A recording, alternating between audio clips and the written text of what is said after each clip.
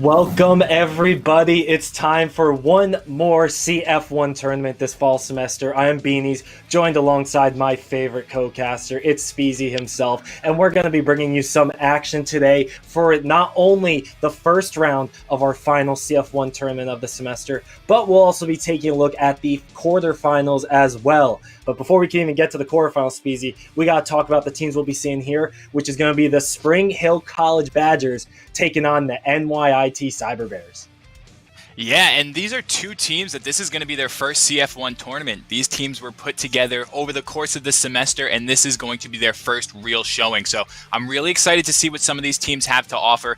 NYIT, they've had a pretty solid program for the past year or so now in terms of just esports as a whole, whereas Spring Hill College, their esports program is brand spanking new. It just was formed this year in February, if I'm not mistaken. So these boys are looking to put Spring Hill College on the map, get something that we can do. Yeah, exactly. And we have these two teams competing alongside 14 others for the prizing you see on your screen there, folks. They are going for that sweet $2,000 in first place, $500 for second place, and third and fourth are still going to be getting themselves a little bit of the cut at $250 each.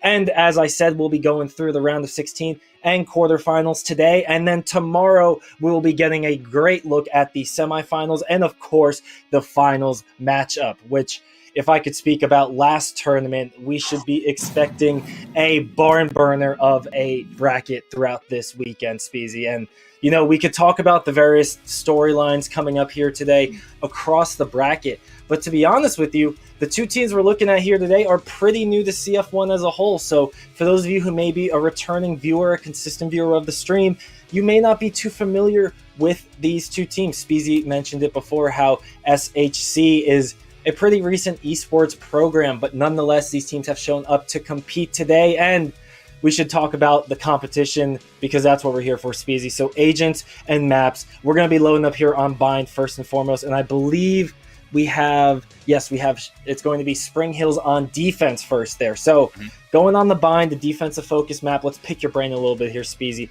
What are we going to be looking for as the staples on this map? Absolutely. So I would be absolutely gobsmacked if we don't see an Omen come out from both of these sides. Omen's been a staple pick in the scene for quite some time now. You know, we just had First Strike, the official Valorant series from Riot, and we've seen Brazil, Korea, North America, and Europe. Everybody kind of had a different meta, right? When you look at EU, they were bringing out the Sage, which is absolutely mind-blowing. When you look at NA, they're bringing out Triple Duelist. So it's a bit interesting. I think we'll see similar to what we saw in the North American First Strike tournament. We'll see maybe some triple duelist setups, but we won't see the Sage come out too often. There's a lot of utility that she doesn't necessarily bring to the table if you pick her up instead of somebody like a Reyna with the Leer and the Dismiss, or if you drop her for somebody like a Phoenix. Those the curveballs can do absolute work when you're looking to execute on a site, or even if you're looking to defend the site. So I can almost guarantee you both of these teams will have an Omen on Bind. It's Omen's playground. Smokes are going to be sent to Heaven. Smokes are going to be sent to Hookah, Short A. I'm looking at bathrooms as the place of contention, though. The orb in showers can cause a lot of chaos. If one of these teams has a raise, get them with a showstopper as many times as you can. It's going to force players off of the site, and that's a free site to take. Spike's going to get planted, and then it's your playground from there. But Omen, raise, almost guaranteed. I really would love to see a Viper. I'm going to say it every single time I can because that's my girl. I highly doubt it. She can actually do some pretty interesting things with the wall, sending it through the teleporter on B site, and it's going to cut off that showers control. So it's a little crazy, but it would be something nice to see. But we're going to see Jet. Zeissrare's Jet is phenomenal. I know we haven't seen them play in a CF1 tournament before, but I've seen Zeissrare streams. I've seen Zeissrare participate in other tournaments. Kid's nuts. I'm just going to say it flat out. The Jet is disgusting. He's kind of a collegiate version of, I would say, like a Dicey from 100 Thieves, where they're just going to be flying in and causing pure chaos. He's also the in-game leader, though. So having an in-game leader as your duelist is going to be a bit of an interesting thing. Traditionally, when we think of an in-game leader, we're thinking of somebody who's going to play a sentinel, someone who's going to shut down one site, sit AFK in that Cypher camera, and just kind of relax and make some adjustments around the team. But as I say that, Beanies, this pick and ban already is coming in hot. Yeah, I mean, look at how fast everyone's selecting their agents. There's only one single agent left to be chosen between these two teams. And I mean, off the cuff already, I'm quite surprised what we're looking at here. First and foremost, I mean, we can go down the side of the Short Hill Badgers, or excuse me, the Spring Hill Badgers. I knew I was going to do that. The Spring Hill Badgers. And I mean, they're coming out on a brimstone. So already, not something you're used to seeing here, considering across the board, it seems like most people feel like Omen is the controller of choice. And then we have the Sage as well coming out from Spring Hill, which, again, something you mentioned we see over in Europe, not as appreciative a pick here in NA. And especially on Bind, I feel like that's going to be much more of a comfort pick than anything. Yeah, absolutely. I have to agree with you on that one, and I'm gonna have to eat my words. You know, I said we wouldn't see the Sage, and she's one of the first picks absolutely locked in. So very curious to see if they have something up their sleeve, or if they believe that the Revive or the Sage Ultimate can get them the extra hand and the advantage in a couple of these rounds.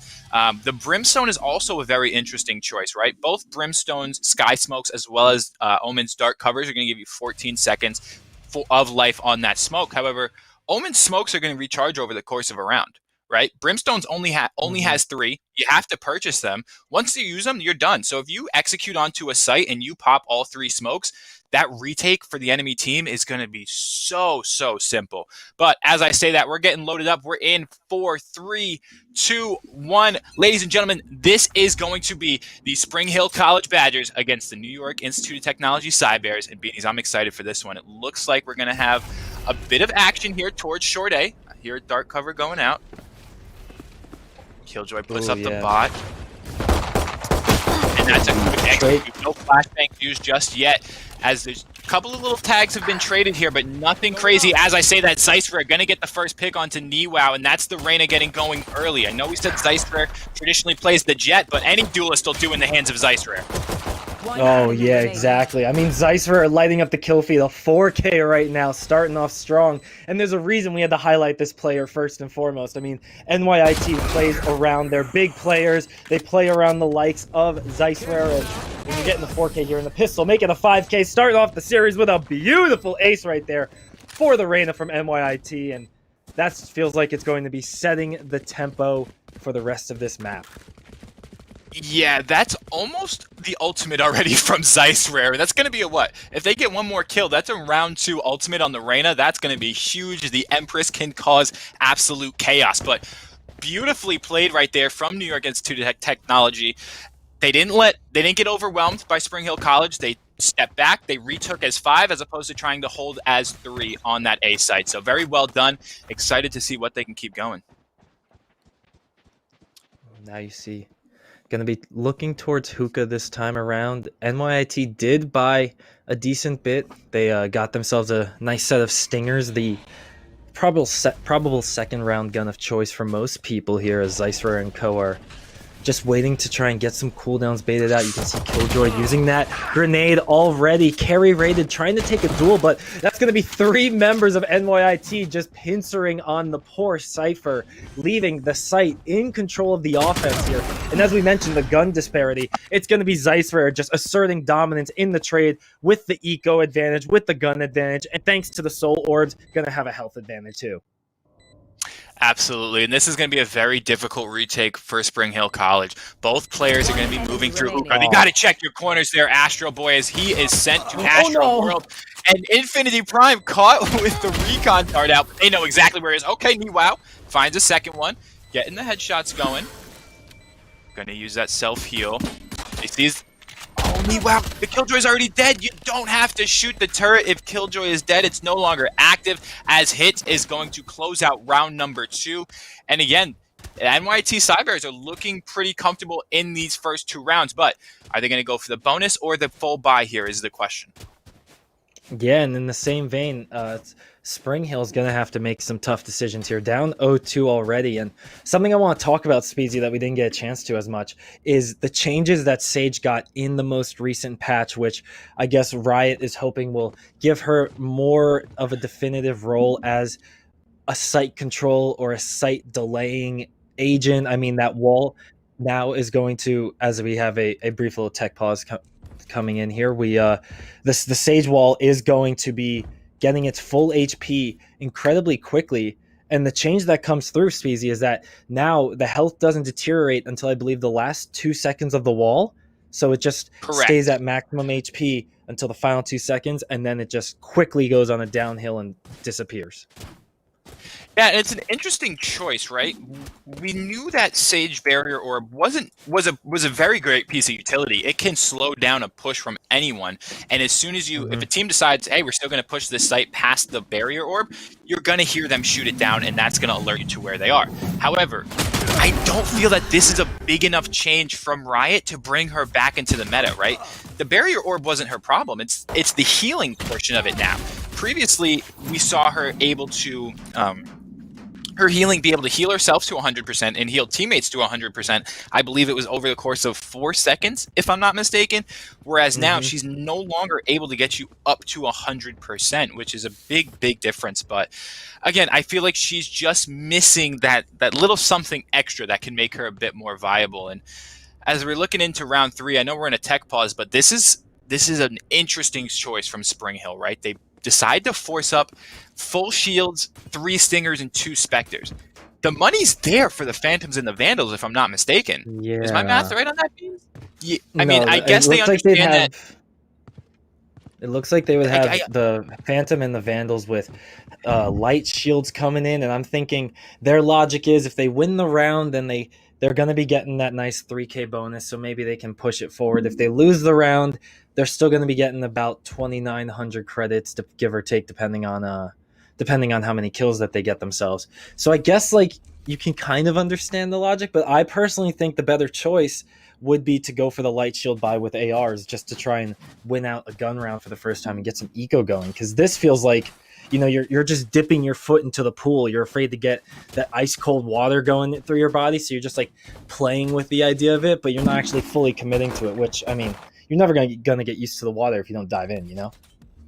Exactly. You got to go all in and all out. Again, their reasoning, I can see what it is, right? They're gambling that New York Institute of Technology is also going to be continuing with those weapons so they can bolster their economy even more. We saw them force buy in round 2, which is something that's normal. We see it all the time.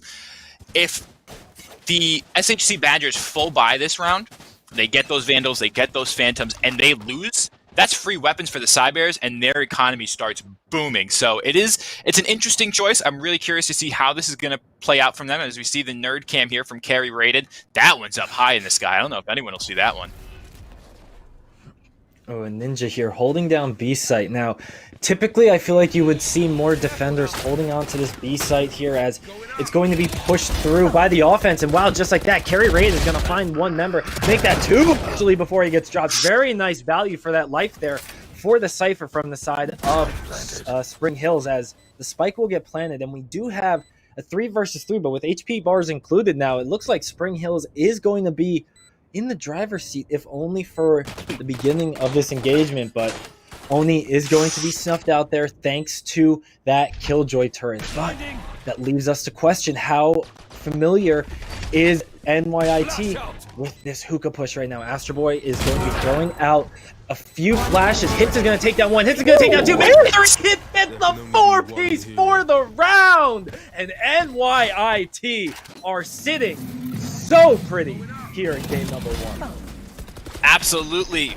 Hit saw Zyce ace in the first round of today. Anything you can do, I can do slightly almost as good as you. And gets a beautiful 4K. That trip right now was just dirty. Look at the 1 tap there. Just the spray control to bring it down ever so slightly and peel the wig back off of Astro Boy. That was very well played. And one thing I want to point out, right, is what SHC is doing on their retakes. They're committing 3 people to A and playing 2 on B. That's perfectly normal. We see that all the time. However, when they go to retake a site, they're sending 2 players on the flanks, which is extremely interesting. I'd rather you send 2 players to the back of site, going through your own spawn, and then send 1 player to lurk through that flank. So very interesting choice. I think we're seeing a bit of the the newness to the team as Infinity Prime takes down Wow. But again, these are things, it's their first couple of weeks of real competition, so they've got a lot of work to do. We can see that, but these boys are still in this game, as we see here. Trades coming back and forth. NYT Cyber is going to have the man advantage as they're in a 3-on-2 situation. Spike is on A site. Is it going to get planted? Possibly looking to get Killjoy, her ultimate. Infinity Prime 1 away from the Hunter's Fury. They get the frag, and they can sit back off of site and just let that Hunter's Fury rip as Ninja, though. Trying to live up to his name. Got the Judge. Can do some decent work if they find their way into lamps. That could be a huge frag and open this round up. Yeah, it's a 3 versus 2 on the site here with Carry Rated taking Heaven with the Judge and Ninja using their own Judge. Maybe lamps will be a better location for the shotgun. But oh, Ninja!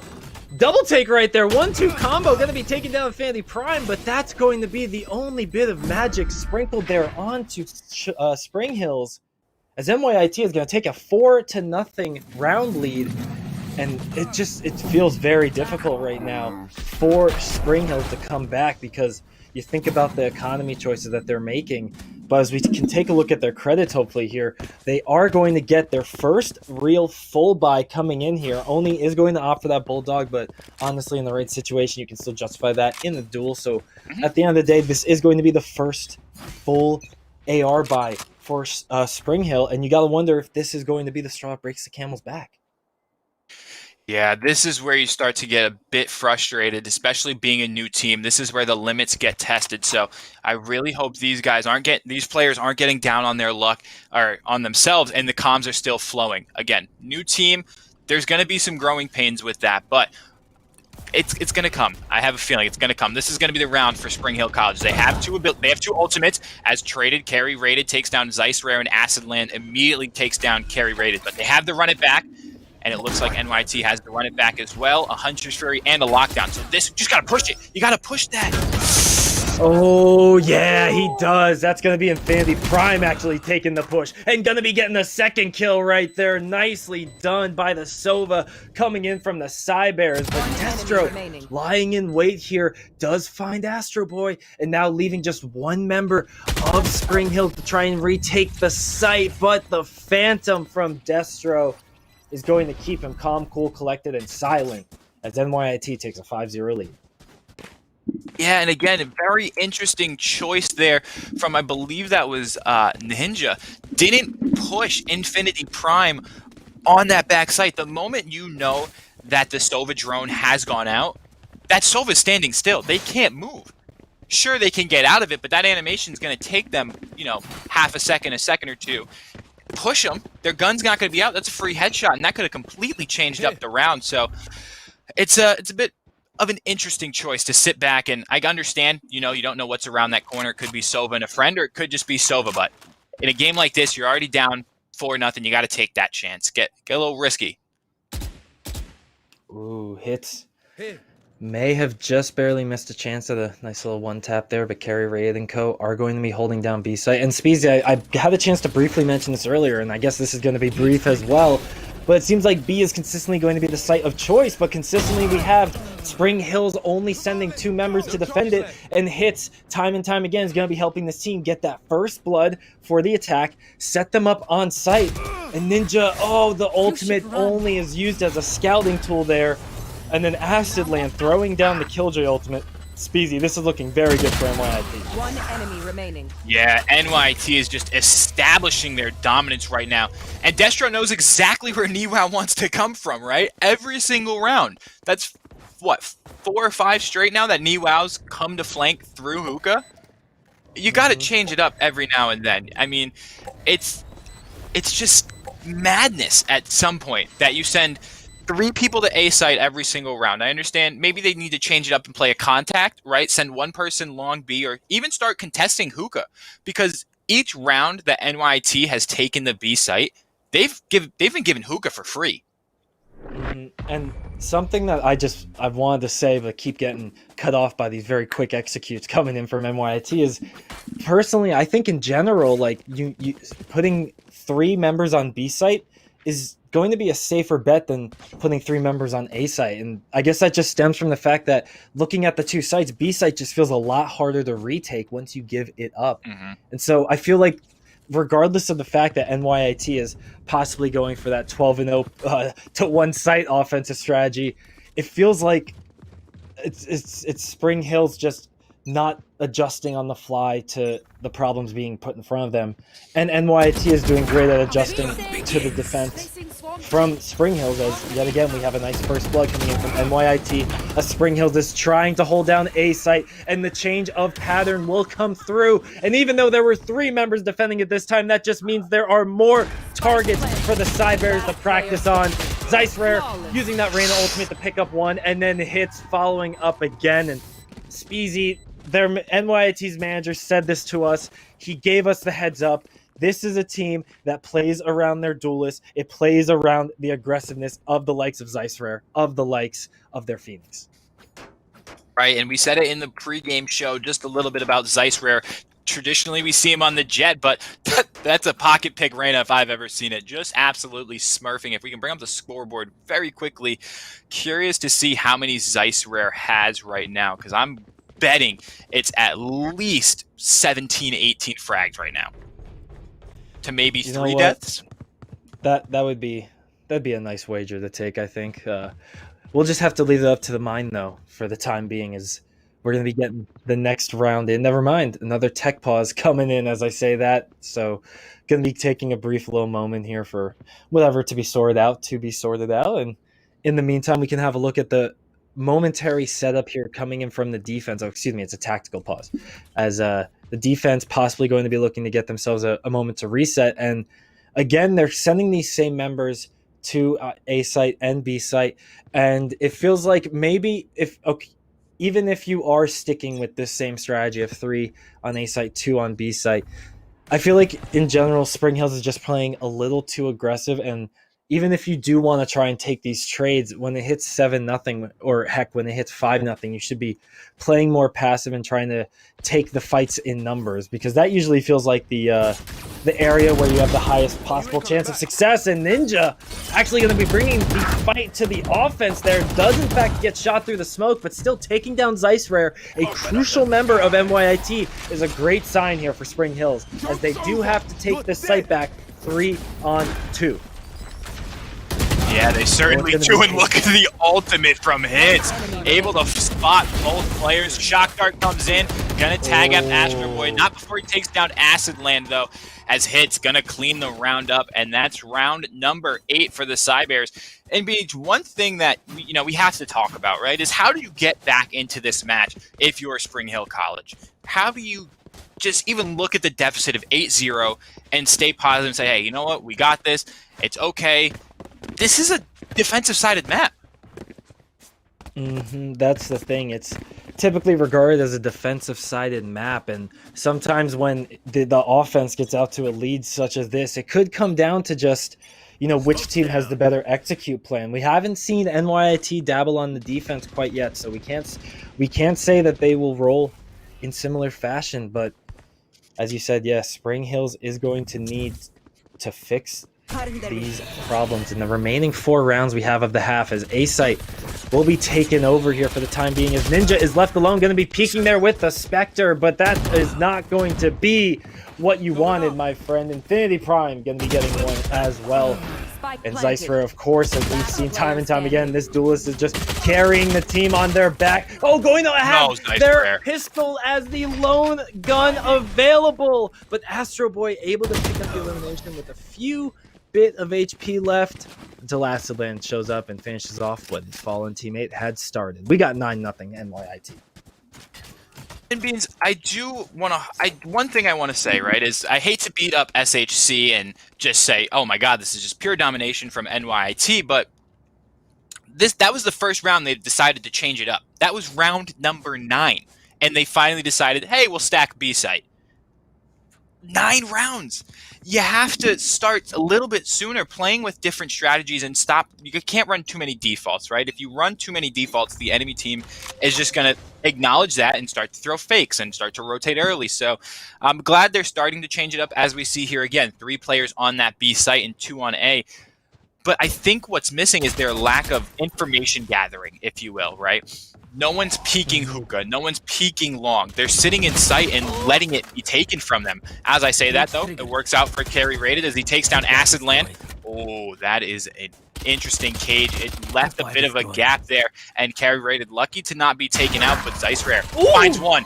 Gonna dismiss quickly away. There's a player on elbow. Is he gonna spot that one out? Oh. No, he's not. Ninja gonna take down Zeiss Rare. And this round's looking doable here for the side of SHC. 3v2. Infinity Prime, though, does have that ultimate. The Hunter's Fury could change this round. One hit, and one of these players, Carry Rated, could fall immediately. Doesn't turn quick enough to get the recon dart shot, and Infinity Prime makes them pay. Can they get the spike down? Both players are in the back of sight, moving towards elbow. Ooh, Infinity Prime got to cover your teammate here. Infinity Prime not able to get the job done as Oninobu finds one. Can he find the second? 1v1 hits first the world. And NiWow is going to get SHC on the board. They finally change it up. They finally get the opening frags, and they are in this game, Beanies. And honestly, one of the best things that they did there is they took a lot of trades. They were patient. They let their opponents come to them in a less effective way, and they landed their shots. I mean, first and foremost, you can see Carry Rated right there trades out Destro, who picked up his teammate. Carry Rated gets dropped right there. Well, then you see Infinity Prime peek around A site, and Oninobu wins the gunfight. These are things that they were already doing in the earlier rounds. It's just they weren't doing them as efficiently, and they weren't landing their shots. And unfortunately, sometimes it just comes down to the opponent being more accurate than you. But now that we're seeing the trades coming in, it's not just a one-for-one peak. It's a one-for-one peak followed up by a teammate coming in. And you're seeing the shots land. This could be exactly what Spring Hill needs. Because even though we are 10 rounds into this game, there is still a lot more Valorant left to be played. There certainly is, and even if you're not taking the round, or even if you don't end up taking this map, just having that little bit of confidence, knowing that you can take a round off of NYIT is going to bring a lot of fun to the next map. But as we say, that Zeiss Rare going wild, doing what they do. The Empress is popped, and 2 heads are as well. Oh, SA. And Zeiss Rare, don't do that. The barrel is poking out. Carry Rated gonna make them pay, and great patience from Carry Rated. Neural Theft goes out. They find the players. Did that just miss everyone, that recon dart?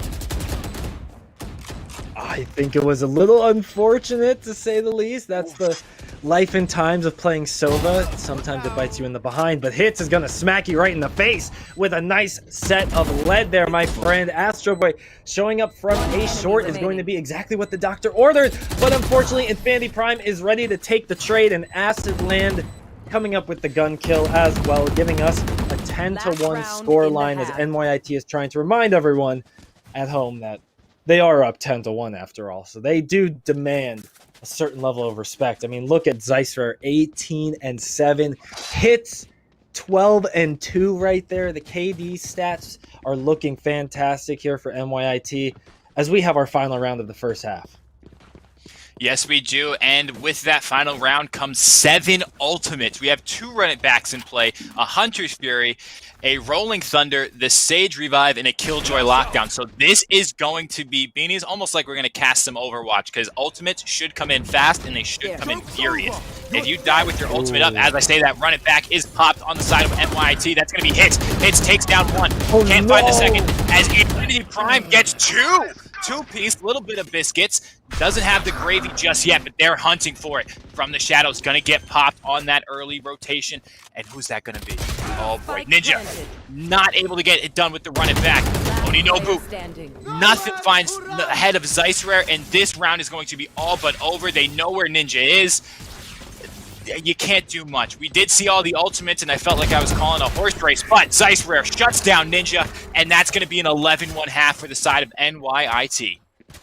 Switching sides. Yeah, that's just dominance through and through right there. Kudos to the Psy Bears. They are putting on a heck of a performance. They actually were trying to come into this tournament. They were looking to give themselves a little bit of a boost because they came off a previous tournament not performing so well. So you got to think going into CF1, first match of the day, first game of the day, you finish off the first half 11-1. I mean, that's got to be putting you on cloud 9 or pretty dang close if you ask me. As you can see, look at the plays just coming in from NYIT. They were calm, poised, collected, and they knew exactly how to get the job done on offense. Excuse me. Beanies, and you mentioned Cloud9, and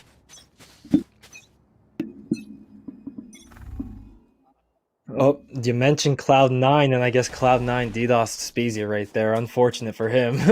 But we're back. Sorry about that, Beanies. The flipping of the sides here. Oh, it's beautiful to hear your voice again. As now we have Spring Hill with the offense in their hands. They're going to be looking to get themselves ahead in the pistol, because if you don't get ahead here, it's going to be real hard in that game 1 round decider. As Acid Land is going to be starting off strong there for NYIT, going to be stuck between a few bullets in a hard place as Zeisrer does try and shore up that weakness of his teammate, getting 1, getting 2, getting 3 by the looks of it, setting us up for just carry rated to try and finish off the round, but it's going to be NYIT taking that round as we are sitting now at game point for the Cybers. Absolutely. And Beanies, as I was saying before I accidentally hit the mute button on myself, NYT is doing their best Cloud9 impression, right? Zeisrer playing that role of 10s almost, just go out and frag and have a blast. But not to be outdone, Hits doing his best Relics impersonation. 14-2, it's a different character, but both play a similar role on that team. You let Zeisrer go nuts, and then Hits is there to clean up anything that's left over. I mean, Destro's 4, 3, and 5 because no one's left for them to frag.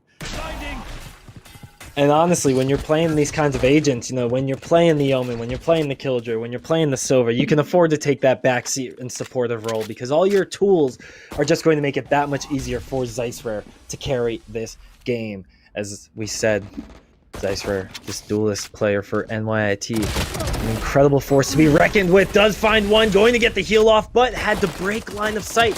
So only going to have 32 HP, able to get another heal off, somehow dodging every single bullet like he's dancing in the rain, but he does get dropped by Carry Rated's Classic. And even with that brief set of life here for the Badgers, it's still NYIT in the driver's seat. It's still NYIT able to land their shots. But as I said that, it looked like Caster struck for just a moment, but you know what? Acid Land was just making sure he could get the job done himself. And that's going to be NYIT taking game 1 here in the first round of our CF1 final tournament.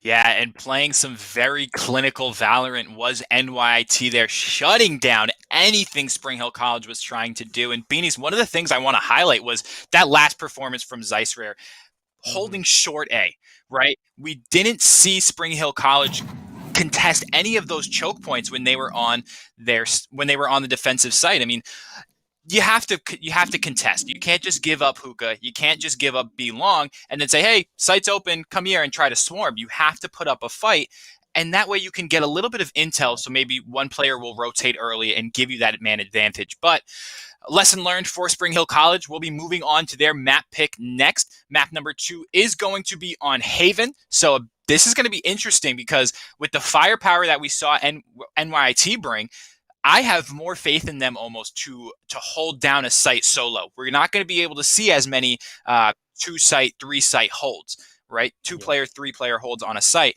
You're really going to have to rely on pure fragging ability. So it's going to be an interesting matchup. I'm excited for it. Spring Hill College, I hope they can get some spring in their step. But Beanies, as I say that, spring in their step, you're going to play a prominent role in this next video because you and Plausible had some spring in your step going 50 rounds.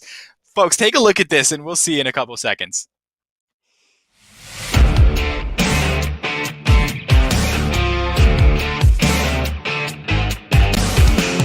Way back in the semis of the second group tournament, the University of California, Irvine and University of Houston met in one of the most grueling matches of Valorant ever seen.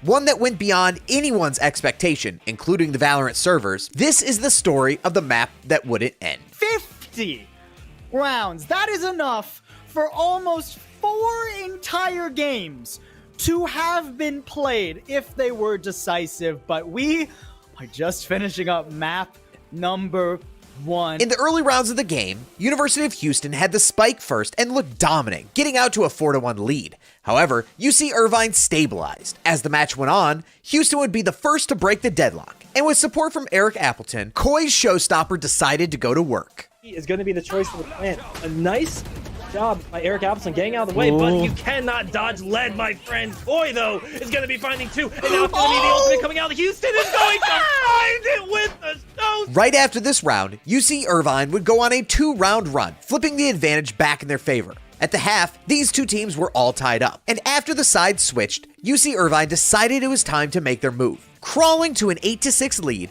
Houston University's wing looked like they were about to put a stop to the run. But with Nibbler on Rays, the paint bomb would come through in the clutch. Literally. Wing is leading the charge. A Vandal in close quarters is not the most ideal weapon, but when you land your headshots, it won't really matter, will it? 2 eliminations here for Wing. UH is trying to take that, but Nibbler, so reliable. Nibbler is so consistent, and Nibbler is looking for the clutch. They have 2. Nibbler's looking to finish off the 3rd. The spike defuse is not going to come down in time because Nibbler gets the 4-piece. The back and forth continued well into the overtime rounds, with neither side giving up ground in the late game. And while the early and mid rounds saw the squads taking 2 and 3 rounds at a time, once it hit overtime, both squads kicked it into high gear. Every player in the lobby had 20 plus kills, and each round the tension built up. However, in round 46, the match suddenly went dark. The casters Beanies and Pausable originally thought that there was an observer bug, but they later learned that the server timed out. The match was literally too long. What happened? It's like the Sopranos. It's like the Sopranos. It's like the Sopranos. It just cuts to black. I don't know what to do. How do I deal with this series ending like this? The game was reset at the start of overtime with the 12-12 count, and after playing 4 additional rounds, it was UC Irvine coming out on top. In the end, over 4 games of match time was played on one single map. Although Houston would go on to win the series, CF1 fans all over will remember this marathon of a match. The match that lasted just too long. It's still game 1. You know, we were asking ourselves, Beanies, when it got to like 18-18, so like, 10 rounds ago, who would be the first team to, dry out, not be able to keep it going? Turns out, the actual video game, it has less fortitude than our 2 teams do. The video game of That's Valorant. incredible.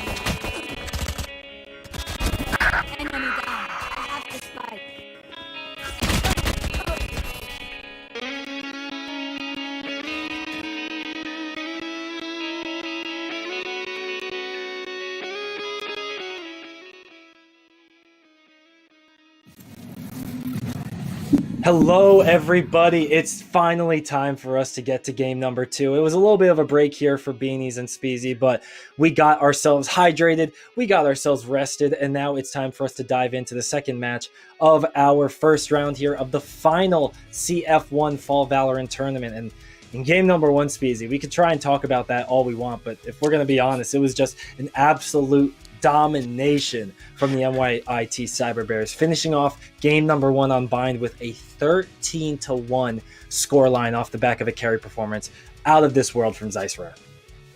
Yeah, ZeissRare just went absolutely ballistic on the Reyna. Ace in the opening round in that pistol is, I mean, that really set the pace and set the tempo for the rest of this team. Because not to be outdone, hits went a little nutty on that Phoenix.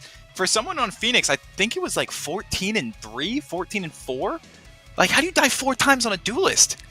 Well, I mean, that's what happens when your entry is Zeisser, who picks up 3 kills every time they peek a corner. You know, that, I mean, it's kind of like it's the transitive property of math. You know, you give here, you take there.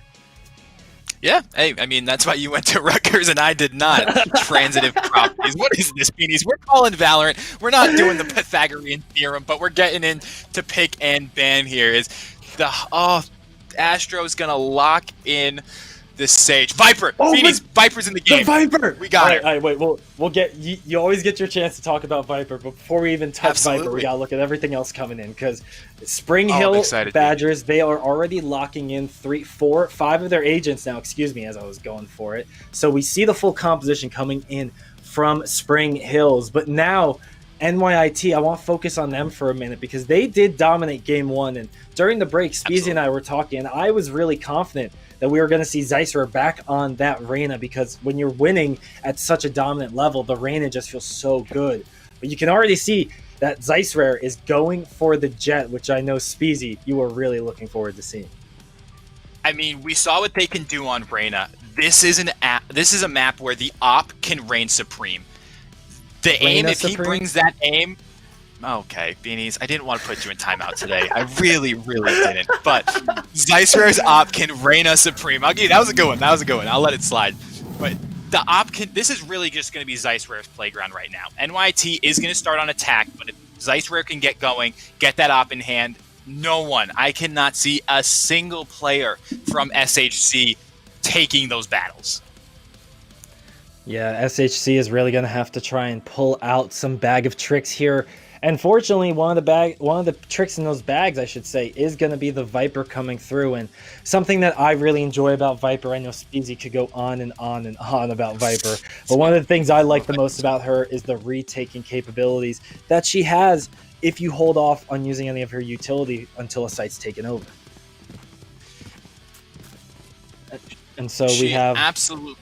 She's an absolute monster and a terror on any map, really. She's just very underutilized, right? The toxic wall toxic screen, you can really shut down a site. If you throw that toxic screen out, you close off B long, you also close off garage, and teams are peeking into it blind. So it's very interesting. I want to see what Oninobu can do with it. And see, look at that. We have the toxic screen. You're going to peek into this blind. You don't know who's on site. Oh, it looks like Oninobu might be the one caught off guard right there. Yeah, Zeisser just tailwinds right into sight and finds that opening frag, and this is going to be a 4-on-5. NYIT doing the right thing, slowing it down now. Infinity Prime does have 2 shock darts. And one thing that I do want to point out, though, is on the side of Spring Hill, if you lose that Viper first, you have no smokes for this retake.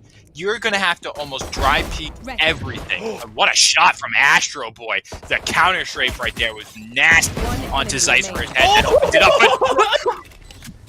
You slippery pickle, Infinity Prime. Hangs out in the corner. It doesn't get checked and gets stabbed in. Gets a stab in the back. Very well done as NYT going to take the opening pistol on map number 2.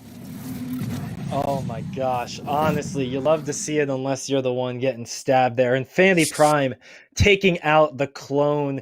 It might be an episode of Star Wars here, folks, because the wars are breaking down in this map. And even though game 1 is going in the favor, or excuse me, round 1 is going in the favor of NYIT as we expected, let's see how round 2 is going to go for these teams. You see the buys coming through, going to be similar to what we saw last game from NYIT as they're going for this stinger-focused buy, and it's hard to blame them with the power that weapon can really pack in a close quarter situation as Zeisser not holding off, just hitting W onto the site, going to get one, gets a second, covering his teammate's backside who missed a few Marshall shots. We don't have to talk about that too much there, but we do need to mention that this is going to be a very quick site take because it's SHC baggers all stuck in the same little hallway, and the Stingers are going to reign supreme in this area.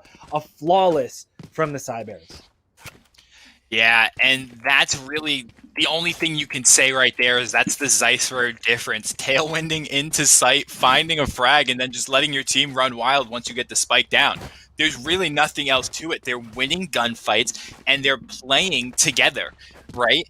And you look at SHC, they haven't won too many gunfights. They haven't taken too many advantageous gunfights, I would say, because they're peeking things by themselves. If you're going to peek, throw a little shimmy out there, get some information and back off. Relay that to your teammates, as opposed to what they're doing is taking the fight and then just dying. But as we're on board with Zeiss Rare here in that beautiful Reaver Vandal, looking to make their way through. There we go, a little recon spotting from SHC. That's going to be the Sova drone out and dusted, and Niwao gets aggressive. Niwao's going to take out hits, and Zeiss Rare finds Astro Boy. Zeiss Rare finds Ninja. Can Zeiss Rare find another one? He's got the Blade Storm, but no, Carry Rated shuts it down. Going to take that Vandal and look to go to work. Carry Rated tags 2 players, but not able to finish those. Niwao still on the lurk. This could be disastrous if Niwao's timing here is spot on. Spike But it planted. doesn't seem like Niwao's going to make it anywhere in any sort of time, because they are going to just slowly walk through Garage and not find a single soul. But Destro may have Oni Nobu's number. Niwao actually does find Destro first. Nice job clearing that teammate's backside, because now it's going to give Oni Nobu the chance to take down Acid Land. And now SHC is poised to take the 3rd round against NYIT and give themselves the earliest round they've gotten so far. And that's good, but that's going to be Infinity Prime taking down Niwao, leaving us with a 1 versus 1, and then the beautiful pre-fire peak coming in from Infinity Prime, making sure NYIT hold on to that perfect round score of 3-0. Yeah, to infinity and beyond, as Infinity Prime clutches up there. Very well done, and saying, hey, you know, Zeiss Rare is not the only player on this team. I could do something if I'm called upon as well. And so far with a 3-1 and 2 scoreline, Infinity Prime holding strong there. And I'm going to be honest with you. As soon as I saw that recon dart go out, I was like, oh, he's done. They know exactly where he is, peek together, and one of you's bound to find that frag. But he's able to isolate both players into taking a 1v1 as opposed to taking a 2v1, and that's a fat finger from Niwao. Has to be. Meant to hit the D key, maybe? I do not know. I just think I made every single comic book sound that was ever used in one single going right there. Zeiss Rare picks up 3. But yeah, that play literally feels like how the entire series has been going for SHC, because NYIT is just showing what long-term amounts of practice and playing with another set of players can really do to them. And on top of that, you just have to mention the individual mechanical skills of these guys and gals over on NYIT, who are absolutely dominating so many of these trades here as Acid Land wins yet another, and Oni Nobu trying to take back the site, but Speezy, I mean, nobody's very confused on where Oni's going to be coming from, and that gun pickup is going to secure their thoughts here. Just a matter of time for this poor Viper to get dropped. And the shock arrow even softens her up just a little bit. 4-0 going over to the Cybears. Yeah, and the Cybears are continuing their dominance right now. And one thing I do want to point out as well, Beanies, is in a situation like that, you're 3v1, your economy's not in the greatest position if you're the side of SHC. Oni Nobu, you have the Vandal. Just save it. You can run away, save yourself the 2,900 credits, and that way you're going into the next round with some decent artillery. Right? We haven't seen enough of that from SHC, and my fear is that they're getting very frustrated, right? They lost map 1, 13-1. You fall 4-0 down in this first map. So I have a feeling that's what's going on. You started to tilt. You're not making the greatest decisions. And again, look at this, Beanie. They're just giving up control of Garage. They're giving up C-long control basically without a fight. Zeiss Rare is just W-keying this entire map. And honestly, Speezy, it looks like a confidence issue even, because you mentioned it a lot even on Bind. We saw SHC giving up so much space to NYIT, and an unfortunate turn right there for Ninja. But yet, NYIT is getting so much free real estate from the Badgers, and it feels like a confidence issue because the Badgers aren't confident enough to take the gunfights, because NYIT has shown to win the straight-up 1v1 gunfights time and time again. And so you're really stuck between the rock and the hard place if you're the Badgers, because you're not confident enough to take these gunfights. But if you're not confident enough to take these gunfights, then you're giving up these angles, you're giving up these lines of sight that are being taken by NYIT, and then they're eventually just taking the more aggressive approach, and that's working flawlessly for them. Yeah, and Beanies, what was that line from a Drake song? You got to get them angles. You got to watch these angles. We're going to remix it a bit. You got to watch these angles, right? If you're the side of SHC, I know the confidence isn't there, but, you know, you're a new team. You're just coming in. This is your first real tournament together. Start to build good habits, right? So one thing, throw out, like I said earlier, throw out a jiggle peek.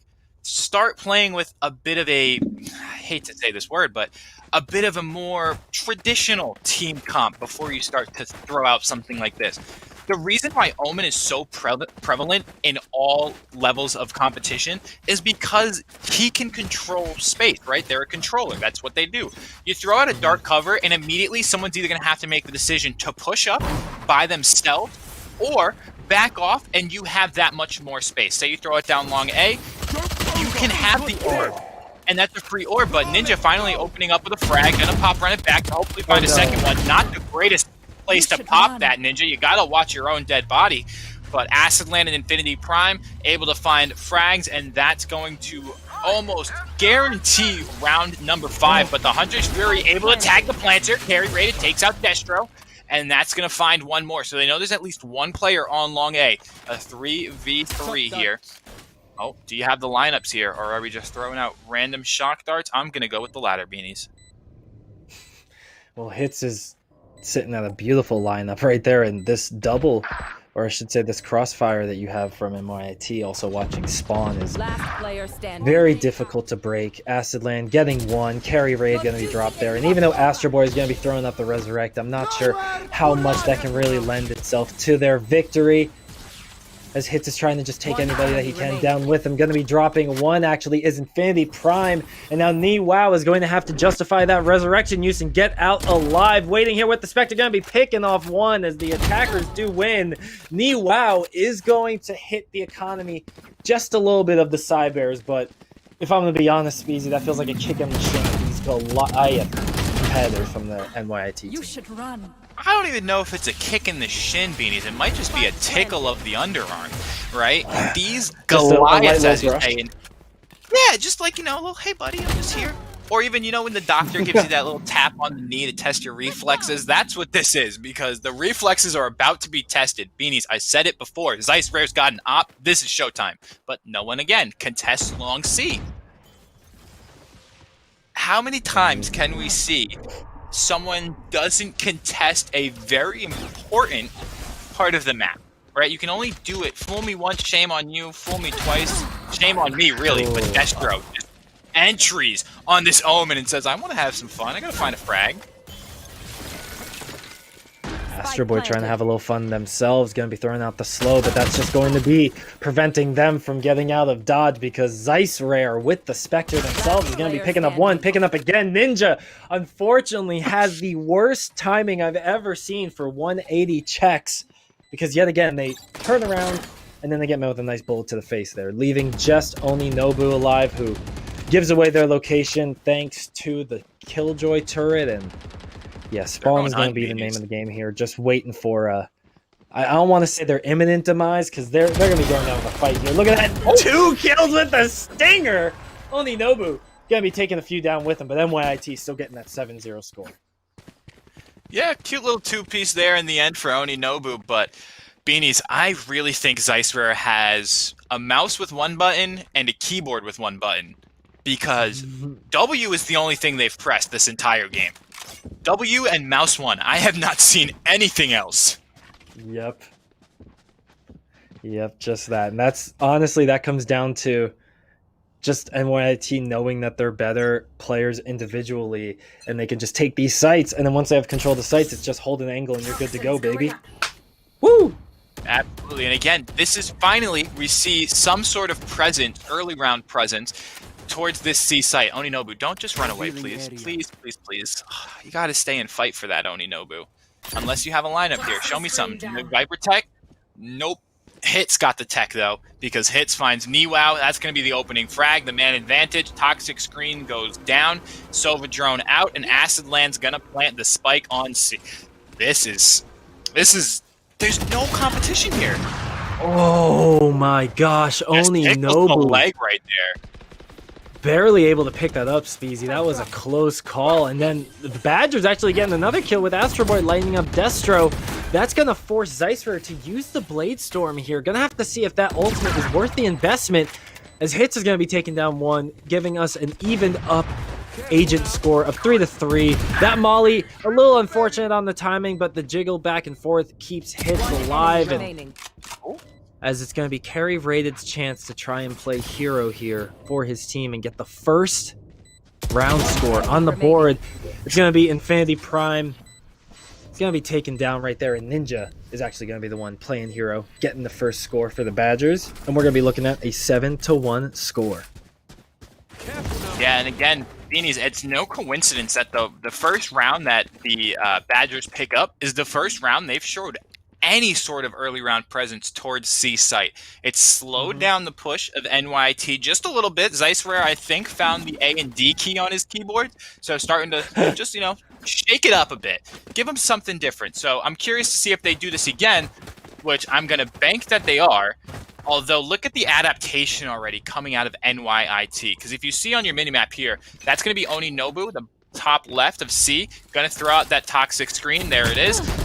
There's no one from NYIT that's going to be affected by that, really, unless they choose to push B, which, of course, Zeisfer does. They should be looking at more towards an A hit, but this is going to be the first round they go B. I'm curious if they go for the quick spike plant and then just back off and hold towards window. Ooh, Destro is going to be opening up with one. Zeisfer getting another Speezy, and I think you're going to have your question answered right now. They're going to be planting it smack dab in the middle of B site. And when you have that kind of control over it, it's not that difficult of a choice. Carry Ray trying to sneak through, but Destro alongside his smoke is going to sure up that elimination. And Zeisfer does in fact get caught with the knife out there. Ninja being a little stealthy lad, going to be getting one there for the Badgers. Maybe this is the start of their comeback here. Just need to pick up 4 more agent eliminations, but that's a lot easier said than done, especially when Infinity Prime is going Rambo mode right now. Going to be getting no eliminations with the knife. Does stab one member in the face, sending a bit of a message there. But it feels like NYIT are just playing with their food right now. Speezy and Acid Land filled up enough, had a full belly, and is going to be dropping the remaining members of the Badgers for an 8-1 score. Yeah, Infinity Prime, that's one of those moments where if you're in that Discord of NYT, you're just like, all right, come on, reel it in a bit. So we're not getting that disrespectful here. The knife in the smoke, it's a cute idea, but that's not going to take down Ninja. So very well done from NYT. They drop one round and they rebound right back with the following one. So these players, they're experienced not even so in this game, but just in other games, right? They understand the adaptation that has to come in. They understand the rotations and how you play around in a tactical shooter. And Dice Rare snaps on Oninobu, but taken out by Carry Raid. Where is Carry Raid? Oh, he's okay. He's in C lane. It wasn't too crazy, but what a shot that was.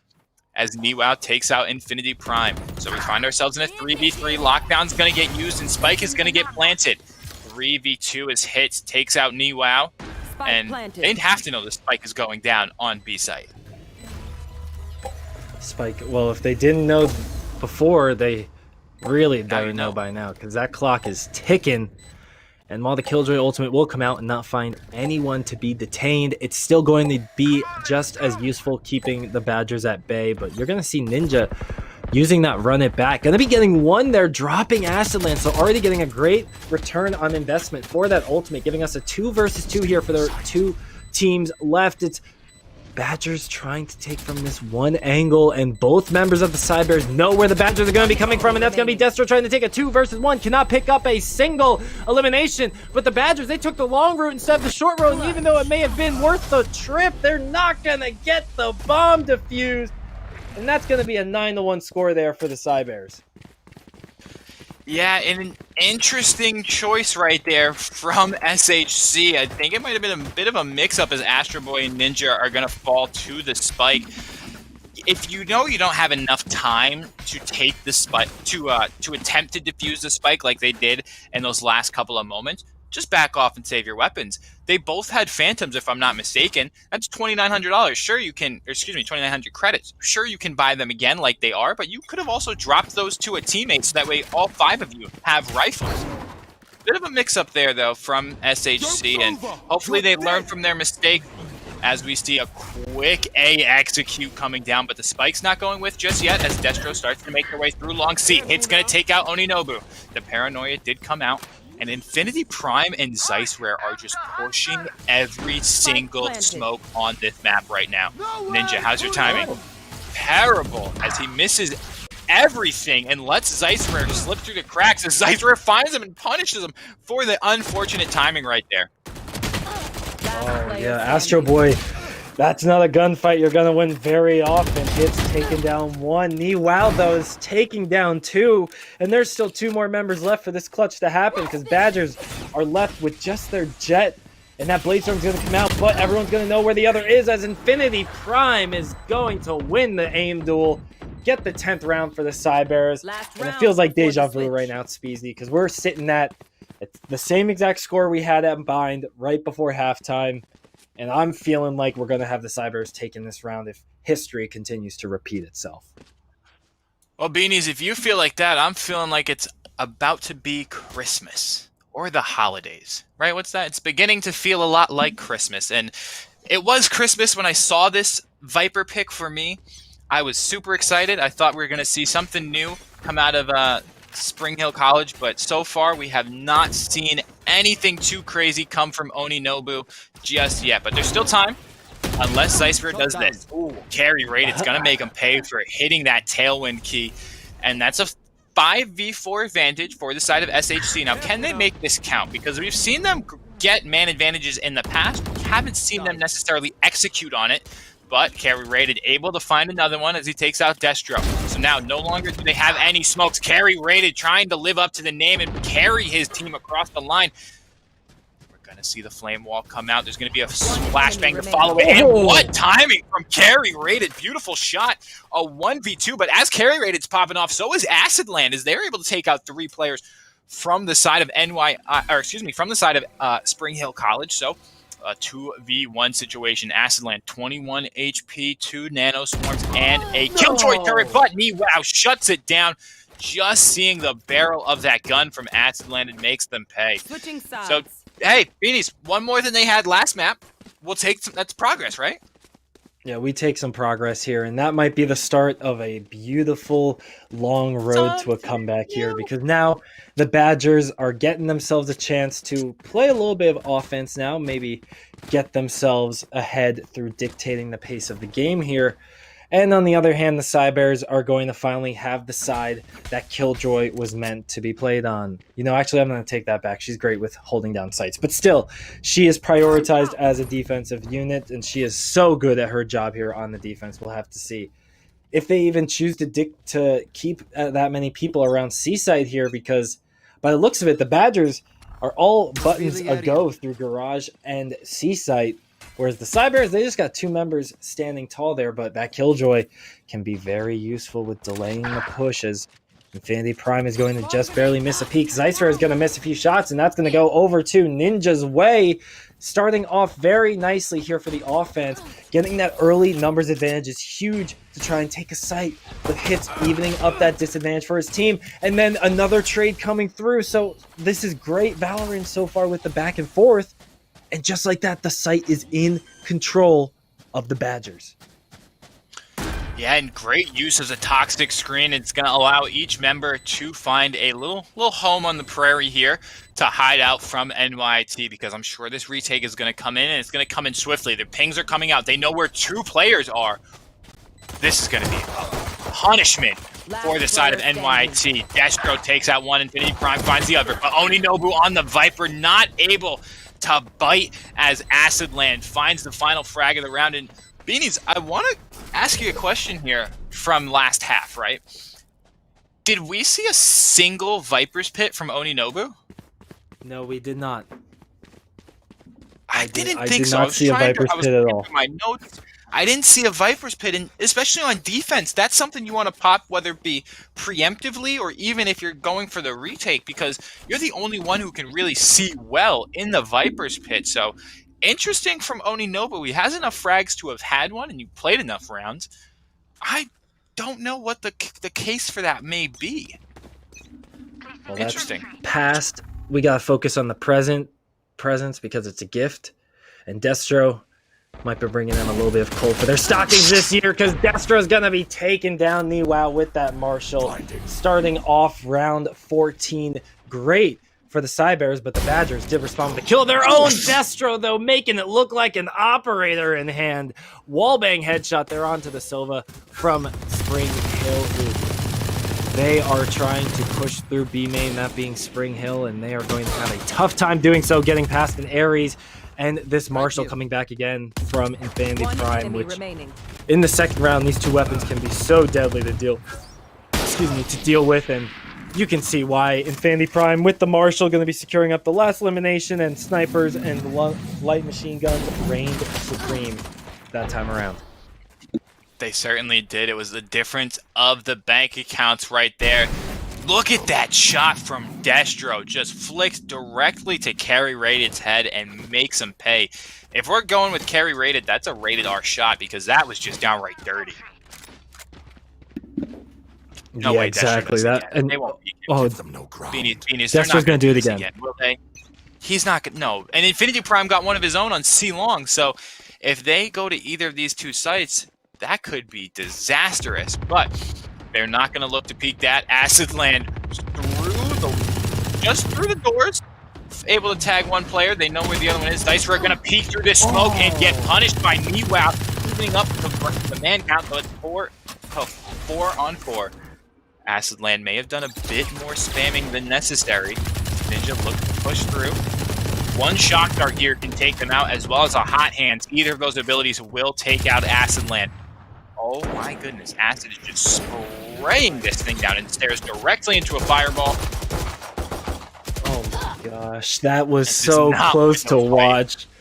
Ninja winning out with the Phantom, but I mean, that was a trek and a half right there for the Phoenix from Spring Hill. Now, one of the two remaining members here for the Badgers on their final round, potentially make that one member left standing, as Carry Rated is going to have to stay true to their namesake here. Going to have to pull out a big carry performance. 1 versus 3, does get one. Going to be turning around, trying to find another, but not going to find any luck yet. So back on the hunt yet again. Going to get a second kill. So Carry Rated may be able to pull this off. They're just waiting for one more peak. But the NYIT Cybears, they're waiting to finish off this series. They're looking to make it clean and crisp, but not in Carry Rated's book. They are going to keep the Badgers alive here on game number 2.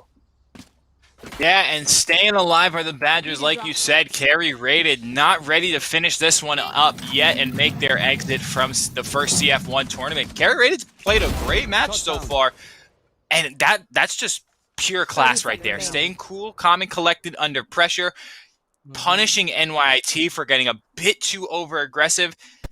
When it falls into a 1v3, the spikes down, that's really just everything stacked against the odds in terms of Carry Rated. But hey, who needs odds when you have Carry Rated? This is going to be Destro again on that. Is that a Marshall again? Excuse me, a Scout? Let's see. Or is that the Operator? I couldn't tell. Unable to see the barrel of the gun, but that's an Operator, Beanies. Yeah, boy, that this is an A-hit. Operators always make it a little exciting. Oh, an A-hit walking directly into an Operator. I wonder if he's going to take this first shot. He does. That's going to pop the run it back. Oh, it's not going to pop the run it back. He misses as, wow, Niwao's able to find hits. There's 2 players pushing, and Destro punishes Niwao. They know they're up in heaven. There's plenty of utility to work with here for the side of NYT. Zeisler is going to find one. Carry Rated takes down Zeisler. Destro's going to re-peek from heaven, as that's Infinity Prime. Just lighting up like Christmas lights from that recon dart. What a recon dart from Infinity Prime right there.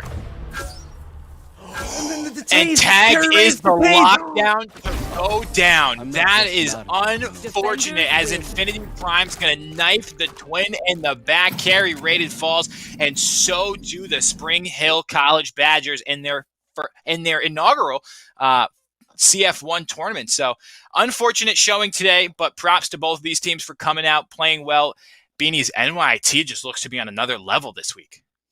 Yeah, NYT really showed up to play today. It was great to watch them perform. We talked a lot about Zeissrare in game number 1, and while they didn't put up the same kind of performance in game number 2, you got to look at someone who was consistent across the board for NYIT, and I think the player of the series might have to go to the hands of Acidland, who game 1 and game number 2 was an absolute rock for this team, holding down the fort, both game number 1 and 2 with the Killjoy, I believe, and giving us a great showing here with the statistics as well. But overall, this was just a team difference through and through, Speezy. And we talked about this was Spring Hill's first real showing in any tournament as a team. They're only together for about a week or so, and they haven't had much practice at all. So considering they had to go up against such a tall task like the Psy Bears, I mean, you couldn't have asked for something better to have happened. Even though you do end up dropping this series in pretty convincing fashion, you have the VOD review material. And hopefully a match like this just helps the Spring Hill Badgers get even better for when the CF1 comes back around in spring semester.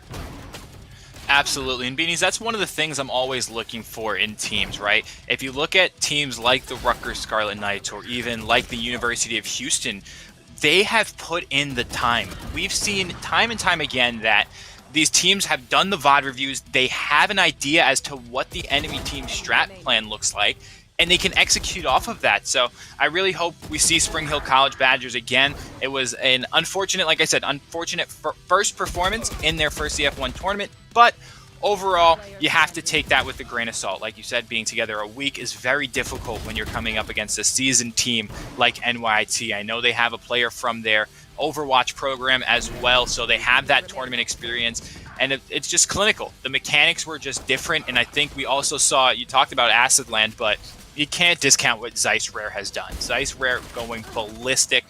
17 frags in the second map, and I want to say it was something like 21, 22 in the first one.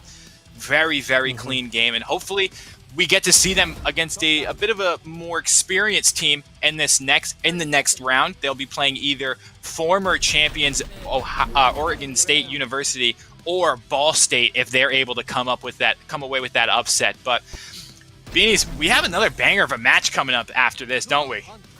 Yeah, we have to get another match in because the quarterfinals are going to be coming up very shortly, and while we're still waiting for the exact teams to be given to us because we gotta wait for these games to finish out. And surprisingly, this game that we were bringing to you guys finished in pretty quick time. So we're going to be getting ourselves into our next series, our first of the quarterfinals very shortly. We're going to be heading to a very quick break in just a few moments. But once we get to that, we'll have a chance to look at those matches. And honestly, before we actually get to the break, I think I should bring up one of the teams that we might be seeing, one of the teams that I'm excited to see is going to be the RU Shorty Kings, the Ryerson Shorty Kings, potentially. And, I mean, some of you may or may not be familiar with them, but if you've been around the CF1 community for a bit, you're probably familiar with Shade J. So shout out to Shade J. Hopefully we get to cast him. And Beanies, I can confirm, looking at the bracket right now, Ryerson University did take the win over the KSU Golden Owls, so we will be seeing them in that next matchup. We'll see Shade J, Kylis, Xylaz, Alden, and Pav. Man, they can put on a show. They'll be playing either newcomers, the Alabama Crimson Tide, or Western University. So, two, I believe, newer teams, if I'm not mistaken, against number 3 seed, the RU Shorty Kings. They can play some serious Valorant. And speaking of playing some serious Valorant, we have a video coming up with some players that we've played with before, even just messing around a little bit. Our man Adam Solomon. This is going to be a video on the University of Houston premiere. Take a look at this and we'll be right back.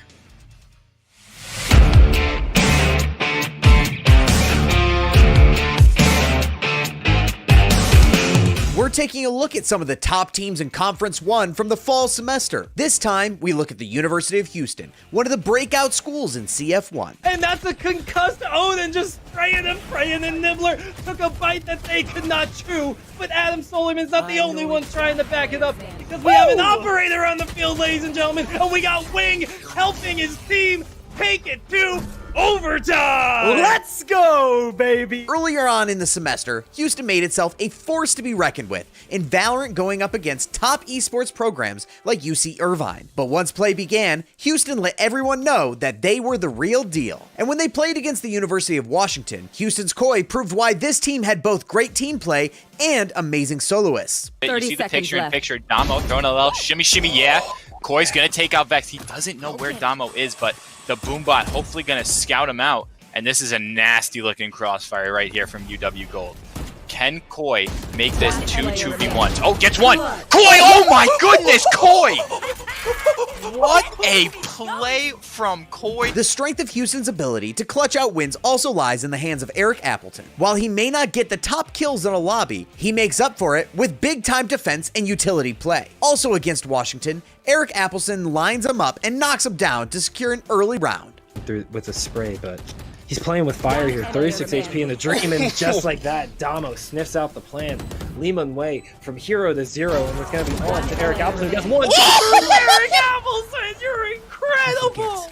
A 4K to secure the round for University of Houston. Houston also took part in the longest collegiate Valorant match on record. Against UC Irvine, the back and forth between teams took the match to overtime, and it was there where the real match began. After a total of 46 rounds, the Valorant servers shut the game down and kicked everyone from the lobby. Doesn't want the lobby going as long as these two do.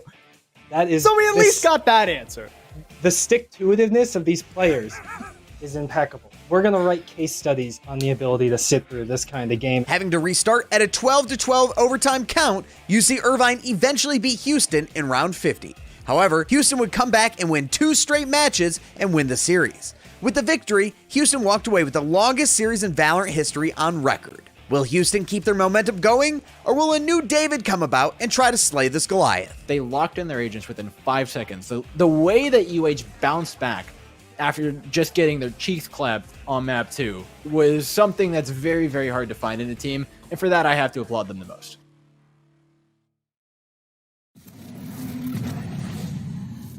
Welcome back, everybody. We got ourselves a little treat for you. We have one of the winners of the NYIT Cybears here. We have ZeissRare, probably the most standout performer from this match. And ZeissRare, I just want to get right into it. Game number 1, your Reyna was, I think, outfragged the combined score of Spring Hills entirely. So I want to talk to you about, I guess, first and foremost, going into that agent select, did you guys have anything you were expecting from Short Hills, or was that entirely your comp, your picks, and just play what you know?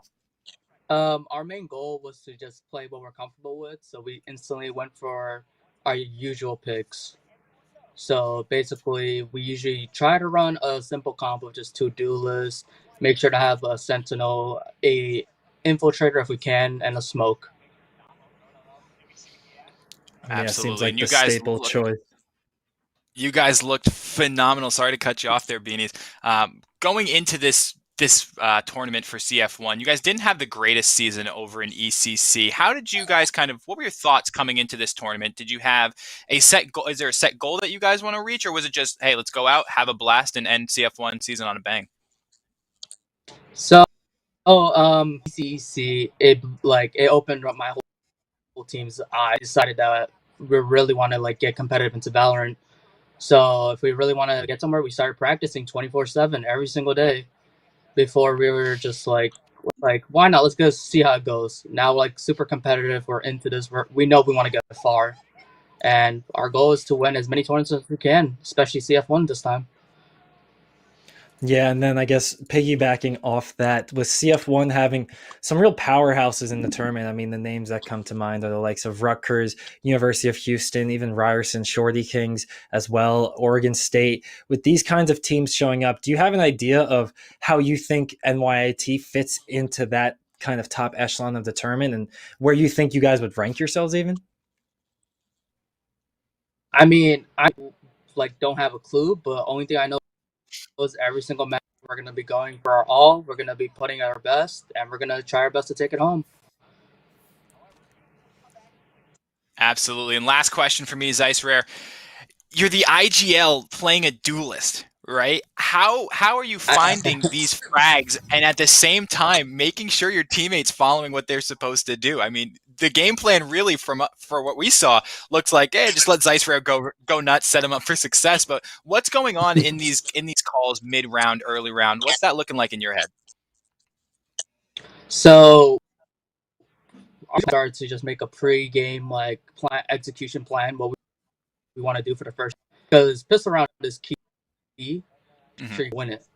So that's our number one thing. Our second thing is we always want to make sure that we're all like coordinated and planned out everything, so that when we get to a site, we're not like looking all over the place. We know what we're going for. We're going for a entry, then we could go for site control.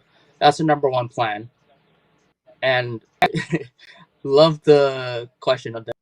Right, honestly, a lot of people don't see Duelist as a IGL, and it's rare to see it. But I honestly feel like as long as you have like the ability to do it, you can go for it.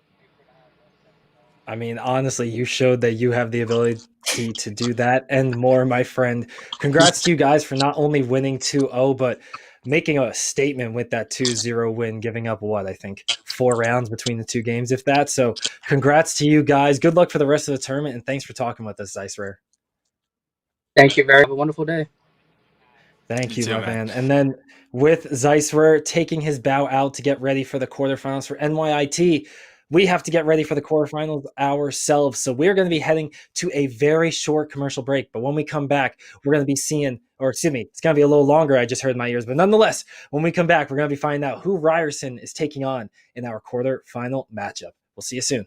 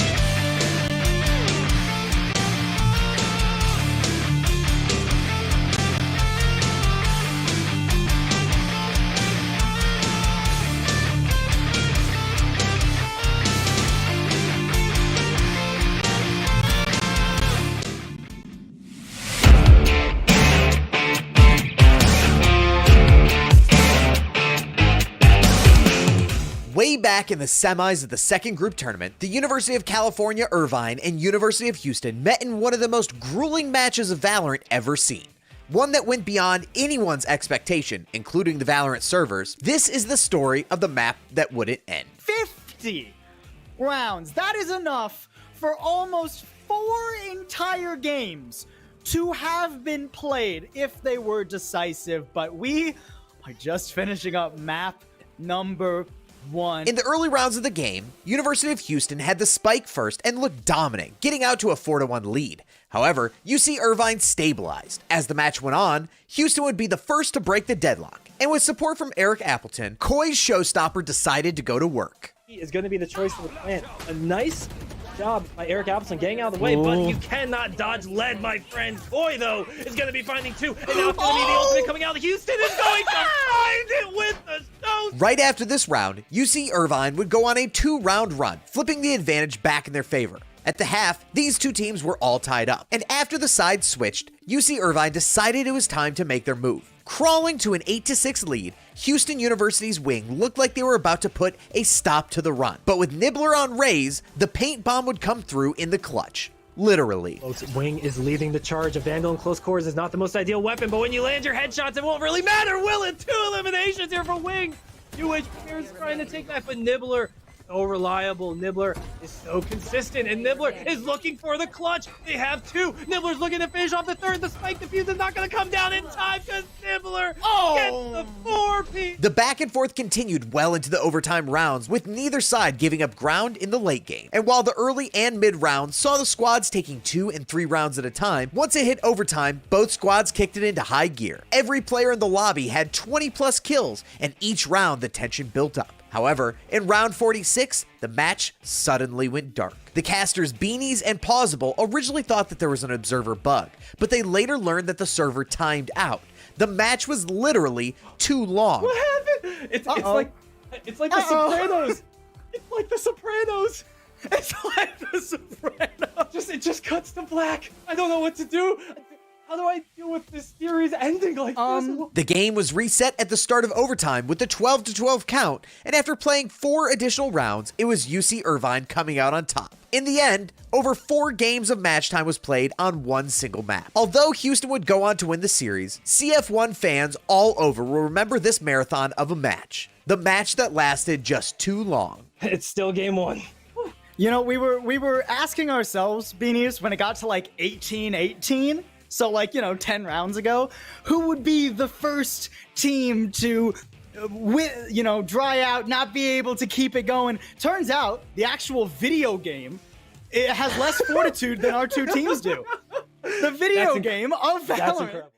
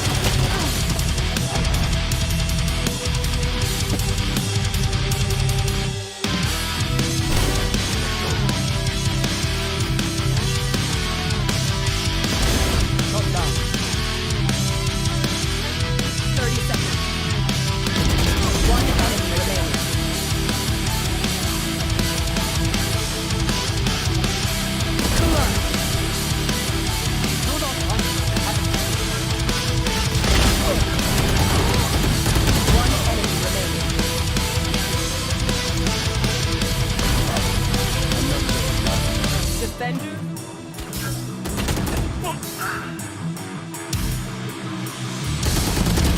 Spike planted. One enemy player standing.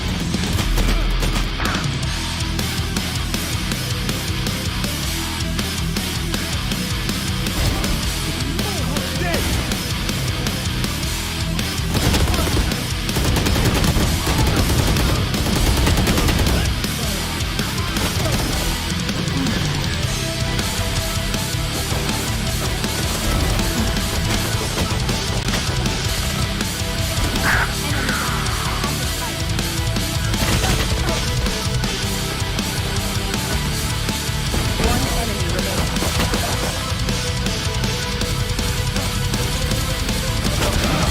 One enemy remaining. One enemy remaining. Never give up.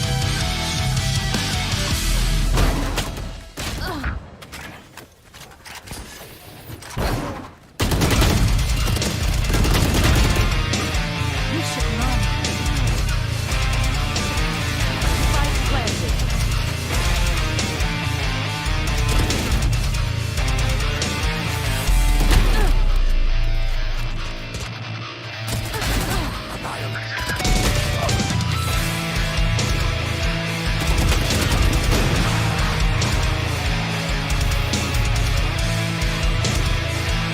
One enemy remaining.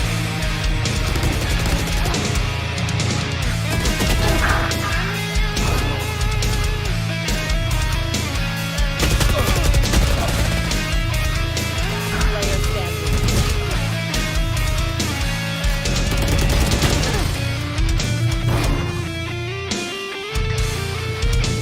One enemy remaining.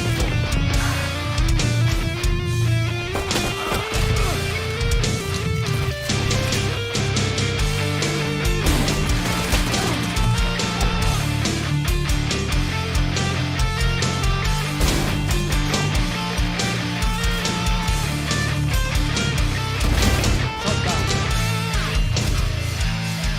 30 seconds. One enemy remaining.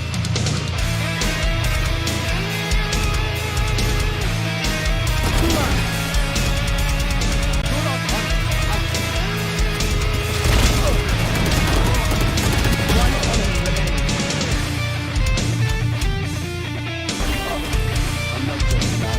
Defend.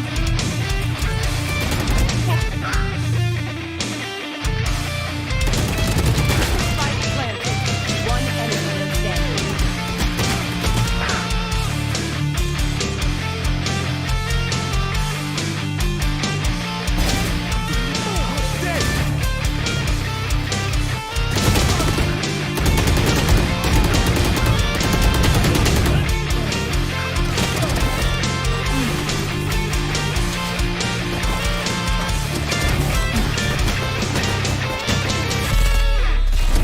Enemy down. I have the spike.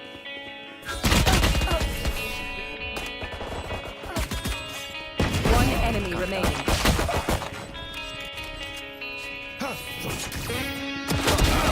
One enemy remaining.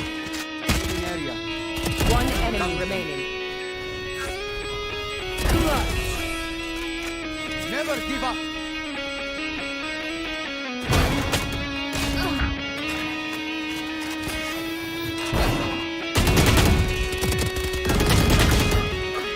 You should run. Spike planted.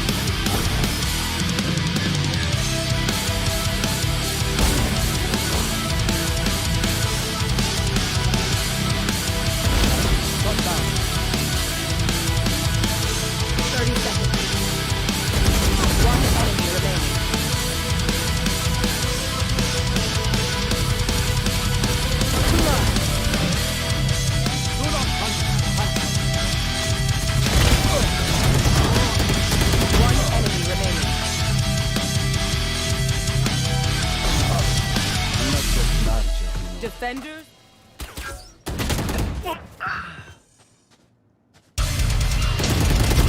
Spike planted. One enemy standing.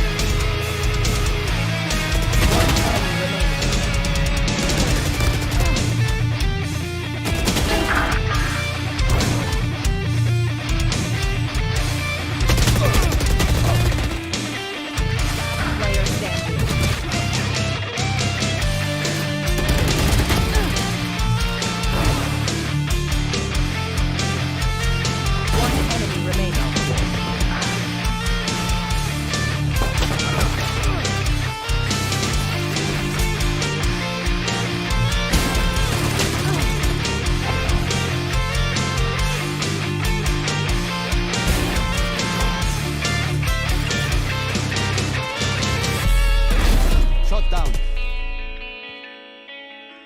30 seconds left. One enemy remaining.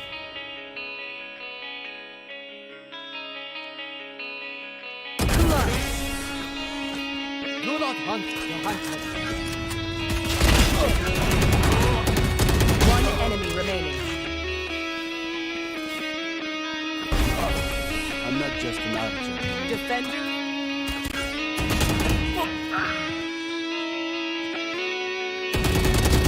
Spike planted. One enemy standing.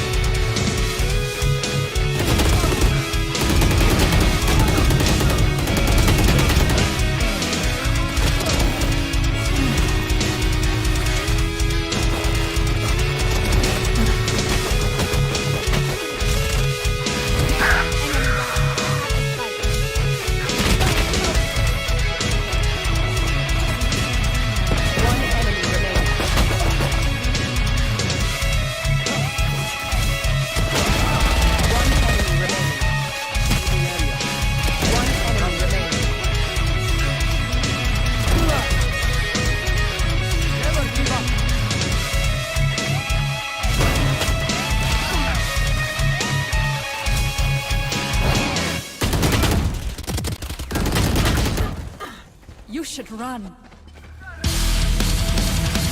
Spike planted.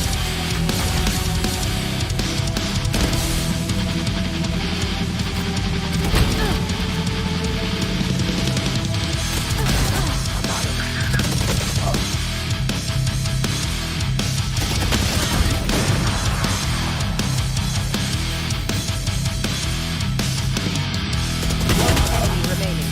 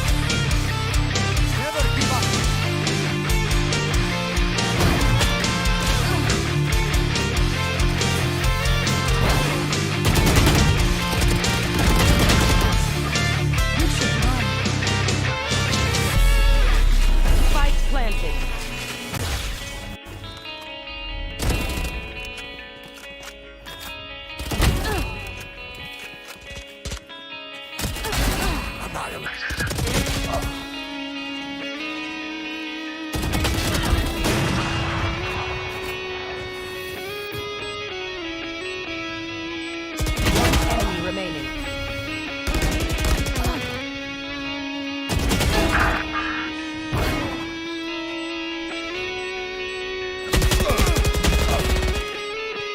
Last player standing.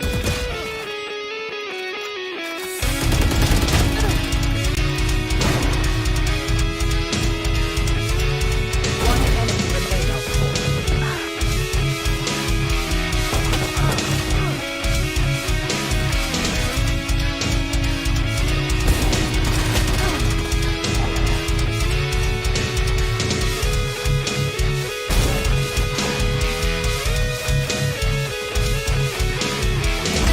Shut down.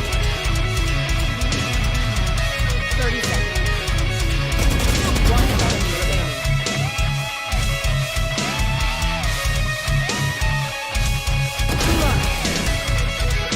Do not hunt. One enemy remaining. I'm not just an artist. Defenders.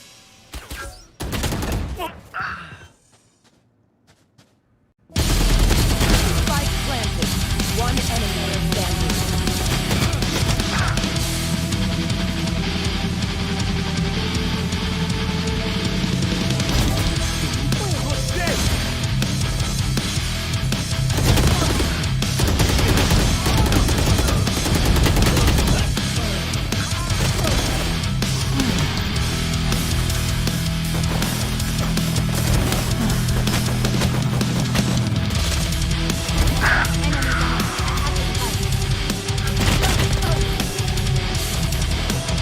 One enemy remaining.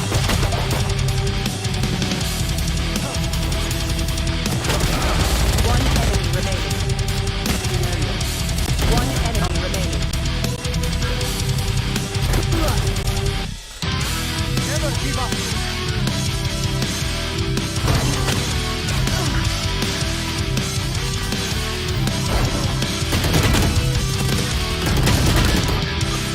You should run. Spike planted.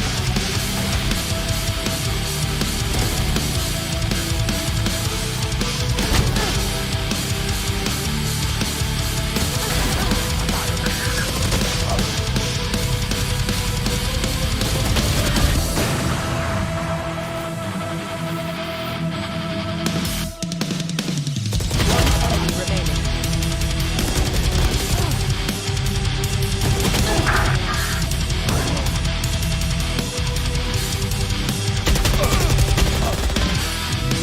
Last player standing.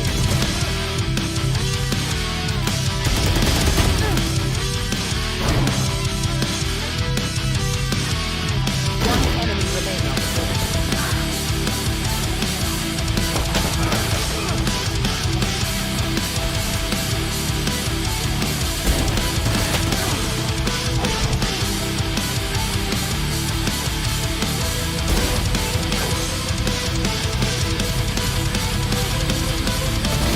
Shut down. 30 seconds. One enemy remaining.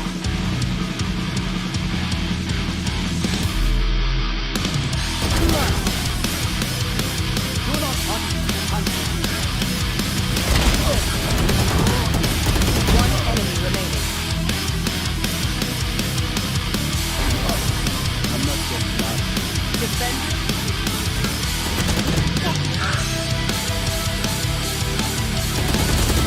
Spike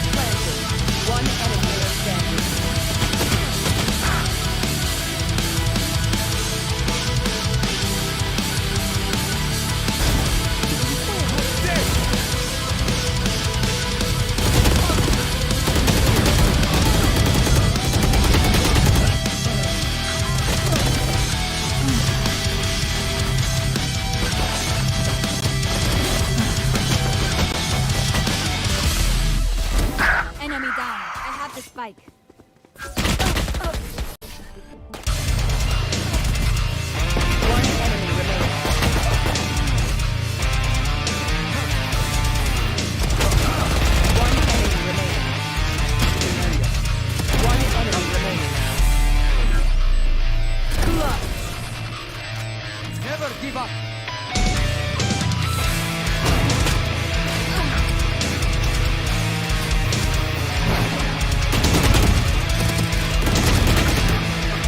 You should run.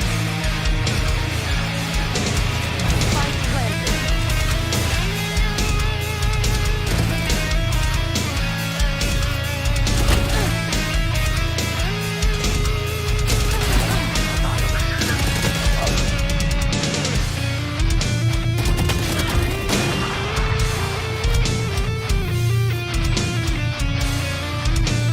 One enemy remaining.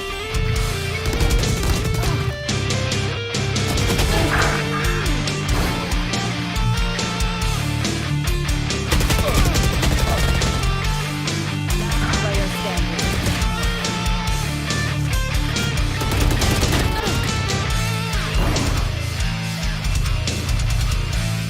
One enemy remaining.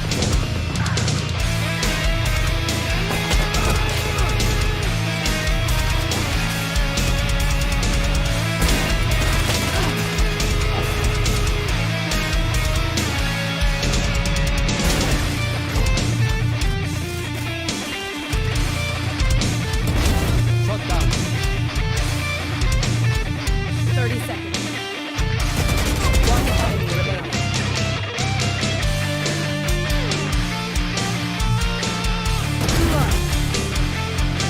Do not hunt the hunter. One enemy remaining.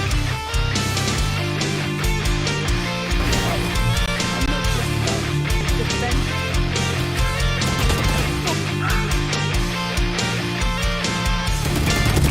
Spike planted.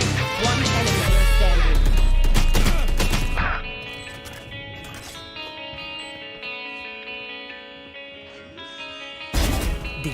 Good day.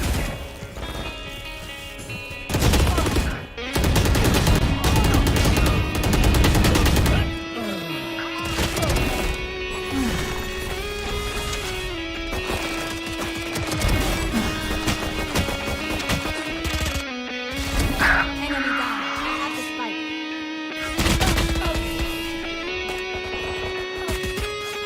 One enemy remaining.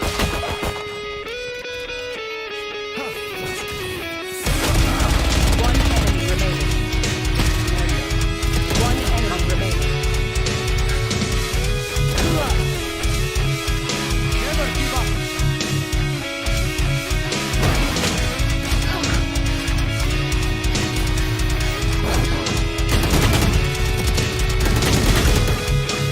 You should run. Spike planted. One enemy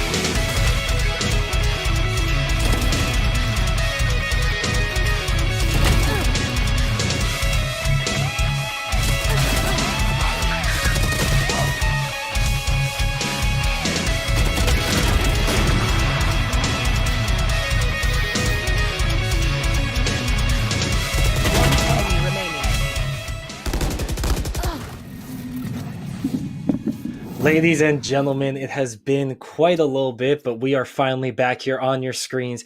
It's time for some CF1 action to come your way. I am Beanies, joined alongside my buddy Speezy, and we are finally making our way into the quarterfinals here of our final CF1 tournament for the fall semester. And we are going to have a great match for you coming up, because I know from personal experience, at least one of these teams puts on a hell of a show every time. And if Western U is anything to go by, I think they're going to be giving Ryerson a run for their money. Absolutely, Beanies. I'm excited. You know, we talked about it before we went to that little bit of a break. Ryerson University Shorty Kings can play, right? Xylaz is a straight baller. Jay, Alden, Pab, and Kylis. I mean, the squad is complete. They're a very solid all-around team. I don't think it's going to be what we saw with NYIT, and it's just one player popping off. Any of these players at a given moment can go nuts. But on the side of Western University, you know, we've seen them, I believe, once or twice before as well. Quixotic is going to be the player to look out for on that team. It's going to be a really good game, and I'm not expecting a 2-0 like last game, like last match. Yeah, I am honestly excited for this matchup. And something to point out, I believe every single one of our first round matches ended in 2-0. So all these teams that have made it into the quarterfinals, now feels like they were on a different level in that first round. And I feel like this quarterfinals round is going to be very definitive to see where the rest of our teams stack up, because rankings, the rankings, we gotta give a credit to the CF1 tournament admins. They actually put in some work here to give us some accurate power rankings and placements for the bracket. And the Shorty Kings, they're ranked at 3rd with Western U ranked at 6th. So overall, these two teams have pretty comparable skills when you look at all things considered. Absolutely. I think it's going to be a great matchup. If you want a quick rundown of the rest of the bracket for the quarterfinal matchups, we have the Scarlet Knights taking on MSU Esports. We have UW Gold against UH Premier in the top half of the bracket. That could lead to a Scarlet game. Knights Houston semifinal. That's a crazy quarterfinal game, actually. That could be nutty. And then we have obviously Ryerson University against Western University. And then on the last matchup of the quarterfinals, the NYIT Cybears are taking on OSU. OSU are former tournament winners.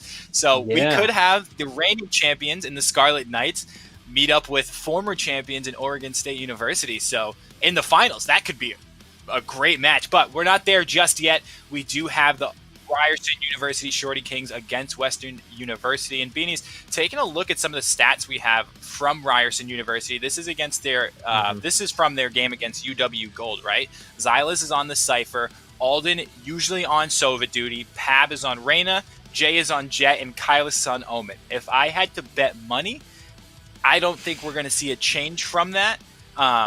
There's nothing really to change. Maybe we see Pab on the Phoenix instead of the Reyna, but I think it could go either way with this team. Well, that's the thing, actually. This is a good way for us to talk about it. Ryerson and Western U went through our map picks and bans, and Ryerson got to pick the first map we'll be playing on. We're going to be playing on Ascent by the looks of it here.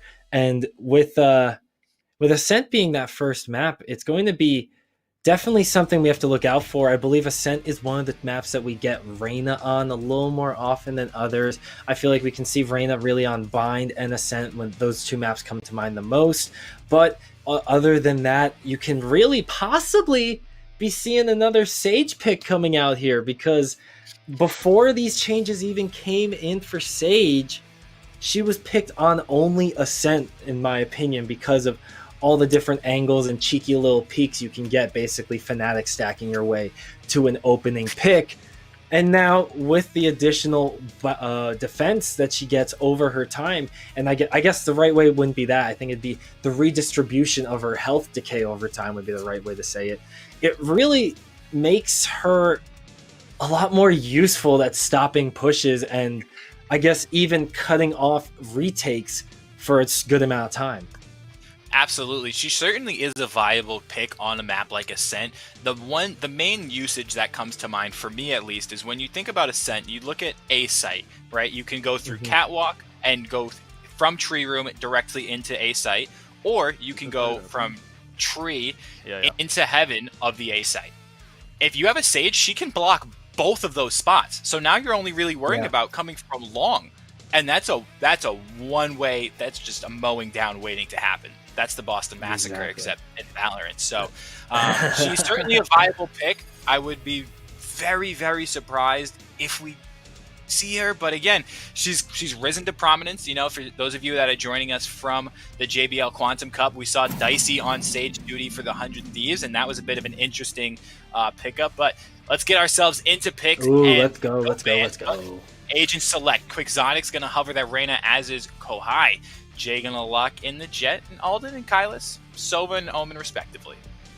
You know, Speezy, something I love to point out in Agent Selects, and I think is a very definitive way to tell what a team is thinking, is how quickly these agents get locked in. Shorty Kings came with a plan. The only thing they're hovering right now is that Killjoy. So looking across the board, we aren't very surprised with what we're seeing here, and it's not something to take lightly, I should say. This shows me it right away. Shorty Kings have a strategy, they have a game plan, they're confident in that game plan, and it might just be coming down to which Sentinel do they want to choose between Killjoy and Cypher. Whereas West gets so excited I just smacked my microphone. Western U, on the other hand, though, they're taking a little more time with their picks, but ultimately, Speezy, we might just be seeing a mirror composition come through, and that really just boils down to who has the better strats.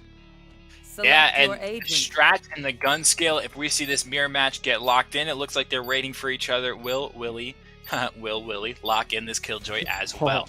I'm going to bet money that they will, and we are going into the map. So we do have a mirror matchup.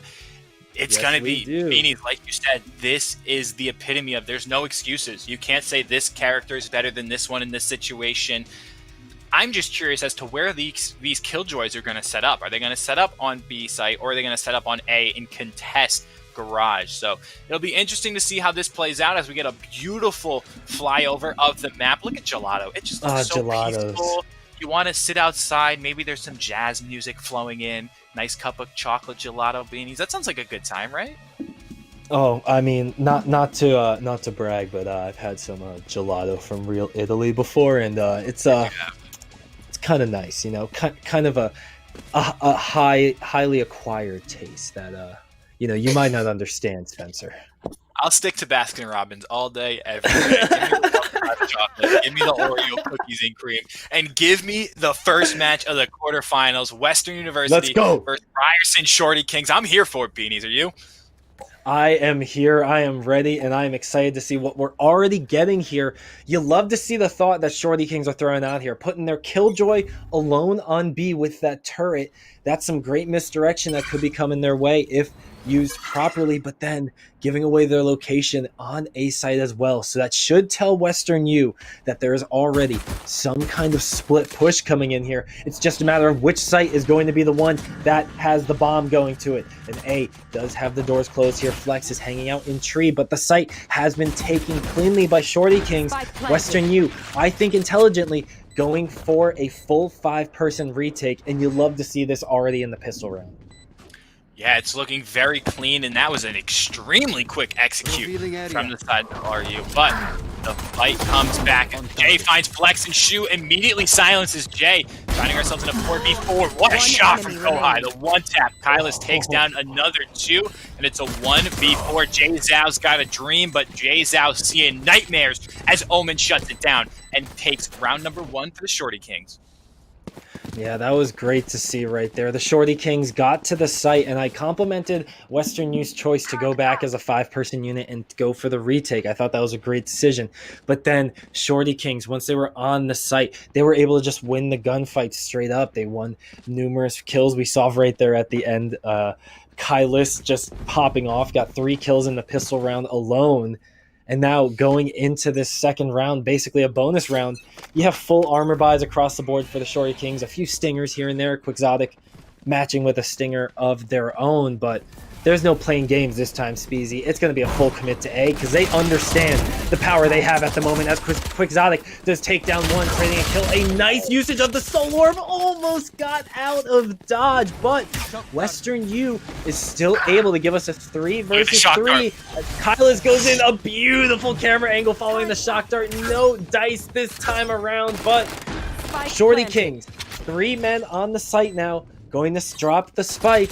Western U is going to have to try and retake with just 2 members. And Shu, honestly, Spencer, Shu is just cannon fodder at this point, but still able to take a life alongside Willie, giving us a 2 versus 2. But a nicely placed recon dart gives over a little bit of intel right there. Alden in the bottom, going to get dropped by Willie, and then Kylus takes down one, but Shu finishes him off. And then Western U, with the retake, with the numbers disadvantage, is going to even this up at 1 apiece.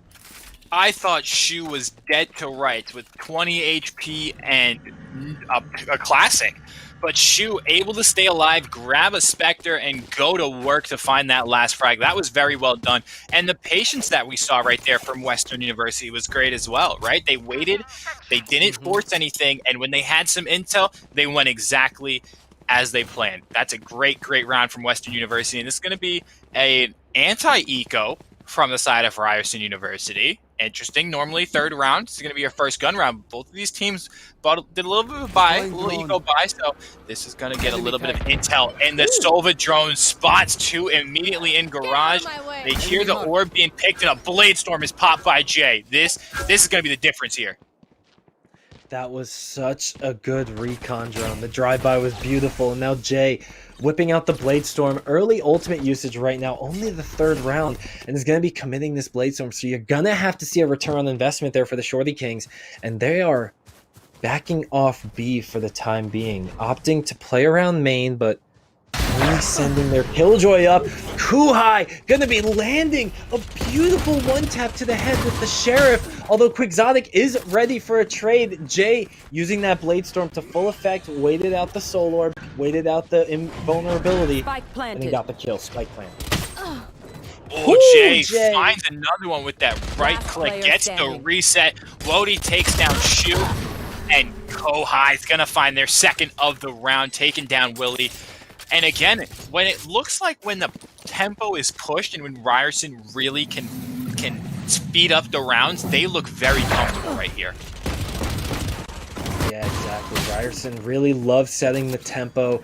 I mean, you can tell that they are an aggressive team. They are just looking to frag out, and if they happen to get the spike down along the way, that might be a good thing or two as well. But, I mean, look at this beautiful lineup there by Kuhai. You can't say enough about that. Putting 900 credits to the maximum use with that one click right there. Giving the Shorty Kings a 2-1 lead and staying very nice with their economy as they're going up against Western U.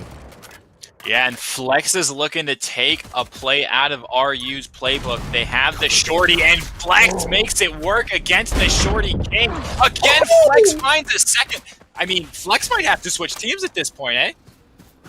I mean, that, or you might just have to take the name away from Ryerson, because that was beautiful. I talked about efficiency with 900 credits. Well, that is efficiency with 200 credits. Very well done right there, as Western U, on an eco-friendly round, are going to be trying to get as many eliminations as they can. And just waiting for that, but Quixotic does get one there, so that's nicely done. And this 4 versus 2 up against the Shorty Kings. I mean, Spencer, this is going about as well as it possibly could in that recon dart. Not going to be sniffing out anything for the Shorty Kings, who do not even have control of the bomb, Spencer. That's sitting on site in plain view of all of Western U. Yeah, and it's going to look dire for Ryerson University. 4v2 and Western University has complete control of the situation. They have every angle covered for the most part. There's a dark cover covering long A. There's no way for RU to get this spike. Seeing as we just had a recent update, I would be shocked if Wody doesn't push into this to try to find a frag and get at least 1 kill. There's nothing really to save, but Alden gonna save the 2,900 credits. That makes sense, and a very smart play from that. But Western University looks strong. They're holding sites well, and when they have the advantage, they're making it count. Yeah, exactly. That's very nicely done by them. And Ascent, you know, even though, excuse me, I feel like this map is pretty often looked at as defensive favored in most eyes, because let's be honest, most maps in Valorant are. It still isn't, you know, just a cakewalk when you're on defense. There are still multiple ways for the offense to get in. And even though we haven't seen too much of it just yet, I really like the ideas when teams go up through main and then give themselves 2 options to go for, whether it's make that 3, whether it's either direction through spawn, CT, or going through market. And unfortunately for me, though, Shorty Kings have opted for this A push time and time again. And, you know, it's worked at some moments for them so far, but they're going to have to try and bounce back from that tough loss against the eco round from Western U. Yeah, and if you take a look at the mini-map, Western University has done something that we asked of Spring Hill last round. We asked them to adapt. We asked them to do a bit of not even innovation, but really just adaptation. And Western University has already moved Killjoy from that B site where we saw her earlier in all of her utility over to the A site. Now, is that the right decision? Not this round, because we have a quick hit coming into the market. Oh, the spray down from Shu. He may get found. Oh, the jumping right click on the classic finds no one. Kylus takes out Shu, and this is going to slow the push. This is the kind of utility that we were talking about. Once Ryerson hits that go button, they mean business. Oh, you're not kidding. Ryerson, they hit the go button and they must have had that tied right to the nitrous because they just boosted right on the site. And look at this. They are poised with 5 members to take on this retake. Alden getting very close to dropping right there, but gets out in time. Alarm bot going to be sniffed out, leaving all 5 members of Short King still alive. And oh no, Western, you are losing number after number. They trade 1, but that's still going to be just consolation prizes as Quixotic is the lone member left standing for the defense, which will have to retake. Oh, the beautiful flex, the second kill. The mechanics are insane, but can he get the clutch? Can he get the defuse? No, he has to get out alive. And while Quixotic was able to put on a show, a masterclass in aim, the bomb still goes off, and Shorty Kings get the round. Yeah, and that was great play from Quixotic. I thought the Omen of Kylus, that little shadow step away, was going to be enough to throw him off, but the quick flick for the headshot was beautiful on Quixotic. We said they were going to be the player to watch when we were talking about this matchup the first time. Here's an instant replay. What a frag. Finds one. Oh, if he doesn't dismiss there, I'm convinced he gets that second one. Yeah, you had to wonder if that was going to be a good choice or not. The dismiss, the heal, the take a shot. Honestly, those split-second decisions are hard to make, but the safest option was chosen, and hopefully we'll see that saving choice keep them in this round as Alden S. Going to be getting a nice little elimination there with the Hunter's Fury. Jay going to follow it up with a shot on the Phantom, but Flex is asserting dominance in that Clone War. Is going to be taking down Jet, giving Western U a moment to breathe here, but the spike will still get planted there as the defense has to regroup and go for the retake here with Quixotic having the Empress active.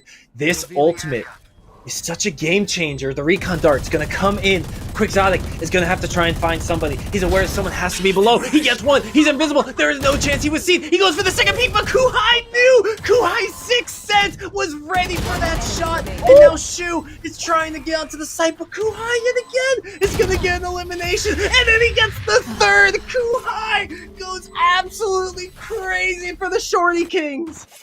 Kuhai goes sky high because that was just downright dirty. Finding 3 kills, stuck on the A site. He was essentially trapped in the hell position by Quixotic, but the Empress didn't matter. Kuhai just clicks heads.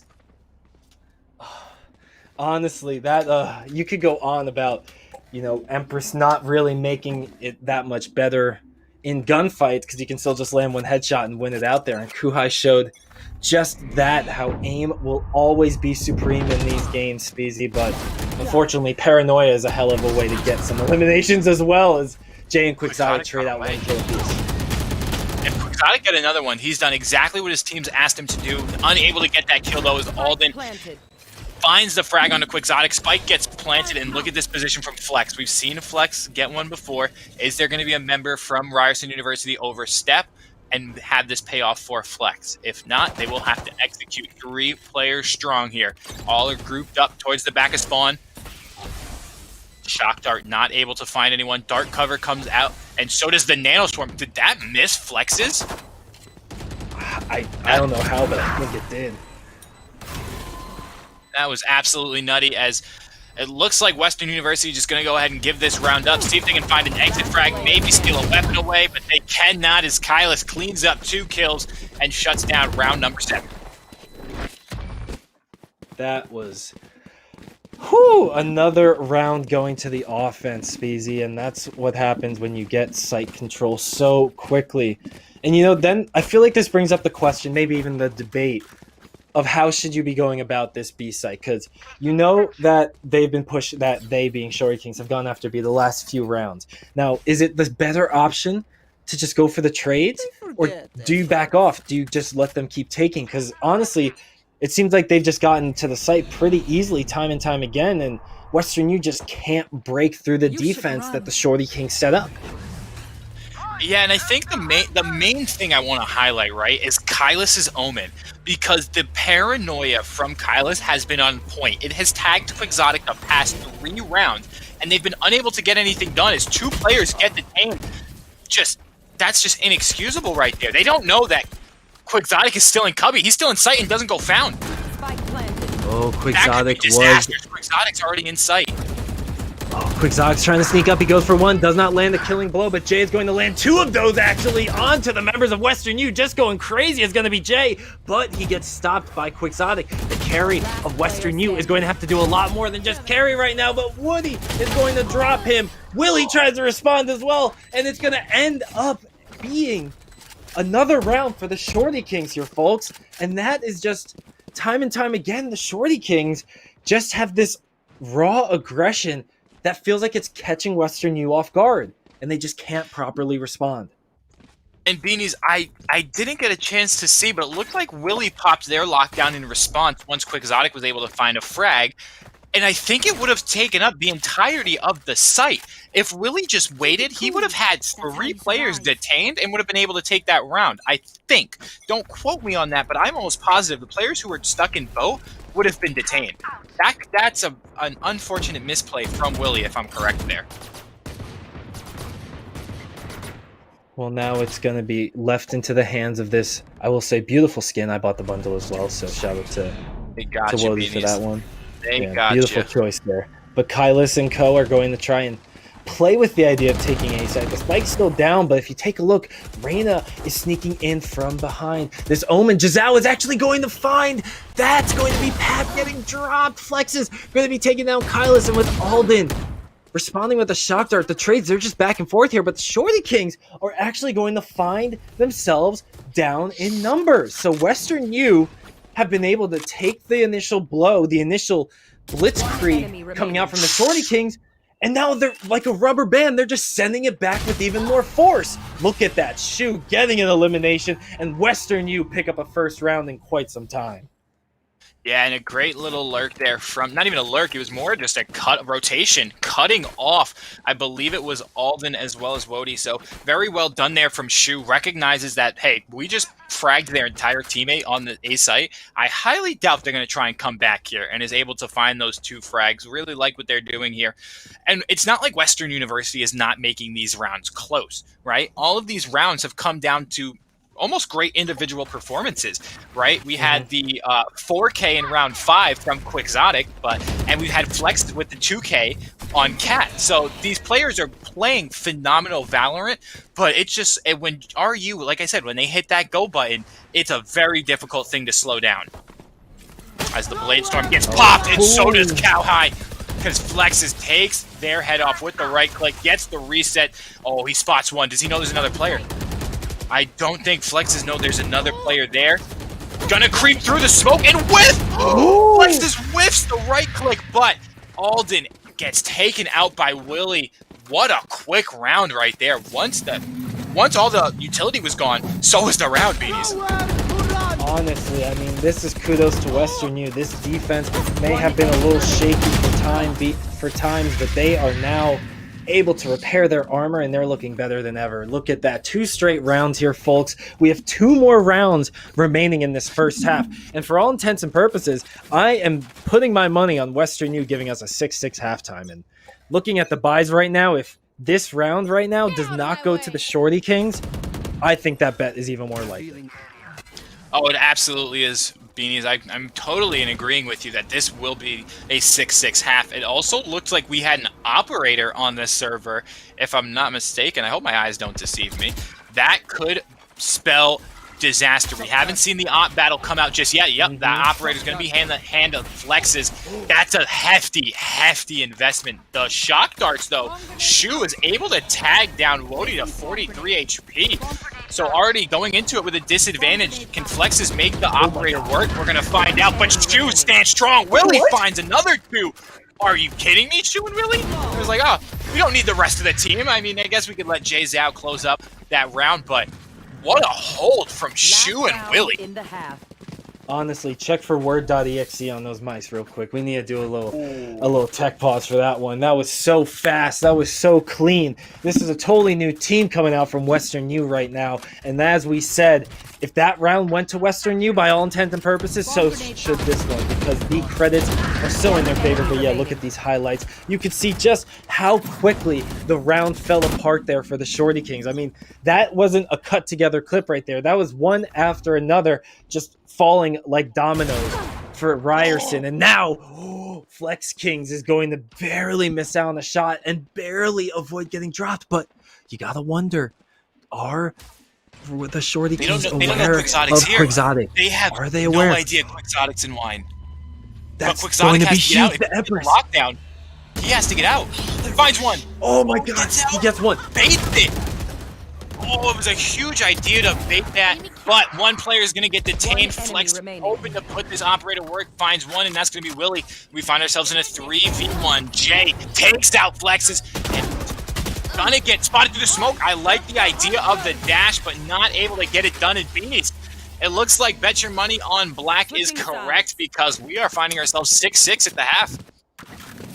Yeah, and honestly, by the looks of this game, we might be having us a hell of a series in front, because look at Quixotic. That was a beautiful first elimination, but you're right. When you have that Killjoy ultimate thrown down, it creates this pressure, this internal clock that starts ticking for you. And now that when Quixotic had that up in front of him, I mean, he just had to try and fight like a caged animal or something along those lines. So now it's going to be a chance for everyone to take a breath.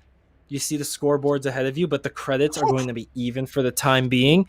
And we're at an evened up score with the half coming up. So now that both teams, their mirror compositions, their mirror scores at half, this is truly just a beautiful display of both of their skills. And honestly, it's going to be exciting to see what Western U has up their pockets for offense, because Shu and Flex, oh my gosh, Speezy, we talked about the Shorty Kings having aggression. I can't believe Flex was already at the end of that pathway when we cut to him. That's ridiculous.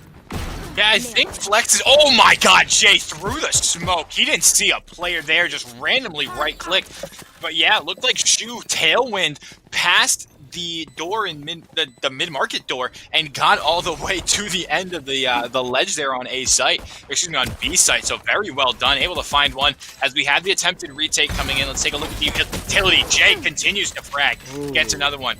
Jay has 2 cloud bursts, but Quixotic has Jay's head. This is going to get a little dicey here, but the RU Shorty Kings leave it on the hands of Wody. If anybody can do it, Wody can. Does he have the time, though? You got to stick it. He doesn't have a choice. And Jay Zhao's going to make him pay, but he may fall to... Yes. No, stays alive, just Jay Zhao, and able to take that ghost into the next round. So, Beanies, back and forth, back and forth. This is just trades galore. Look at these shots from Jay. Just right over the box. One little tap to the face.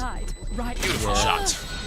And then, unfortunately for Wody, he was stuck with the timer on his back and someone trying to kill him in front of him. So that was really a tough spot to be in. And now Western U has taken their first lead of the game, I believe. So now with a 7-6 scoreline and the eco beautifully in their favor, you got to wonder how poised they are to be taking game 1 right now. They're going to have a little bit of a different strategy here, Spencer. They're taking it a little slower now with that recon drone pushing up B side, but the Spike and 2 other members are going to be taking market, and Wody might be in for a very, very bad surprise as the Lear is used, and right when they peek, she gets a sight, she gets it blocked, and Jay Zhao, Shu, and the rest of the team just hit that go button that we've talked about, and Western U able to take down the entire defense of the Shorty Kings at the drop of a hat. And you want to talk about pushing the tempo. Beanies, I thought when we saw 3 players make their way down middle and into mid, they got to pizza. I thought they were going to go to the A site. There was no utility there. There was nobody. It was a wide open A site. Obviously, they don't know that, but it made sense. You've gone B every single round. Might as well switch it up and go A, but no. They bust down the door. They go into that B site and just take everything. That was a grab and go. Exactly that, grab and go. And sorry, bud. I was gonna say, Beanies, with the pace that both of these teams are executing at, one thing I would love to see is this is the time to pull out the operator, right? Find one pick. All you need is one if you're a defensive side of RU Shorty Kings. Get that into the hands of, right now, Kuhai can frag with it, as well as Jay. Jay's been hitting some nutty shots, but get that in their hands. One pick slows everything down, and it's going to make the in-game leader of Western University take the hot second. Kyla sprayed through the smoke and takes down Jay Zhao. But one player is already on site. Make that 2. That's going to be Quixotic, but Jay shuts that down. Jay still with the Cloud Burst, the updraft, and a Tailwind. He Tailwinds over Generators, turns, and flexes, hears the Tailwind, and takes him out. It's a 3-4v2 situation. Kailas and Kuhai each finding a kill. Willie by themselves. He gets the Nano Swarm off, tags them down super low, takes out 1. There's a player sticking the spike, and he does not know that. As Alden takes him down. Beanies, I'm out of breath. I feel like a horse racing caster. I can't believe that what I just witnessed right there with the classic right click coming out of. I believe that was Alden getting that classic right click kill. I mean, in no world should that be out shooting the Phantom, even if we're seeing, you know, a half HP Reyna. That's nerf the right click on the classic. But Kailas spraying through the smoke right there, beautifully done, securing a kill alongside Jay here. And from this point on, the Shorty Kings really had nothing to lose. I mean, they had the 5 versus 3. Once you're at that point, you just go for the smart trades like they did, and they end up winning the round with 3 members left standing. And that's exactly what they needed going ahead after losing the first 2. So, you know, we come to expect this at this point. These 2 teams are evenly matched, and now the Blade Storm duo going to be trading some blows right there, but unfortunately they just painted each other, a little silhouette around the other, and now they're left without their ultimates on both sides, and Jay's going to win out against Flex with the classic. But that's that was Shoot trading it back. Oh boy, Beanies, that was a dicey one, no pun intended. Trying to slice each other up with those duoing Blade Storms. Shu takes out Kohai. Oh, Alden gonna use this Recon Dart. Spots 1 already. Recon Bolt already destroyed, but finds 1. Oh, he does enough damage. Tags down, I believe that's gonna be Kailas. So that's gonna be Jay Zhao. So Jay Zhao's on site. Jay Zhao is low. Willie lurking in this spot in Garage. They don't know he's there. This is going to be the spot to be. If he swings and gets the timing right, he does. Finds 1. And finds the second. I think Kailas heard the dink and thought he had the headshot. Because he turned like he got that kill and walked away.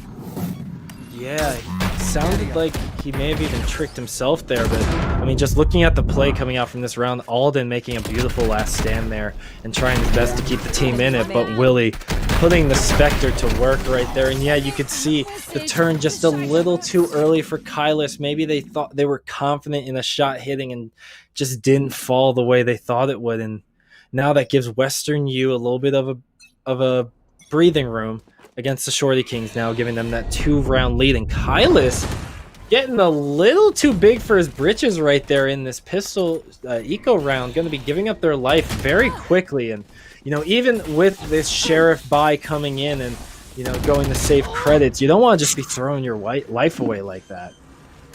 Yeah, you want to make it count. The Sheriff can do considerable damage in the right hands, right? If you're looking at Counter-Strike, the player that comes to mind with a Deagle is Nico. Nico with a Deagle is absolutely terrifying, more so than some other players with an M4, but not more so than Shu with a Vandal, as they're going to be able to take a 10-7 lead. Western University, Jay Zhao's going to pick up that Sheriff. But like I was saying, Beanies, the Sheriff is a great gun if you're able to click heads. It's not built for everybody. You have to be different to use that gun. Yeah, you really do. It's a special breed of human that's able to put the Sheriff to work like it's an AR. And sometimes that's just the way the cookie crumbles for you, as Western U have really grabbed a lead in this second half and not given it up very much at all. They have 1 blemish on their record right there, but they've gotten 2 back in a row. Western U going up 10-7 here, and Jay does have themselves an operator, and you talked about the power it can have on defense, holding angles here, just keeping especially that main plaza very clear of any enemies. But with Alden throwing out the Hunter's Fury, gonna hit 1 shot but could not connect another. So that's going to be a little bit of life force off, and then a beautiful shock dart. Going to be dropping his Sova counterpart to very low HP right there. But then you see the Killjoy ultimate is going to be, yeah, that lockdown, 100% a bait right there. And now that's going to be hoping for Willie and Co to get themselves over the A site very quickly, and they already have full control of this site. Western U is able to get the spike down, leaving the Shorty Kings at a disadvantage for this. No, not anymore. Wody going to be taking down Willie right there, giving the 4 versus 4 over to the defense. That lockdown Wodi's going to lock down the entire site. They have to back off if you're the side of Western University. There's nothing they can do about this, but Quixotic may say otherwise. Oh! It's a Reina duel, the 2 versus 1, and now Kuhai is going to be left alone. Can Kuhai pull it off again? It's going to be the 1 versus 2. They're going for the spike fake. They go for the shots, but Jay Zhao read that like a book. Getting Western U their 11th round win and setting them up just one step closer to taking game 1. And I love the adaptation and innovation coming out of Western University right there, using that Killjoy lockdown as a bait, forcing the players of Ryerson University off-site, and then executing onto A. Although they were, they were able to secure that round very cleanly, giving us an 11-7 scoreline here. But that's the kind of stuff that we see from these more seasoned teams that we didn't see in the last game. So props to Western University. They've got a good bite of this game. The triple P. Oh, that's not the player you want to run into if you're swinging wide with 2 or 3 players. Quixotic able to get one and get away. So no trades able to come in. They see the nanobot right there. So I'm going to tag one. Shu takes out Wodi. And the pace of this game, Beanie's just non-stop go. The paranoia was used. They know there's a player now trapped in wine. He's going to push out because he doesn't have a choice. Can he get one? No. Jay Zhao's going to shut down Jay. Jay on Jay. Crime has got to stop. 2 players left. Scratch that. Make it 1. Kuhai, the only player standing. They've got the Singularity Sheriff in a dream, but I don't think it's going to happen because Flex is just flexing those muscles and closing out round number 19. It's now match point for Western University, who have taken 6 in total on this second half. Yeah, that 2-4 split, that little blemish, you don't have to mention it very much. Might as well just call it 6 straight with how they have not missed a beat with Western U. And just looking at the tools at their disposal, they have that Hunter's Fury going up against Ultimate, Omen's Ultimate, and then the Blade Storm coming in from Jet. And, you know, Western U, they're just really doing a great job at executing on these sites. And they've really stepped up their game from that little, I guess, wake-up call they needed in the first half. Kuhai especially, a player to look out for, and Shorty Kings to help bring them back into this game. Kuhai doing great, picking off 2, is stuck unfortunately. Oh, but able to get the second solo somehow, some way it lasted long enough, and Kuhai takes down Quixotic for the 3rd kill. And Spencer, we may have considered them down, but they are showing us that the Shorty Kings are not out yet. Not at all. Spike is about to go down on site. That's going to be in the hands of Jay. So they're going to be, or excuse me, Flex, they're going to, no, they're not going to put it down just yet. Looking to draw out a bit more utility from the side of Ryerson University. Can we just talk about what we saw from Kuhai? I don't know if we'll have time to because the spike's going down. And Western U is looking to win this round here, try to take themselves into game number 2. But Shorty Kings, 2 members are standing in the way of that goal. 2 members make that 1 because it's only going to be left up to Wodi, who cannot. He thought he could, but Flex is able to hit the shots with the Phantom, and Western U take game 1. Beanies, what a game. I honestly didn't know which way that was going to go for the majority of it. On their attacking side, Ryerson looked good. They looked clean. But Western University, they go and they go fast. I'm looking at my notes here, and every single one says, A execute, destroy, just trade. A execute, 2 picks. A execute, 3 picks. I mean, these folks were just going. There was no S key on their keyboards. Last player When standing. you look at your screen now, folks, and you see the early parts of the game, which were really falling into the Shorty Kings' favor, where they got a few rounds under their belt in the first half. But honestly, if this match tells us anything, it's that Western U just needed a chance to wake up. The plays were coming in hot, and the aggression was nonstop for both of these teams. And honestly, that's what you love to see in high-level Valorant, because they were just going for it. There was no indecisiveness. They were working together. They were practiced. They understood the options they had in front of them. I mean, look at that. When Quixotic is pulling out plays like that, even if they lose the round, you got to think they're doing something right there on the side of Western U. Yeah, and the duelist showed up today, right? Quixotic on that Reyna, as well as That was going to be Kuhai on the other Reyna for the RU Shorty Kings. Both of them just going ballistic. Like, get a frag and just get out. They did their job. They did what they needed to do. And I think, you know, to be honest with you, I think the better team won this first map. Oh, very much so. The Western U squad definitely earned this with their blood, sweat, and tears in game 1, and I can only hope that means game number 2 is going to be just as good, because we got that coming up very shortly here, folks, and I can't wait to see if the Shorty Kings can honestly bounce back, because Speezy, we talked them up so much. I mean, I mentioned how Shade J is a phenomenal player, and he's been around the CF1 scene for a while, but honestly, it feels like outside of their Reyna play from Kuhai, there wasn't that much there from the team as a whole, and I can only hope they're going to be stepping it up here in game 2. Absolutely, and I think one thing that we do have to point out, right, is Ryerson, unless there was a name change, is missing 2 of their players. They're missing Pab. No, they're just on different. They're on different names. Yeah. Okay, I was gonna say, because I was looking for Pab, I was looking for Xylaz, didn't see either of them. But nonetheless, I am wrong for what, the 3rd time today? Unfortunate, but it happens. Again, the players from Western University, right? They didn't play many contacts, they didn't play many defaults. They had a plan each and every round, and they just went for it. As soon as you saw that 6-6 scoreline come out at the half, you knew we were in for a treat, and that's certainly what we got. And Beanies, I think one of these next highlights is going to be the dirty dancing from Kuhai. I can't wait to see this one again. I'm just gonna sit back and enjoy this, because you folks should as well. When we get to this Kuhai clip, wow, it was John Travolta impersonation at its finest. Kuhai was a walking highlight reel, and honestly, Quixotic also. But look at this. This is what Speezy was talking about, right? The boom right to the head. That's what you're talking about, Speezy? Nope, I'm talking about the next one when he got 2 frags. This one right here, Beanies. Take a look at this. Ready? Slow-mo, finds a frag, doesn't use Dismiss or Devour, finds the other frag. I thought he was dead to rights, couldn't see a thing from the opposing Reyna Lear. Just look at the dance! And then just takes out Quixotic, punishes him. That was, I mean, if you want to call it dirty dancing, step up 3, Quixotic just falls down. I mean, there's so many names that we can call that. That was just stunning play, but not able to find that win. And Beanies, you know what team has been able to find some wins? It's been your alma mater.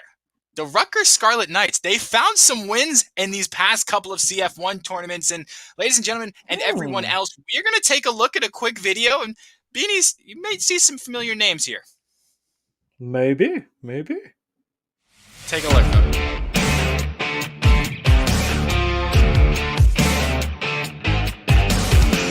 With the semester coming to a close, we'll take a look at some of the top teams of the CF1 fall tournaments. Here, we take a gander at the Rutgers Crimson Knights, one of the only teams to win multiple events this fall. Way back in October, Rutgers ran the table in one of the first tournaments in CF1.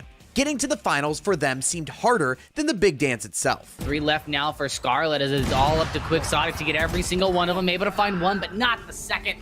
Relaxed Potato walks away with 3-4 kills on that round, I believe. When they played the University of Washington, they walked away with it, winning Game 1 13-5 and Game 2 13-8. While players like Justin and Best seem like the hard carries, Relaxed Potato is the one responsible for one of the most electrifying plays of the season, pulling off this insane defuse with an entry Jason Statham would be proud of. Try their best to break away, and that's Eric Appleson. Oh, the fortunate ones had 2 people line up directly behind the other, giving Eric Appleson access to that, but Relaxed Potato just shows up out of nowhere with the RKO, and now it's up to them to get Leland away, and they do? What? A triple kill for Relaxed Potato?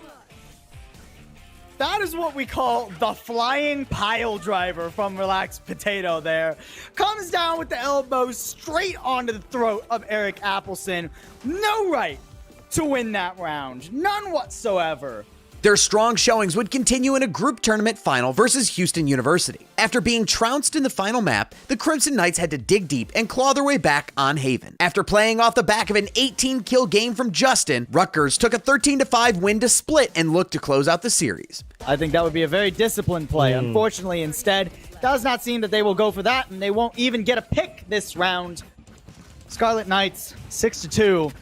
You can tell why they were willing to play split. With Houston playing much more conservative, split was a lot more even than the previous map. But it was Justin again who took control and helped secure championship point for Rutgers once more. Getting all the way, you gotta swing now. If you could just leave wing, no! Can't survive long enough for the lockdown to come through. Scarlet Knights walk away with this by the skin of their teeth. Claim the prize money of $4,000 in scholarship and reclaim their title of the Conference 1 Valorant champions. Can the Crimson Knights keep their momentum going, or will their emerging rivals UC Irvine halt them once more? Only time will tell. It was a team effort. I mean, everyone gives 20% around the team. You can't win with a group of superstars. It's all about that team effort.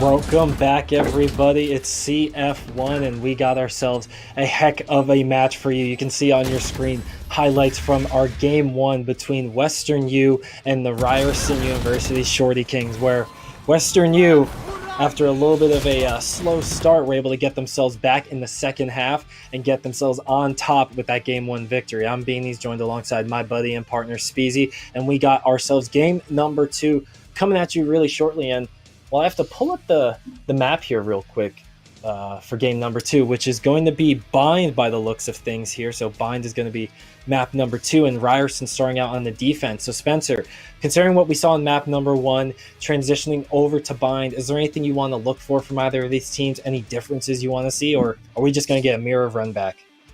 I want to see, we play fighting games, we play League of Legends. Give me the salty run back. Same team comps, same exact everything, just a new map. Give it all to me. I hear the pick and bans we're getting loaded in right now. Excuse me, not even picks and bans. The agent select, as we see here. We're going to see Kuhai drops the Reyna for the Phoenix, and Jay picking up the Raze over the Jet as well. So, very interesting. Beanies. 3 players from RU, they have to be trolling me. They watched it. 4 players. Willie, stop. I don't like this, guys. Don't play with my heartstrings. One of you has to do it. Pico did it in first strike. and it kills me. None of them's gonna do it. None of them's gonna do it. I'm gonna call it right now. Absolutely None of not. them's gonna do No. it. They don't But have Western they U. don't have the vibrato and the vision to play Viper. Viper's not for everybody, folks. You have to be a certain kind of special if you're gonna play the Viper. She's a creative mind. But speaking of the picks who we will see, Beanies, go ahead and tell us what we're seeing from the side of Western University. If you say so, special Mr. Speezy. It's Kuhai, as you said, and Jay going on those different duelists here. And Wodi's going to be making a switch over on the other Sentinel available to them.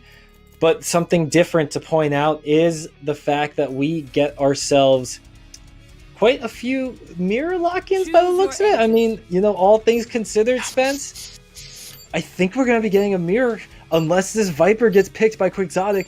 And he's playing with your heart. He's playing with you a bit. But it's not going to be the Viper. It's going to be the mirror compositions from these teams. So it looks like you called it right, Speezy. We're getting ourselves the run back here as these two teams, they're going to be running the same exact compositions. And it yet again is going to come down to which team is more practiced on this comp. Absolutely, and I'm a little disappointed. Quixotic, you didn't have to do me like that. We're going to have some words after this round. You know, 5 seconds left, you have a Viper. You got to pick her, I think. It's only common. It's only law at this point. But like you said, Beanies, we're going to have the mirror match. We're going to have the salty run back. I'm very excited because that means Ryerson University is extremely confident in what their game plan is, right? It's just a matter now of how they execute it. Normally you want to change things up. You want to pull out a pocket pick, but on a map like Bind, anything is possible. The teleporters make things so interesting because like we saw, I believe it was in round number 18 from that last matchup, we saw the lockdown from Western University used as a bait. Now imagine that lockdown used as a bait with teleporters, and it's going to get even crazier because I know these teams they've got something special up their sleeves. The fight for showers is what I'm looking for though, and it looks like RU Shorty Kings already throwing 3 players to contest this showers ultimate orb. Yeah, and you had mentioned it at the top of the broadcast in the previous series about what shower orbs priority is going to be like, and we're going to see it fought over very shortly here. But if you take a look at A side on your mini or A short on your mini map, folks, you can see that majority of Western U are going to be dancing around that area, and they just have to deal with a single tripwire, which will get found out, and that's going to cause a little return from the Cypher on the defense, and that's going to leave Kuhai open to be taken down by Shu with that frenzy, and now it's just going to be Western U hitting throttle on the ignition, giving them 2 eliminations, a third off Quixotic's Ghost, and leaving just Kylus alone to deal with these 5 members. You know, 25 shield is nice in the pistol round, but I'm going to be honest with you, Speezy. This is going to be a hope and a prayer, and Bon Jovi ain't going to be living with you, my friend. Willie taking down Kylus for the round 1 victory over the Western U. Yeah, and a hope and a prayer is right. 1v5 with a classic. It's certainly doable when you have that right click, but not when you're facing the 5 players of Western University. Those players, they know how to close out rounds, and they're just doing exactly what they're supposed to do. They're not trying to get too flashy. They're not trying to BM. They're here for business. It's a business trip to Bind, and they're gonna look to close this one out. But as I say that, if you take a look at the mini map, we do have a bit of a default. They're gonna try and feel some players out here. Roomba is gonna go into hookah. No one's there just yet. The Soviet drone's gonna spot out Jay, gets tagged. Oh, and the quick teleport, Beanies, I highlighted it earlier. Jay's out! What did I just watch? I mean, that's supposed to be us telling everyone what they just saw, and it's hard to explain when Jay Zhao is doing things like that, picking up a 3-piece, and every single elimination now that Western U has gotten has been thanks to their Omen, who is now no longer with us for the round. So Shorty Kings are going to have to play a little defense here, but they're not even remotely close to B site. The spike gets planted, and I mean, just to get over to the site alone is going to take a decent bit of time. So Willie may be able to catch Jay off. Just got to pick him off, and that's going to be it. Willie finds Jay at the worst possible time, who gets Alden all alone now in the hookah. He's going to try and get himself over the site, but that jump is so scary to take. And he peeks, he sees one member standing over at the elbow. But if you get to the site, you gotta get the spike down. And Raze is so good at preventing the defuse. She's so good at being a nuisance. And now you're gonna find another member, and Alden's gonna be the last one standing against one member of Western U. But Flex is playing with patience, going to get the round win there for Western U. Yeah, and very well played from Flexes again. Playing very clinical. He knew the spike was down and that Alden would have had to go for that defuse. Just plays the time flawlessly and is able to secure that second round. Very well done. And Beanies, what did I say earlier, right? The teleporters are going to make everything interesting. And that round started off with a nutty flank from both players who play on B long. They each found a kill, but then Jay Zhao nullified that by himself, finding 2 frags of their own. It was really beautiful work coming out from Western U, who have yet to slow down since the start of the second half on Ascent. They're keeping that momentum going here strong on Bind Spencer. And as we're looking towards B long for the spike and the convoy, I guess, as a whole to be moving up, they're just going to be running into a lot of defense there. And I guess the Sixth Sense was ticking for Western U. They're going to go back, reconsider that option, and maybe head on over to A site. Yeah, and I like the way they're playing this. It's very slow, very methodical. They're not wasting all their utility, and they're forcing rotations out of RU. Once that dark cover goes out, that's going to be the go button. It's going to block off 2 very important parts, being back pipe as well as heaven. So look for the spike to get planted here. It's going to get planted for short A. Quixotic, though, looking to get a little something going as the hot hands is going to go out, and the run it back gets popped. Quixotic's going to look to play for some, or excuse me, not Quixotic. That's going to be Kuhai is going to look to play some contact as Jay Zhao gets tagged by the paint shells. Woody and Jay each find a frag. Flexes though finds one of their own. In a 2v3 situation, will he do it? Will he peek it? I don't think so. Not just yet. And Alden S. The S stands for, son, take a seat. I'm going to close this one out. That's a long nickname for just one letter. Should have add a few more parts to that abbreviation, Alden. But we can talk about branding later on, because when you're landing shots like that, you can do whatever the heck you want, my friend. And the Shorty Kings going to be getting themselves on the board for the first time in Bind, getting the first round on defense here. And now that's probably the best time they could have gotten the round win, getting a chance to even their economy out for the time being. You can see it's going to be actually Western U going for a little safer buy this time around. But just because you're rocking Sheriffs and the Light Shield doesn't mean you can't cause a little damage. You know, you get one elimination, you pick up a Phantom or Vandal, and all of a sudden it flips on its head and Shorty Kings are down. So we'll have to see if this eco goes as expected. Yeah. And the quick, somebody mistakenly fell into the teleporter. I don't think that was on purpose, but Jay and Wody just shutting it down. Lovely play. Jay still looking. There's another player on site. Gonna find the back of Jay Zhao. Willie. Big Willie style. Finds one. My eyes are down. And the Cypher camera goes down. So 2v4 situation for Western U. Can they clutch up? It's gonna be Willie and Quixotic against the world. I have faith in these two players. If there's anybody wanting a clutch situation, it might be these two. Well, Kuhai's going to be playing a little stealth game right now. It's A short with one member left, but the thing is, Shorty Kings have the bomb in their sight, so even getting a spike plant down is going to be difficult. Ooh, interesting choice there by Quixotic. Going to be taking the teleporter and then heading back around to A site. Not much to be saving here, and as you've mentioned previously, the changes recently to Valorant. In these situations, you would prefer to have your life taken just to get that extra bit of credit. So Western U going to be hopefully taking as many members as they can with them, but Kuhai and Kylus are just going to do what ARs do best, and that's show why they cost so much more than a pistol. And just like that, Shorty King's going to be taking a 2-2 evened up scoreline here, and we got a game on Bind. We certainly do, and Beanies, I think that teleport from Quixotic was a bait. He knew that Willie was in showers, and he was trying to draw those two players out of lamps. Maybe they would go for the follow and give Willie the free plant onto A site, but nonetheless, that was not the case. And take a look at the ult economy for the side of RU Shorty Kings. We have a showstopper. Alden one away from the Hunter's Fury. Willie and Shu on the side of Western University, both one away from their ultimate. And Jay Zhao has the From the Shadows. So look for those to come out possibly in this round. I would be shocked if we don't do this showstopper, but Willie, Kylus, Kuhai just going to work as we have ourselves a 3v3. There was frags everywhere. There was some in long. It looked like there might have been one a short. I might be mistaken though. It looks like both of those were going to be long. But as I say, that Shu falls down in the back of A site, and again another trade across the map. RU Shorty Kings have spiked down. They're in total control of the situation at the moment.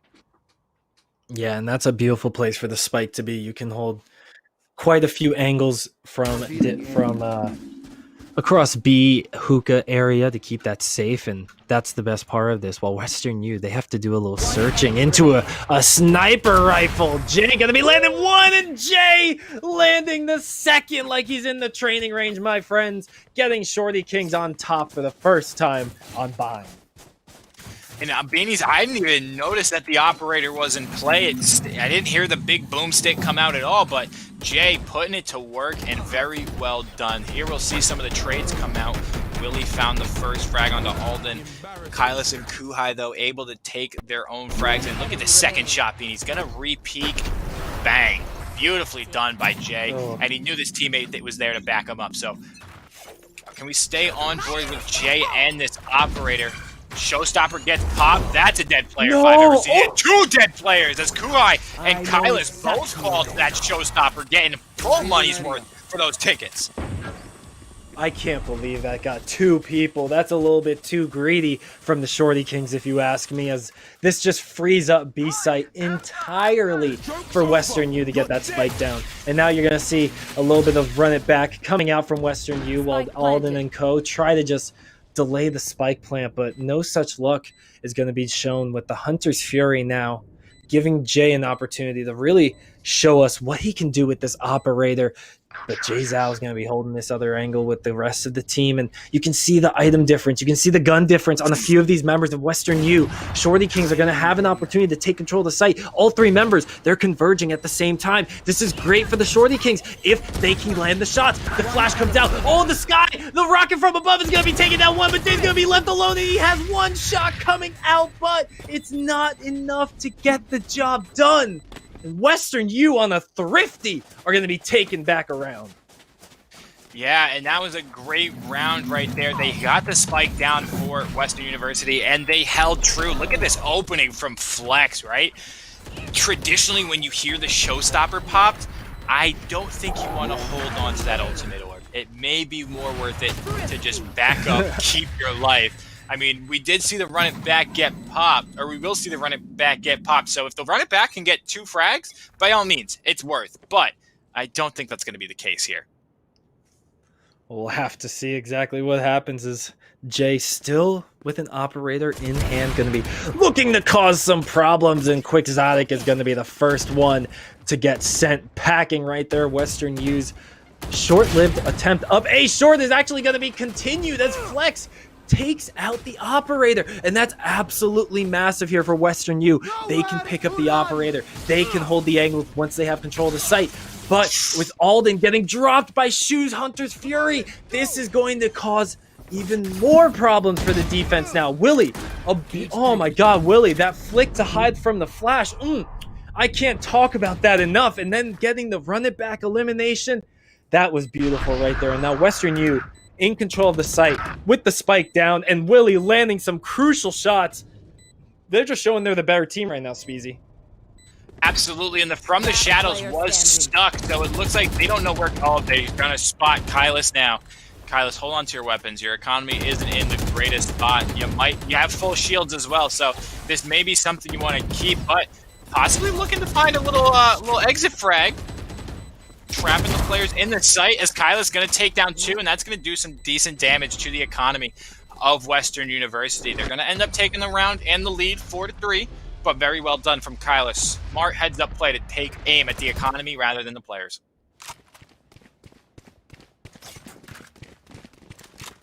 Oh man, Speezy, we got us a little bit of a back and forth here. Not gonna say anything just yet because last time I jinxed something, we ended up going 50 rounds. But I'm just gonna say it's an enjoyable game so far.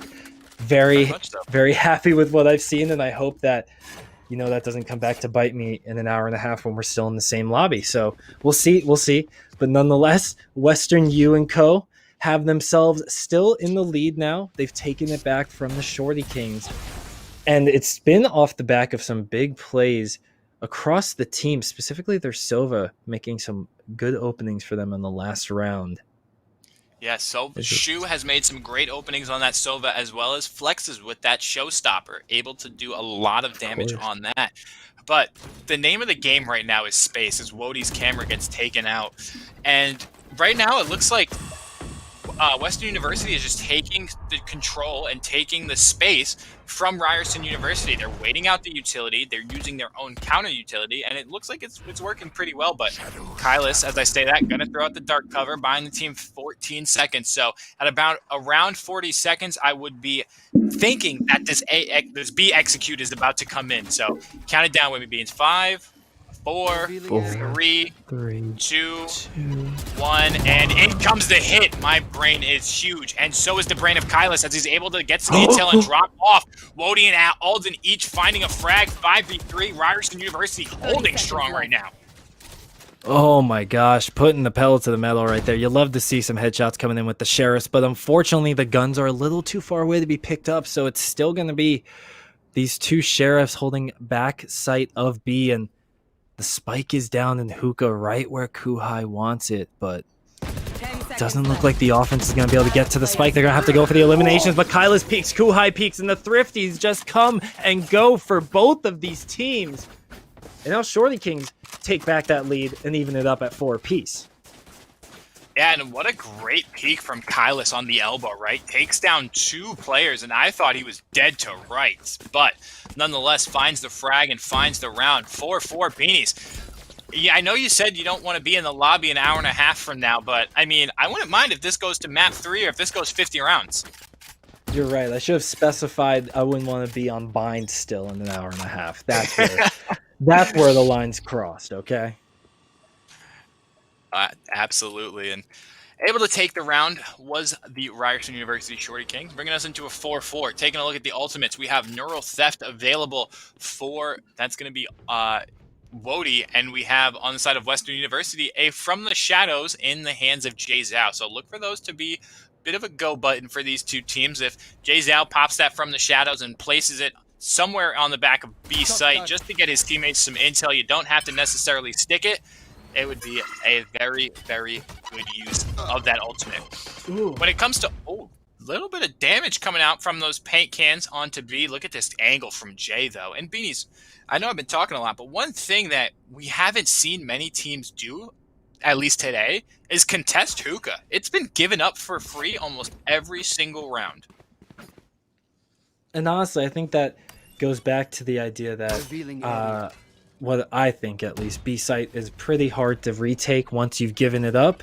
So if you are going to be giving up that site, if you are going to have only 2 members on it, you can't really justify running Hookah, in my opinion at least. But Alden and company are showing us exactly why their strategies work out, because they're picking up all these frags and they're coming out on top of the trades. Even though Flexes gets the last laugh of that exchange, it's still going to be 3-2 in favor of the defense, as they are able to get back up to come in from their Omen, as Jay holding the operator, peeking around. Flexes read that like a book, deals with the flash and the paranoia at the same time. The spike gets dropped, but Jay is able to take down one, and Kylus securing the other onto Flexes gives this round over to the Shorty Kings. And the operator from Jay coming in huge again, able to find that last frag. Very well done. They're retaking sites, Ryerson University, extremely efficiently.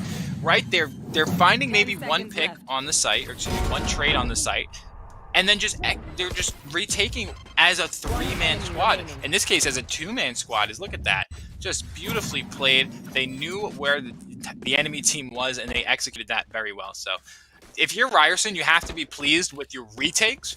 However, what you don't have to be pleased with is the way you're holding sites. Beanies, I know we say B is a harder site to retake, but I would like to see Ryerson gamble a bit more and take a bit more space, right? You have to try and block some of these members from even getting into hookah. That could speed up the pace of the round. Jayzao is going to be caught in no man's land with the spike here. So if Jayzao goes down, this could be detrimental for the side of Western University, and I think he knows that, so he's going to back off. Yeah, good call. Never let the spike entry. That's rule number 1 of Valorant. Never, ever, ever. But, you know, going through hookah, you can have it as third in the line, a little bit safer. Not going to be dropping that in enemy sight lines. But, oh, speaking of sights, oh, that arrow was beautiful. Almost connecting for a big chunk of damage. But still, nonetheless, a beautiful attempt as you have Shu trying to respond as well. And I love these angles we're getting of the arrows. Shout out to the production team behind us making all this look so pretty. Just like that skin. Shout out to the Winter Wonderland skin. But Hunter's Fury, the biggest topic to talk about. Alden going to be getting one with that Hunter's Fury onto his counterpart of Sova. But that's going to give Jayzao an opportunity now to safely plant without having to worry about that ultimate coming out. So now Western U, in control of the site, are going to have a little bit of a tall task ahead of them as the 5-man retake comes in. You can see the split, the 3 at the end of elbow, the 2 from CT spawn, and the pistols are in the hands of Western U. And I said pistols, there's a shorty as well. Flex gang 1 of Willie getting another, but the trades, they come back and forth, and the assault rifles may be what lasts longest. The assault rifle, the operator, but Jay's out in close quarters, able to get, but Jay returns fire with the classic. And he gets the defuse done in time. Shorty Kings get their 6th round win here on Bind. And a great round from Jay again. The situational awareness, knowing to get rid of that operator and pick up the classic. Very well done. I mean, Beanies, we know. You and I probably would have stayed with that op and tried to go for the highlight or the Twitter clip. But these players are playing with something on the line, Beanies. They want to win, they want the bragging rights, and they want the scholarship money. So they're not going to play around today. And very well done as RU is going to take their largest lead that we've seen them take in this entire series. Exactly. They will be getting a big jump, which, I mean, we can't speak too much on because Western U has come back before, so we have to give a little credit where credit's due. And Western U going to be safe, at least for this round, with their purchases. They're going to need to come out big if they want to stick around in the 12th round as well, as Kuhai holding in lamps. Going to be playing a little bit of a sight line here, but A short is going to be the location, and KhazixMayJump going to be using that run it back, Spence. He uses the run it back, uses the hot hands as well to buy even more space. Can he get the timing? Yes, he can. KhazixMayJump is going to take out Kuhai. Neural Theft comes in, and it's going to be a showstopper.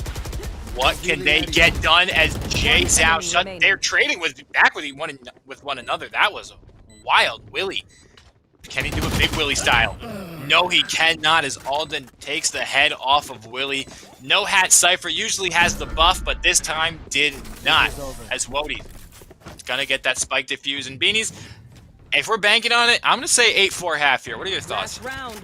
It feels like that because you look at the credits available here to Western U. They're going to be able to get some assault rifles, which is always a good sign, but in some cases, they're only going to afford a light shield, so they'll have a little bit less of a defense. That is big for the...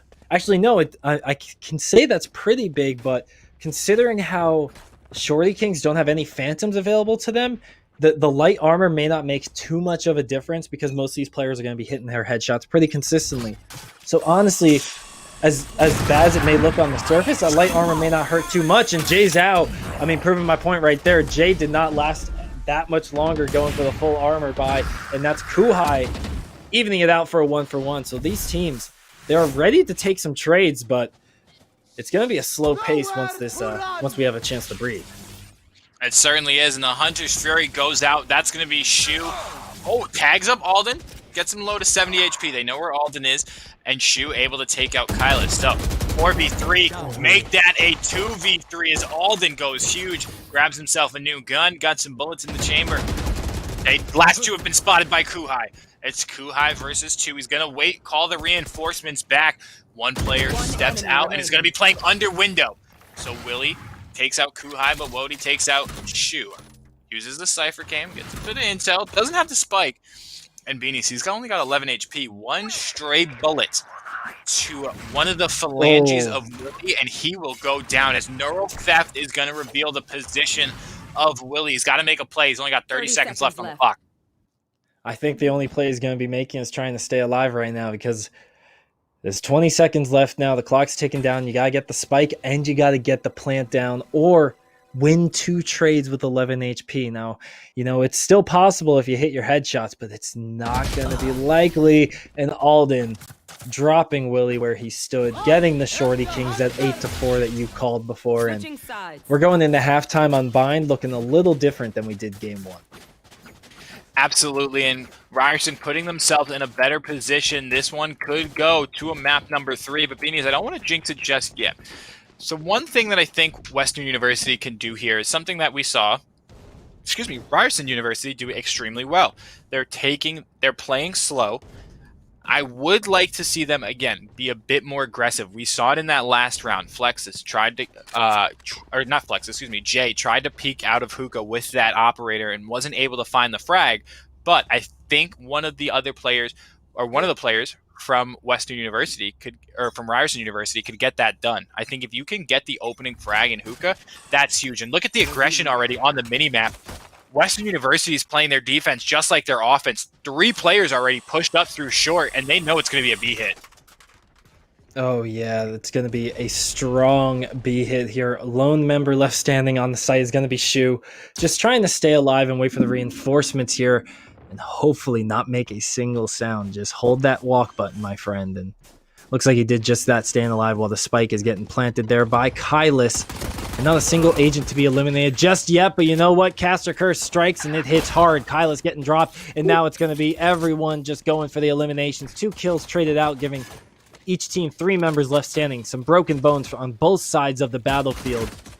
But Hookah maintains 2 members of the defense, and that's a crucial spot when you see where the spike has been dropped. Jay can try to go for this, but now he's fully aware that both sides are going to be looking for him. He tries to go for the jump shot. Jay Zhao puts that dream to a close, leaving just Wody and Alden left standing. But there's only so much you can do 2 versus 3, and pistol rounds make it a heck of a lot harder. Western U, they come back strong in halftime, getting their first round win. And Beanies, I love what Western University did when you watch that mini map. As they pushed down short A, right? They didn't see a soul, so they sent 1 player back towards their spawn. That way they could have reinforcements for a retake, and then they sent 2 other players through hookah. Those 2 players in hookah were able to find the spike planter because that spike was about 3 seconds from getting planted. So that bought them all the time in the world that they needed and set them up for success in that round. We are going to be taking a technical pause, if I'm not mistaken. So that's going to be from the side of Western University. Hopefully they can get everything sorted out, and we'll be back in the game momentarily. But if you're just joining us, folks, Ryerson University Shorty Kings against Western University. Western University was able to take map number 1 of Ascent with a scoreline of 13-7. So they started off the half 6-6 in that first one and came right back into it. So this is their defensive half, Beanies, defensive-sided map. What are you going to be watching for if Western University is to take this 2-0? Well, I mean, we just kind of saw it coming from them right there. They still have unbridled aggression coming out from their defense of all places. They pushed up A short with 3 members. A 4th went through showers. They left Shu all alone on B site elbow. And then they just waited for the retake to come in. They regrouped from so many different angles that it really threw off the Shorty Kings. And I think that's something that plays so much to their advantage. Because B site, I've talked about time and time again, but there's not very many ways to get onto the site. And more often than not, you can kind of rule out certain areas when the offense pushes fast enough and they have a sentinel and the like. And so the way that Western U was able to get onto the site, they were able to hold down hookah and get a nice crossfire with their spawn. And once the spike got dropped on site, it really just felt like that was the be-all, end-all. And from there on, Western U just hit their shots and they traded like they needed. So you're saying the aggression is going to be key from the side of Western University. In terms of from the side of Ryerson on the attack, they need to keep this Phoenix going and keep the Phoenix alive. That's going to be Kuhai. Kuhai, we saw pop off in the last map on the Reyna. If you can get Kuhai going, you can get as many run it backs as you can. I really want to see them start to fight more for those ultimate orbs, whether it be the one in Shower or the one in B Long. Because run it back, to me, is one of the most powerful ultimates in the game. The ability to create space for the rest of your teammates is just, it's phenomenal, and it can make all the difference, especially similar to when you see the showstopper. You see the showstopper, everyone immediately runs away, right? If you watched First Strike at all last week, I mean, you think so. Got 1 kill with his showstopper the entire tournament. 1. It's one of the most ridiculous damage dealing ultimates in the game.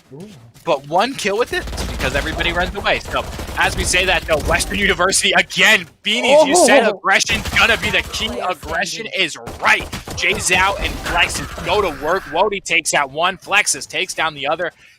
Beanies, that was like a 10-second round. Yeah, and I'm gonna be honest. It looked like at most points our defense crossed the equator of this barriers?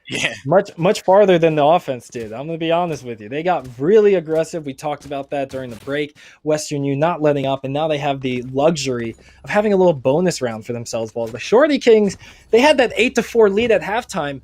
If this round doesn't go the Shorty Kings' way, we're very much looking at a tie game coming up.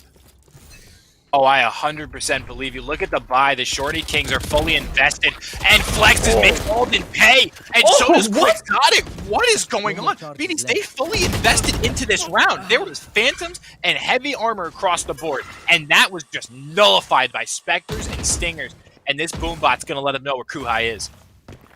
Okay, so yeah, let's just take into account that we just saw submachine guns assert dominance here, and Kuhai, as you said, they are fully aware of his positioning. They know where he is. They don't know the Spike's location, and fortunately for Shorty Kings, they still have that in control with their Cypher. But this is gonna be a 4 versus 1, my friend, and you may be able to start off with a nice kill there, getting 1 elimination, but you did take some damage there, Wody. You did lose just a little bit of HP. So now with a combined HP of 110. It's going to be left up to Woody to get these 3 eliminations. And he does have a Vandal. So this Vandal, if you hit the headshots, this could really happen. Finds one. It's going to be the Phoenix going for the trade, but this is going to alert the rest of Western U. Wody has that internal clock ticking. He has to keep moving. He has to keep focused. He has to hit his shots. He goes for the peek, but nobody is home. Now just playing with fire. He doesn't know there's 2 members. He doesn't know there's 2 members, and he can't even get one. Shu taking down Wody with the Spectre. And Western U putting up an incredible performance here in the second half. And Beanies, again, look at the start that we saw from Western University. Slow motion for me like Juvenile. Flexes, catches Alden with the recon dart out. You can't peek with the recon dart. You just can't do it. And when you're playing against a team like Western University, you're going to have to do these lineups for Sova darts from so much further back because they are so aggressive. I want to see, though, are they going to change the playstyle? And it looks like they're going to get a bit more passive here and let Ryerson take a bit more control. Beanies, like I mentioned in the first half, look at the positioning on the side of Western University. That's going to be Quixotic in Hookah. This is going to be the first time we see possibly a fight for Hookah. But how did Jay get tagged to 1 HP? Was it a shock dart?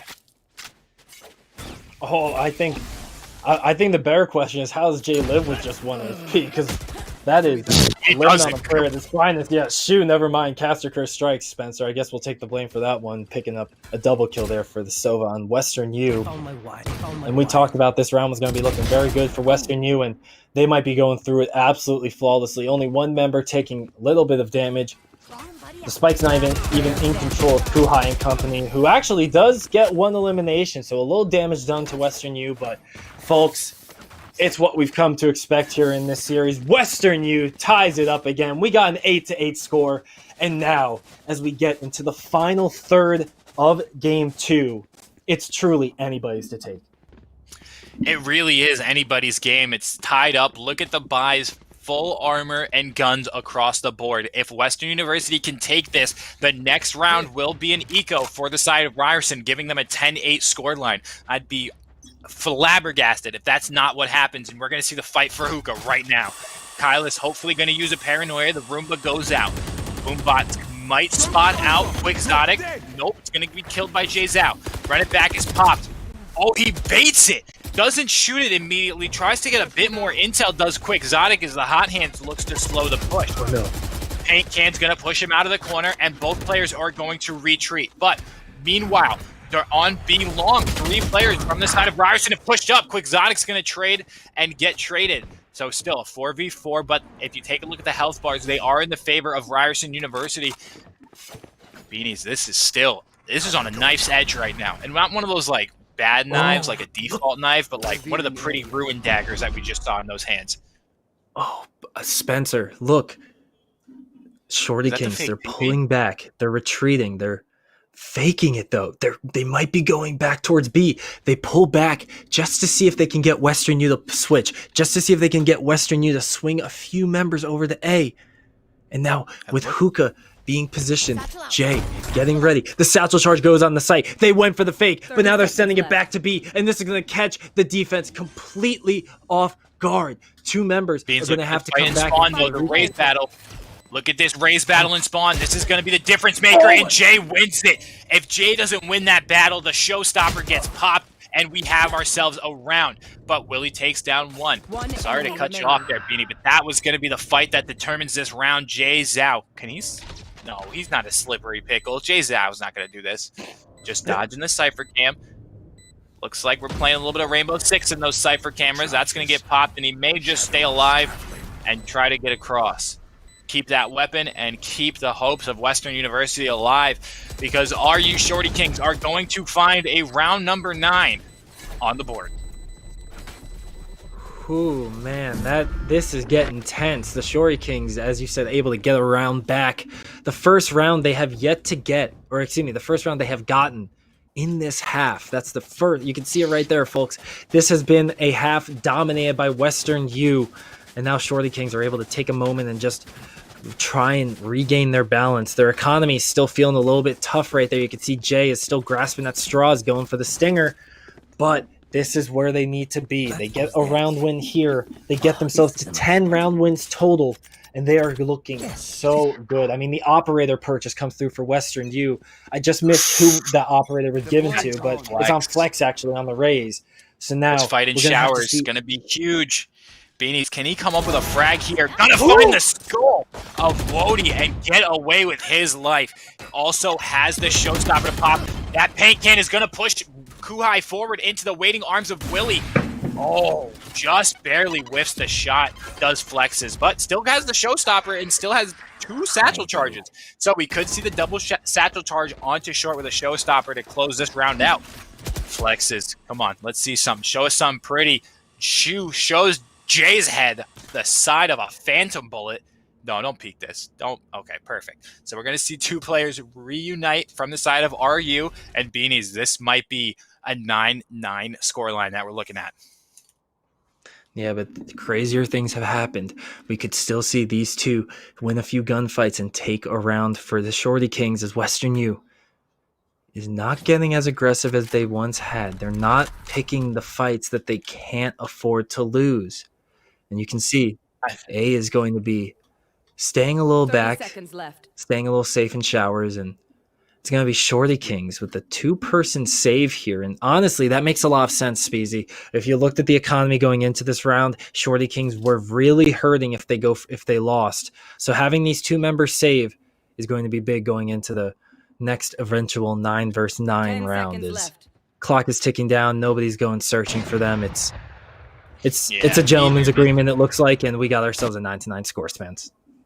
Absolutely. And I don't think any Western University might be going hunting here. I don't think they're going to have the time, and nor should they. Their economy's in a pretty good spot, but Kylus takes out Quixotic. Not going to mean too much, as they did have a decent amount. Let's take a look here. Yeah, Quixotic's going to full buy already. And Shu with 7,100 credits, Jay Zhao with 7,200. They're sitting pretty. They're not stressed about it. But again, a very smart decision from Ryerson. You lost 3 players early, pull back, save those weapons, as well as the armor. That's a 3,900 credit investment that could potentially go to waste. And Beanies, like you said, anything is possible, but that's a tough one to fathom if you're going to be going for that in this situation. Yeah, I completely agree. By the looks of it, Shu's using his recon to get some info. Not going to find much until he gets into that dark cover and finds 2 unfortunate souls going to be revealed, and that may give a heads up to swing over for the defense, but no, Western U staying back, staying safe. Jay going to be using the satchel alongside the showstopper, but has no intel, can't peek. Goes for the rocket, gets a double kill off of the showstopper. Jay giving the Shorty Kings a new breath of life as they get the bomb. No, spoke too soon. The bomb doesn't go down. The paint cans from Western U are able to keep them off the spike site. And now you can see the swing is going to be coming over, and the spike. Oh my gosh, Spence. Are they going to be swinging it? It's a bait. It's the bait. There's no way. Yeah, they know. And it looks like that's going to be Willie doesn't have the camera onto the B site, so it's going to be Quixotic alone here to hold these players off. But as I say that, Willie starts to make their way through spawn. They're going to be without flexes on that Reyna, or excuse me, on the Raze. Alden takes out Quixotic and the jig is up. They know that they are there. This could still be anyone's round, but Wody shuts it down.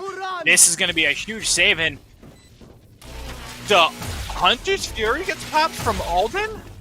Might be a misclick there. I might just try to keep him off the site, but I think that's a misclick. You would want to save that for a more meaningful round when you're not in a 3v1 situation. Oh, but the big talk is Flex's getting out with the operator and full armor, Spencer. That is huge right there. The fact that you can go into next round with the same exact kit, not buy a single thing, that's going to be big for Western U to come back. And I can really appreciate the fact that Western U is cutting their losses and understanding when they do or don't need to fight for something. Last round, we saw them take the 2-person save very early on. This round, we see Flex is going for that early, or that, I guess early save with the full armor still available alongside the operator. And I just want to see if this ends up paying dividends, but the real talk of that round is Jay coming in hot with this showstopper. It was a beautiful clip to see. A nice little surprise coming out of the Dark Cloud. Absolutely. And Beanies, I do want to give the folks at home a quick update on the bracket. Looking at the top half of the bracket, the Scarlet Knights of Rutgers University were able to take down MSU Esports quick 2-0 fashion. And on the bottom half, the NYIT Cybears fall 2-0 to the Oregon State Beavers. So we have our first 2 semifinalists locked in. Whoever wins this match will be meeting former champions Oregon State University. So I'm sure they are tuned in and watching this pod, because boy, oh boy, there's going to be a lot to watch if you're dissecting this game. Revealing area.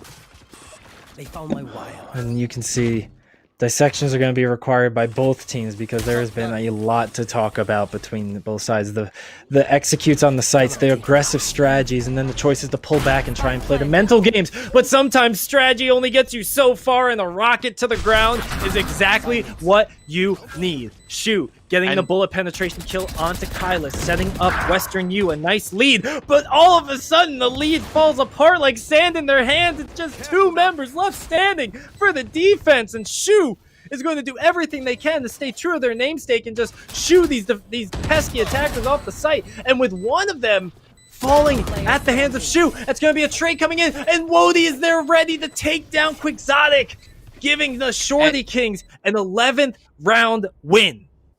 Yeah, Beanie's in good. Lodi Wody is gone off the water bottle as he takes that round from the clutches of defeat and hands it over to the Ryerson University Shorty Kings. Very well done, and an extremely, extremely huge momentum swing, as now Ryerson University is 2 rounds away from taking us to map number 3.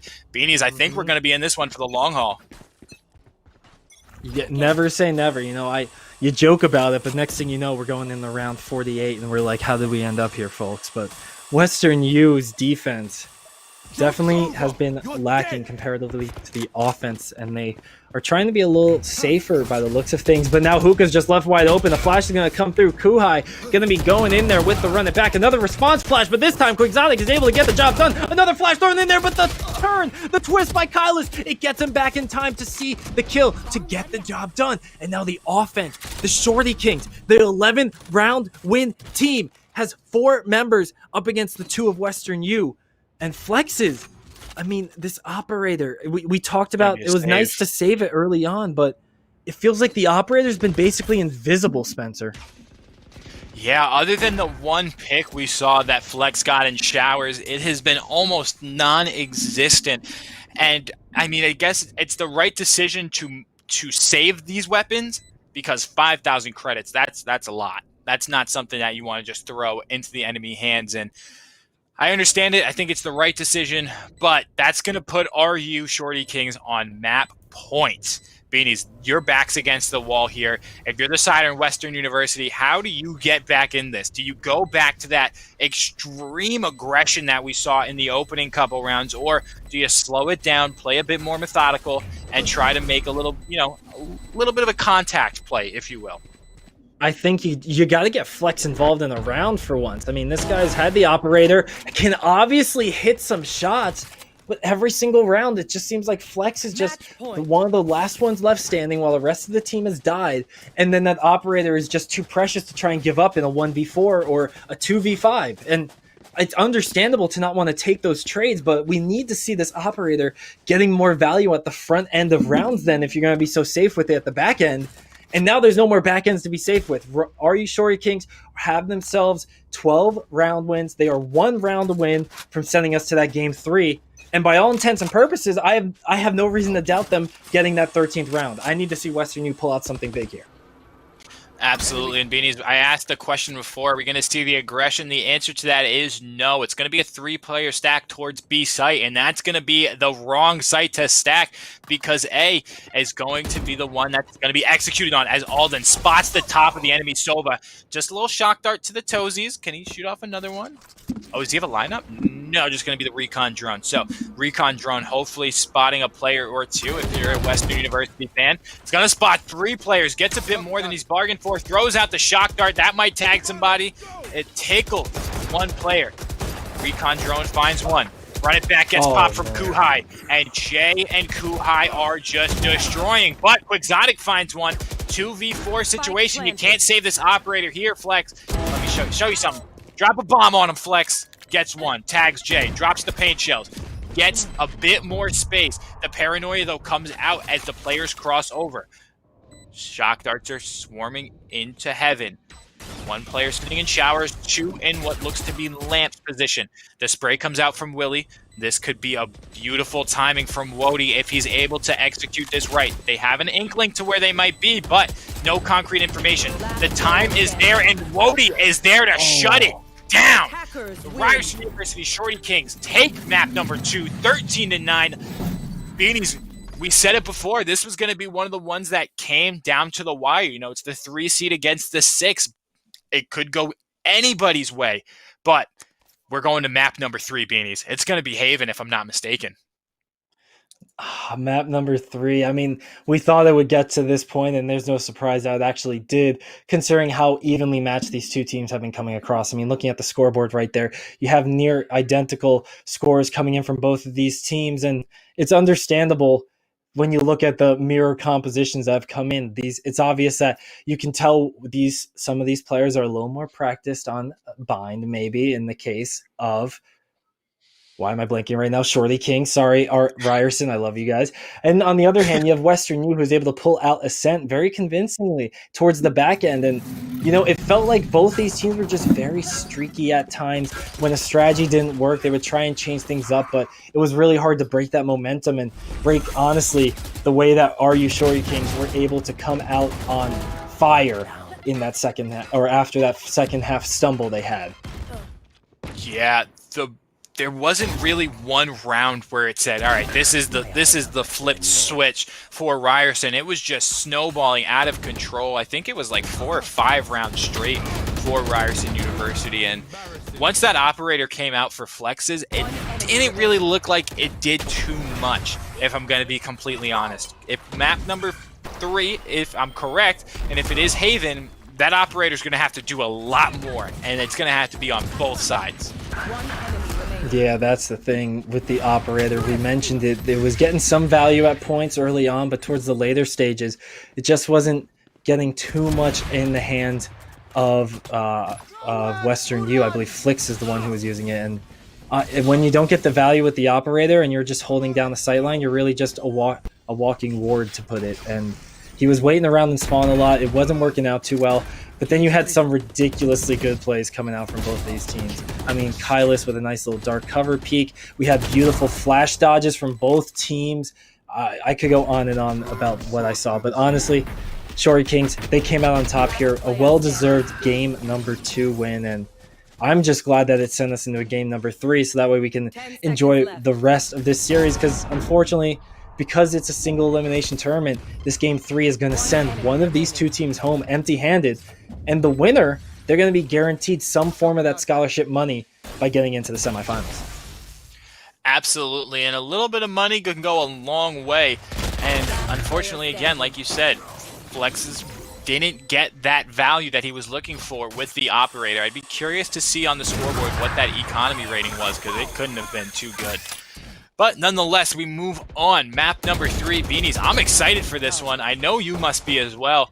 Tomorrow's going to be some great games, some phenomenal games. I know we have some phenomenal casters as well. Beanies, I will not be here, nor will you if I'm not mistaken, but you'll be in great hands, ladies and gentlemen, and everyone else. I've got some surprises for you guys in terms of casters tomorrow. Some big names. You have some surprises?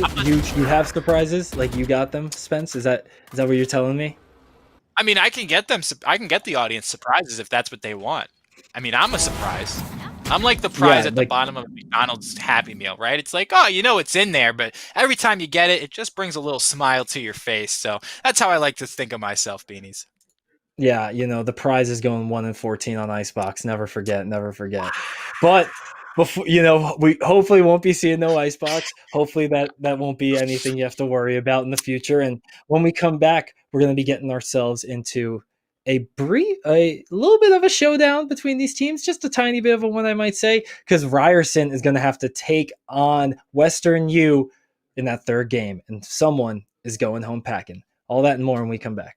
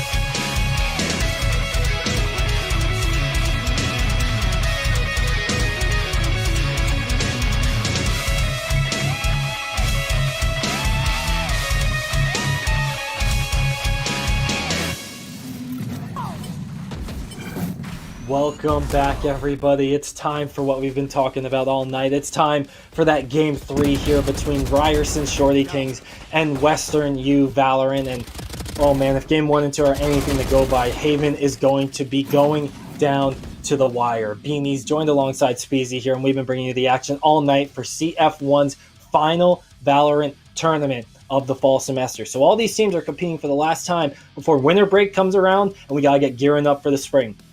And if I can tell you guys something, I know for a fact Ryerson has come very, very close to quite a few tournament finals.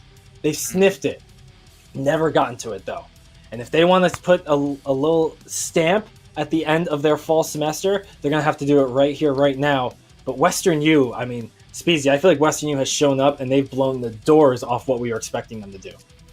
Oh, they absolutely have. They've shown up and they've showed out with their extreme aggression on both sides of the map. Whether that be attack or on defense, it does not matter for these players. They are just it looks like they're on attack on both sides. We saw it in a couple of rounds where I believe Flex pushed into showers with the operator on defense. Quick 2 picks. Then we saw it when they were pushing out B Long. A quick showstopper opens it up for another 2K. So I'm interested to see what these teams can bring to a map like Haven. It's going to rely a lot on the individual abilities to frag. And the one pick that I want to see is the Jet. Who's it going to be in the hands of? I would love to see it in the hands of Quixotic and Jay because we've seen them both pick up the operator and go to work with it. But I don't know, Beanies. This is still anyone's game. Oh man, so you got some locks coming in. I don't think we'll be seeing a mirror for the first time because there is no hover of a Phoenix coming in from the Shorty King. So already we can tell there's going to be some differences that we can point out. And first and foremost, that difference is going to be the Reyna. Kuhai absolutely popped off on Ascent with that Reyna. Unfortunately, they didn't get the win, but Kuhai, had some very great highlight plays where he was able to pull off 2Ks, 3Ks, clutches, you name it, Reyna did it. But on the other hand, when we have Western U, who now has locked in every single pick, we're going to be getting a little bit of a change up here by the looks of things. Quixotic is going to be heading over onto that Cypher. So switching off onto a Sentinel role for Quixotic here in the decisive game 3. It's an interesting choice here for the side of Western U as Shorty Kings are just going to be locking in a similar Sentinel pick here in the Cypher in just a moment. Absolutely, and the other big difference is going to be Flex's moving off of the on map 1 played Jet, map 2 played Raze, map 3 he's on Omen duty. That's an interesting choice because we've seen Jay Zhao on the Omen. Maybe they're hoping to switch things up. Jay Zhao is going to be on Phoenix duty, and again, this is going to be a bit of an interesting choice because Flex's wasn't one of the players, nor Jay Zhao, who had, I would say, bad maps. They played pretty consistently. They did their jobs. They got what they needed to do. I want to know what the reasoning behind this large switch-up is for the side of Western University. Yeah, I mean, there must be something cooking up in the lab right there that we can only hope to find out about in our post-game interview with whichever team ends up winning. So please do stick around to find out from our winner and hear whatever words they have to say after a back-and-forth tough 3-game series now culminating here on Haven. And you can see already some agent location choices, I should say, about where they're going to be sending what. The offense is going with a 3-2 split here between A and C, while the defense going to be favoring that C side here, leaving up B and A to the Cypher trap. So an interesting choice here by the Shorty Kings on defense. Very, very much so thinking it's going to be a C hit, and by all intents and purposes, it looks like they're going to be right for the time being. Yeah, and you can see Shu looking up on long C, expected the Sova dart to be on the back of those trees, but didn't come through. Oh, is this going to be a quick rotation? RU Shorty Kings are leaving the site. Oh, never mind. They double back, and they're going to find one. And never mind, make that 2 players, but Shu shuts down Kylus. There's a player on the site already. Tailwinds out of there does Jay. Shu finds another. Spike's going to get planted, and Western University has got the man advantage. Alden makes their way through garage and has a recon dart. So this is going to reveal a lot of information here as Kuhai takes down Shu and gets the double heal. But Quixotic shuts Kuhai down with the 150 health from those double heals. Oh, Wody, stick it. Stick it. Last player standing. Does not stick it. Trades out. Wody now, though, only has to get a half HP. I don't think the player on Western University knows that. That's going to be Quixotic. He plays the time extremely well. Just a half stick. He's sticking that. And Wody takes down Quixotic just in the nick of time, able to hop off the spike, brings out the candy cane, and delivers the first round for Ryerson University Shorty Kings. Yeah, and you could see Quixotic really overcommitted for that peak. That was a really, really wide swing that he made, really committing to hitting his shots. And unfortunately, when you make a choice like that, as you can see, there was nowhere for him to hide. So he had to land that shot, was not able to get the kill shot down, and now it's going to be 1-0 in favor of the defense. So Shorty Kings starting off strong. They're going to be getting some good purchases here early on, but look at Western U, all or nothing. I love to see it there, Speezy. Stingers, full armor across the board. Yeah, this is going to be an interesting buy. Normally, we see the team that won the round take that eco buy, but none. It's going to be this side. Oh, Willie, though, putting it to work very quickly. Gets a 2K for Willie and pushes everyone off site. There's now 3 players from the side of Ryerson University in the back of spawn. Jay's out. He's got a curveball. Can he make it work? One player, that's going to be Alden, playing that same position, working their way into garage, trying to spell a bit of chaos for Western University. But 5 players strong, they hold. He's going to tag that Cypher camera, and the recon dart's going to go out as well. Wody takes out Willie. Recon dart destroyed. Kylus and Wody going to work here on the back of this site. Can they find one? No. Flexes, though, able to take out Alden. Oh, boy, trades across the middle, trades across the left, and flexes across the center as he gets the 3K and shuts down the round. So this round 3 is going to be really interesting, Spence, because now we have ourselves both teams purchased nearly full economy's worth of items, and only one member was left standing at the end of it. So really only flexes are going to be enjoying some sort of economy for this round, and we'll have to see what the purchases are going to be across the board. As you can see, it's going to be some submachine guns and heavy armor coming in from the offense of Western U, but Shorty Kings being a little more conservative with their credits, really banking on that 4th round to be where they break the camel's back. But Kuhai trying to make a play happen there with the Sheriff. No such luck. Jay's out.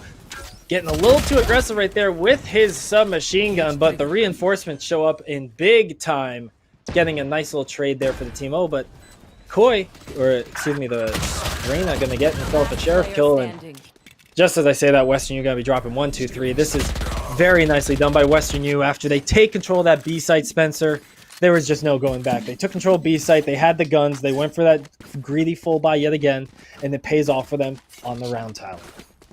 It does pay off again for Western University, and that's the aggression that we've been talking about. They swarmed onto site and took every gunfight they could. Beanies, though, I know you see it. I know our observer sees it. That's Jay's operator. This is make or break time, because if Ryerson University lose this round, 3 players with 0 credits and 1 with 100. This could be disastrous if they lose this round. Oh, but think of what could come of it if they get the W. But the bait on short and to A lobby is gonna make it seem that there's a couple of players that crossed, but no one bites on the bait just yet. And now look at this, Jay as well as I believe it's Wody are gonna rotate off of site because there was some tilty got thrown down, but nope, they come back and they're gonna play a bit more of a spread out default.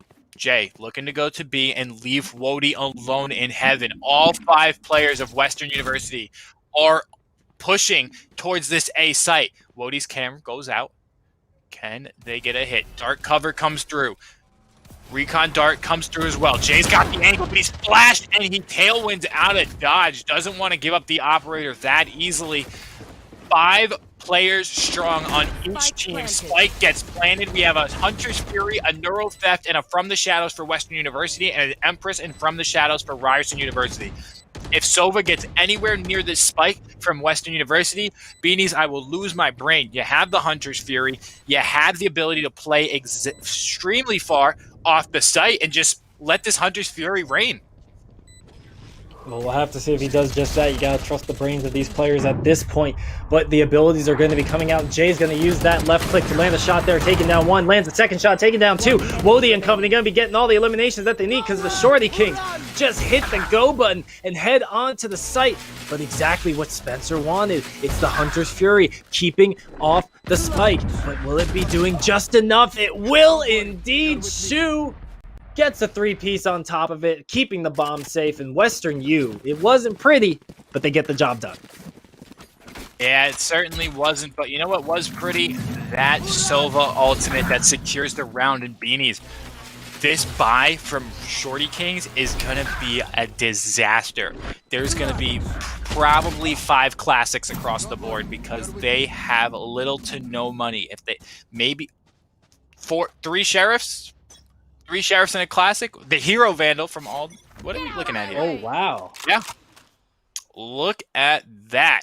The one hero Vandal and Kylus taking the aggression as he takes out Jay Zhao, hoping to upgrade those weapons, and that's what Kuhai is going to do. If there's anyone who needs a weapon, it's going to be the entry fragger of Kuhai. Bladestorm gets popped. Just dash. Oh, what was that, Wody? Are you kidding me? What a shot from Wody, just nullifies the Bladestorm, sending... Oh, what? He sent Willie to vacation. What? I don't even... I can't even process that. That's a lot to handle. And Alden, a little easier to aim with this. Going to be using the Hunter's Fury, but Kuhai having the Empress in the back pocket just to secure the round as Flex is going to be the only one, but pulling his gun out at the worst possible time, leading to Kuhai's 2K, and Shorty King's getting the second round win under the belt. Look at this shot. Are you kidding me? Wody. Word.exe is what his new name should be. Jeez, that was just nasty. You don't see that every day in Wody. That's a special one. Take a bow. You got your Twitter clip, and you got the round. Ryerson University back on board, and I know Wody's going to be feeling it now. He's got to go for some more of these highlight plays. Jay, though, got the operator and looking to change it up. Typically, when we see a Jet on the op, she's looking to maneuver around and hit a different shot, hit a shot from different angles every single round. Jay knows that. Last round, peeking down A long. This round, gonna peek down short. Not gonna see anyone just yet, but with this operator, you're really just a turret. You stay there, you don't move, and you just hold it down. Taking the ult orb, Western U playing very cautious, not used to the aggressive, or not showing the aggressiveness that we are quite used to seeing from them. They're being a little more calculated here, trying to take their risks a little more cautiously, I should say, but they are making moves towards B site at the time, and you can see the defense not very favored toward B site or A for that matter. They're three members just stacking that C site, expecting a lot of aggression there, and when you have the Cypher available to you, it makes it so much easier. You got the cage, you got the tripwire, and now you got the dark cover you have to deal with, but Kuhai has the Leers just to push out if needed. A cheeky little spike plant gets through. There was still Alden on the back of the site here, so the fact that it does get through is interesting in of itself, but that's just the threat of kill being so powerful here. Is Quixotic is going to be in for a rude surprise once he peeks through the smoke. A nice dodge of the blind shot. Going to spray and pray. Flex is going to pick up the elimination. Now it's going to be another smoke they're going to have to shoot through. Does, in fact, get the neural theft off right before dropping. So that will feed information over to his team. But I mean, come on, who didn't think that everybody was going to be sitting here on B site? And the trades, they come out the left, the right. But still, it's going to be Western U on the offense getting the round win. And Beanies, one thing I want to point out is that is not the easiest hold of the spike on B, right? We've seen it in a ton of professional Valorant play, and it's started to trickle its way down the meta. You sprint into B short, you smoke off A link and C link, and you plant the spike directly center for window. It's not easy to hold unless you have a Hunter's Fury or you have that operator posted up in window. So credit to Western University. They did that. They held that site extremely well. They all played off a spike, and they all played off each other. I really thought we were going to see the stick come out from Wody. He got it to half HP, to the spike to half health a couple times, and wasn't able to take the full defuse, but Willie's going to tailwind on the site. We find ourselves in a 4v4 situation. Western University is going to plant that spike. Oh, Jay gets spotted by the Cypher cam, and that's going to push him off the angle. Traditionally, you want to see that Jet hold the angle. Shu here, playing the flanks. Knows that there's going to be a play. He heard the player go through garage. Oh, Shu. Shu is going to be the key to this round. If Shu can find a player in garage, just like Jay found Willie, this will be the world of a difference. Kuhai comes storming in, gets one. Quixotic gets another, but look at Shu. They don't know where he is. One enemy remaining. Takes one, takes two. Shu. Can he find the third? Got the recon dart's going to spend that out, and that's going to tag one player. Alden's on the defuse. He's looking to stick, but can't do it. Shu is playing the time. Shimmy, shimmy here, shimmy there, shimmy go. Shimmy, Shu not able to get it down, but Alden finds the frag. Can he find the defuse? That's going to be a no. What a round from Shu, Beanies. Huge flank right there. I feel like this is the third round we've seen Western U win off of the spike going off when they're all dead. Okay, they did it once with the Hunter's Fury, and they did it twice when they were already all dead, this being the second time. And it's absolutely ridiculous to see how effective this has been. I mean, Shu, look at this lineup! The spray somehow getting Jay through the wall there. And then just barely missing out on Alden, but he played the time perfectly. He played the line of sight, didn't get too aggressive, and it paid off in the long run. Western U playing fabulously right now. And look at the economy. They are going to be poised to take this round as well. And not only the credit economy, look at the ultimate economy as well. We saw it last round. Alden got that Hunter's Fury, or excuse me, Shu has that Hunter's Fury, and Shu looking to make it count. They know this player's on the flank. Shu, great shots as he never left a lobby. Shu and Quixotic going to work, taking 3 players, and they're not even going to need the Hunter's Fury, it looks like here. As 5v2, this could be a flawless. Oh, as Flexus falls, it won't be the flawless. Kuhai finds a 1-tap of his own. Brings us into a 1v3. I don't think it's going to spell too much trouble though for Western University. They've got the abilities. They have the weapons. I don't see a world where Kuhai takes this, but oh, if he heals off of that, there might be hope. The players on Western University are playing the time so well, and unfortunately, Kuhai not able to get the frag. He's going to have to chalk this one up, see if he can take a weapon out, and he's going to die to the spike to get that bonus money. Yeah, close call there. Almost making some magic happen. Willie also does fall there to the spike, so Western U going to be left with just 1 member standing, but still they get that 6th round win, the crucial round win to secure a tie, no matter what, going into halftime. And I mean, Speezy, look at these. You talked over them. We're seeing them again. That was a beautiful triple K coming in from the Western U squad. And now Kuhai just trying to make some magic happen with the Sheriff. The 3K with it alone deserves an applause. Couldn't get the clutch, but that'd be asking a little too much. He's only human at the end of the day. Oh, he certainly is only human. And speaking of human, Jay got the operator boosted onto this B site. Will they find a player middle? I don't think just yet. Bladestorm's going to get popped. That's going to be in the hands of Willie. Willie looking to go to work here. And so far, Beanies, it looks like the switch of having Quixotic go to a Sentinel has paid off quite well. Yeah, it's been paying dividends so far, but we'll have to see if it persists. Yeah, that B plant comes out middle. The smokes are down into A and C link. Wise taking down Flexes. Willie got the Bladestorm, holding off in garage. He knows there's at least one here. He's seen the utility be thrown out. He gets paranoia, dashes out. And he gets the right click, gets the right click, gets the reset, but Kylus takes Willie's head. Is Kawhi just gonna stick this? There's no way. There's no way. Revealing area. Did they not? I think over the gunfire beats, they must not have heard the sound of the spike getting defused, because Shu had his Hunter's Fury.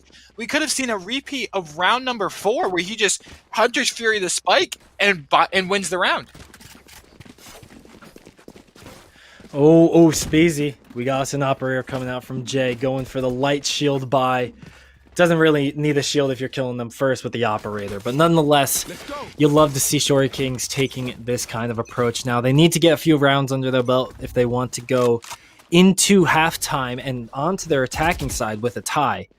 While Western U, they're still looking to get that 7th round win and secure a nice little lead for them regardless going into that second half. And they might be going towards B site to make this happen. They're pushing up. They're getting the spike plant down early, but no shots going to connect there. You do have the Hunter's Fury, though, taking down 1, damaging a 2nd. So getting some nice chunky damage down onto the Phoenix of Western U, and that's going to really slow their roll, because now Spent, there is a bomb sitting right in plain sight there.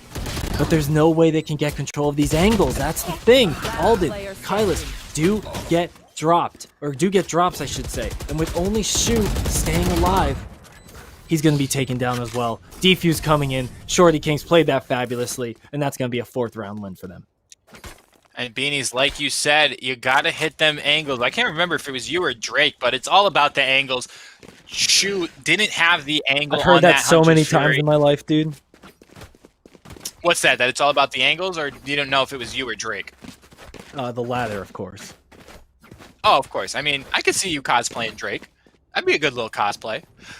Get you a beard, you know, cut those luscious locks, which I think you're still owed a haircut from the from that last cast we did with Rutgers. But nonetheless, we are moving into round number 11. Alden send a deep recon drone that's immediately destroyed, giving them a bit of information and just baiting out the utilities. Western University, they're awaiting. They are just patiently playing this, as that's going to be the paranoia out.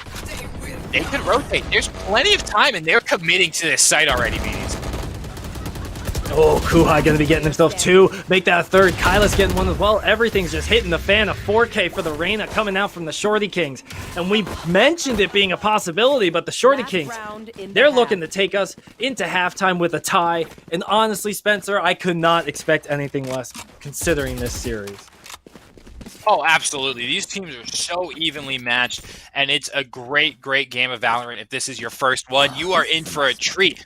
Obviously, if you're Western University and you can take the lead 7-5 going into halftime, you feel good. You're sitting pretty. But if you're the side of Ryerson Shorty Kings, you feel good as well. This would be your 4th round in a row. Going into the pistol, it's anything is possible. The pistols in this game are basically fiestas. Speaking of fiesta, Jay's going to walk in on a party and play spoiler as he takes out Quixotic, who's a huge impact player on the side of Western University. And didn't use the tailwind, Beanies. He still has the tailwind to get out of dodge should they decide to peek another angle.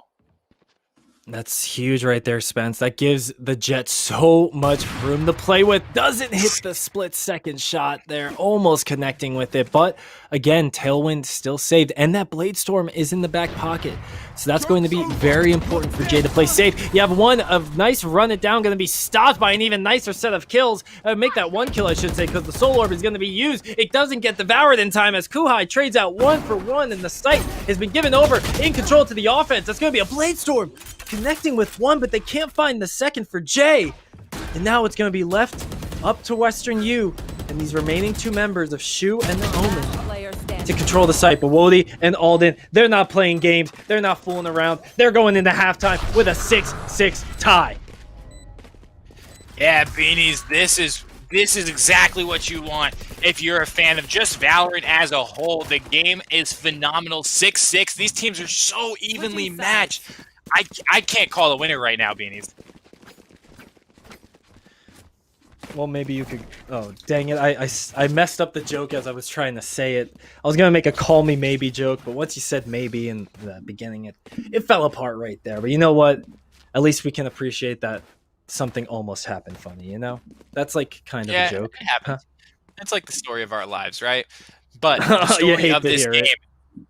You absolutely do. The story of this game is going to be aggression, right? We saw it in the last map on Bind. The aggression that Western University plays with on defense is unlike anything I've seen before. It's almost like you're playing a ranked public game where people are like, yeah, why not just full send? Are they going to do it again on this map? The answer to that question, Beanies, is you bet you're behind they will. As look at Shu. Shu has already made his way up. There's nowhere for... Oh my gosh, Shu unable to get that frag. Leaves Jay on 6 HP. Alden takes down Flex's. Shu still alive, though, with 6 HP. Oh my gosh, the hit perfectly and gets the timing on Alden. Does he know there's another player in short? He does. 2v2. Shu is a monster, but Jay on 6 HP. They were sprinting over to that C site. Spike's gonna get planted, and the tag on the Cypher cam, the nerd cam from the side of Quixotic, is going to find 1 player. Looking to duo up here, meet each other in the B site and play this one together. Looks like they're just gonna miss the timing on Jay. Oh, they have to check this. Jay, they don't know, and they're gonna hear the sound in the Cypher cage. They know Jay's there. 1 player's gonna stick and shoot through the cage. He got it started. He's going to end it. Takes down the 3rd player and takes the pistol round for the side of Western University. Beans, that was amazing. That was beautiful to see right there. Western U getting themselves a nice little round win on the pistol. We'll have to see what their buys are going to be, because remember last time, Spencer, Western U won the pistol at the beginning of Haven. And then in round number 2, we saw Shorty Kings risk it for the biscuit and come away with a round win. So they're going to be not as risky this time around, actually, by the looks of things. Shorty Kings going to be getting 2 go. Nope, I guess I spoke a little too soon. We got 0 credits on Quixotics. They're going for it all. Well, Western U, yet again, winning that first round, taking a passive approach with their purchases. And we'll have to see if that actually pays off come third round. And already paying off, actually. Look at that, Jay now getting the 3K right there. Western U, incredible job right there. Getting themselves a quick 2 kills just like that. Beautiful, nicely done. 8-6. Beanies, I saw the Shorty Kings. I saw they had the frenzies. I thought I was going to see a frag, but Western U, Jay Zhao, take a bow. Shuts it down. Watch this. 1 head, 2 heads, 3 heads, floor. Doing more than enough to keep Western University in the lead. If you're a teammate of Jay Zhao's right now, you're praising him in that Discord server. Bro, I appreciate you finding the 3 frags in garage. You made our job a lot easier. Well, Western U, they got a little easier job now. 8-6. A little bit closer to their goal, but Jay not playing around, taking down Shu. And that's going to lead to Willie possibly getting dropped, but no! You naughty armadillo, Willie! Naughty Willie finds 2. Beanies, you gotta check your corners. You gotta check your corners, Spencer. That's the name of the game here. We got the spike finally planted down. The Shorty Kings gonna be getting themselves onto site. 2 kills actually coming in as well. Now we got 1 member left of the Shorty Kings here, taking on 1 member, Willie. And they're playing around the spike. They're doing a little tango, and Willie with the 4K. Gonna get the defuse as well. That's a huge round for Western U, getting them their 9th round win. And Beanies, you know how you stopped that round? You check your corners. Look at the trigger discipline. He checked, but it was not enough. Willie right here. 1, 2. Very well played. The trigger discipline on full display. I had to cut you off. I got way too hyped for that one, Beanies. Willie found a 3rd. Flex found the 4th. And then Willie finds his 4th of the round. Beautiful 4K from Willie. All it had to do was check your corner, and that could have been nullified. And Willie treating himself after the 4K, starts feeling it, gets the operator. I'm excited for this one. We haven't seen this yet in this map. Well, nobody going to be peeking just yet from that operator, so we'll have to wait a little bit longer until we get any action with that. As Quixotic going to be taking down Kylus pretty quickly here, and then the garage hit is going to be coming through, but Flex was ready, taking down Kuhai. That's going to put a real damper on the Shorty Kings plan. But Bodhi going to be stopping, staring, taking his time. Does in fact get 1 elimination. Flex is going to be trading 1 back with the Phantom. So still in favor of Western U here. But you got the spike coming down from Jay. You got the Blade Storm already used. So you're going to want to get some kind of ROI, return on investment for this. But Quixotic not even going to give him an opportunity to catch a break here, my friends. Alden, the only one that's dropping Jay Zhao, looking to get another elimination with the Sheriff, but that is just a pipe dream, my friends, because you can only spray so much with 6 bullets, and even though he comes out of smoke, he's just walking into his own demise. Western U taking the 10th round win for themselves. And Beanies, I feel like we have watched maybe... It's been four rounds in the second half, right? I feel like we've just been watching one extremely long round. The pace of these is nonstop, and I can't get my bearings as to which one is which. I'm trying to take notes. I'm trying to cast. I'm trying to watch this. I don't know what's going on, Beanies, but I do know that Western University is out to a commanding 10-6 lead and looking to secure their spot in the semifinals. Very much so, and secure their spot in the scholarship money. No matter what, they'd be getting quite a little bit. And oh, you love that little arrow location. The bounce was perfect as well. Unfortunately, no one was sticking around when the arrow hit, but as such, you have Shorty Kings being their typical aggressive selves that we've come to learn, and they're just going to be going for that A hit very quickly, but watch out for the retake. Watch out for that Sova who comes down from heaven. He's going to be going with the Hunter's Fury. He's looking to take down the Spike Planter. Does not get him in time, but will still pick up Kylus, who will drop very quickly. And that's going to be a big disadvantage now that Western U is going to have to capitalize on. They have the numbers. They just have to come up with the retake. They need the trades, but that's going to be Jay dropping one. Responds with 2 kills, actually, from Western U. And so now they just need to follow through. They have the smoke protecting them. You don't want to push this guy a little too greedy unless you're going to be the one landing the kill shot. The 3K for Shu, a 4K for Shu. Coming out of nowhere, Western U 11th round win. And that's looking so promising for these boys and gals over here. And I know Shoe Fly is bothering them because a 4K on that one was absolutely beautiful. Western University is in complete control right now. They have not dropped a round in this second half, and they look poised to take it. I really like what they did there in terms of just retaking that site. That was very well done and a great execute. I'm curious, though. Will we see them start to slow the pace down? The last couple of rounds, like I said, it's been extremely quick. It's been go, go, go.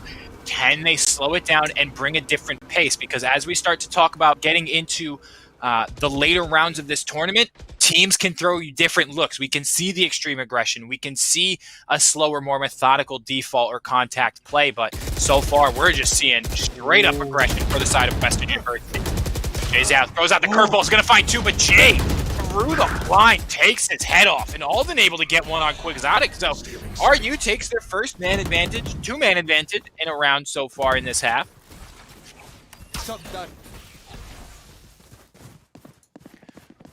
And this is going to be a difficult one. The three players from Western University decide to play split up. They decide to hold a site. Willie with a large whiff finds one, almost a collateral, and does a decent amount of damage to Jay. So now we are going to have it's Flex as well as Shu left in this 2v4 situation. It's certainly doable. They have the abilities. They have an ultimate from the shadows, but Wody on the flank. Look at the lurk doing his best steal impression. Right click to the head. Takes him down, and Wody has been watching the playbook of Steel from 100 Thieves with a beautiful last-second lurk to find the last two. That was a masterclass on what you do with the classic. You don't even left click with that gun. You just jump, you hit right click, and more often than not, it's going to connect with a head in one of the three cases. This, I thought Willie was lined up for a collateral right there, which could have changed the entirety of that push rate at the end, but Wody, I should say, going to be the one taking the spotlight from this round, getting a nice little 2K to end it off and get the Shorty Kings a little bit of momentum back on their side because they desperately need it right now, Spence. They certainly do. Like we said, it was 4 rounds straight for the side of Western University. That's going to shut down that little spree, but anything can still happen as we move into round number 19. Kylus getting us started. Jay Zhao is going to fall. Shoot, check your corners. Wody takes down Shoot, gets the neural theft upload, and is going to reveal a huge play from Willie. Oh, What? Okay, we'll talk about that later. That leg shot's going to be heard around the world. Absolutely, as Jay now with about 15 HP, 2 players left. They're going to call the save. Western University not trying to lose any more credits. That's going to be round number 8 for the side of Ryerson University.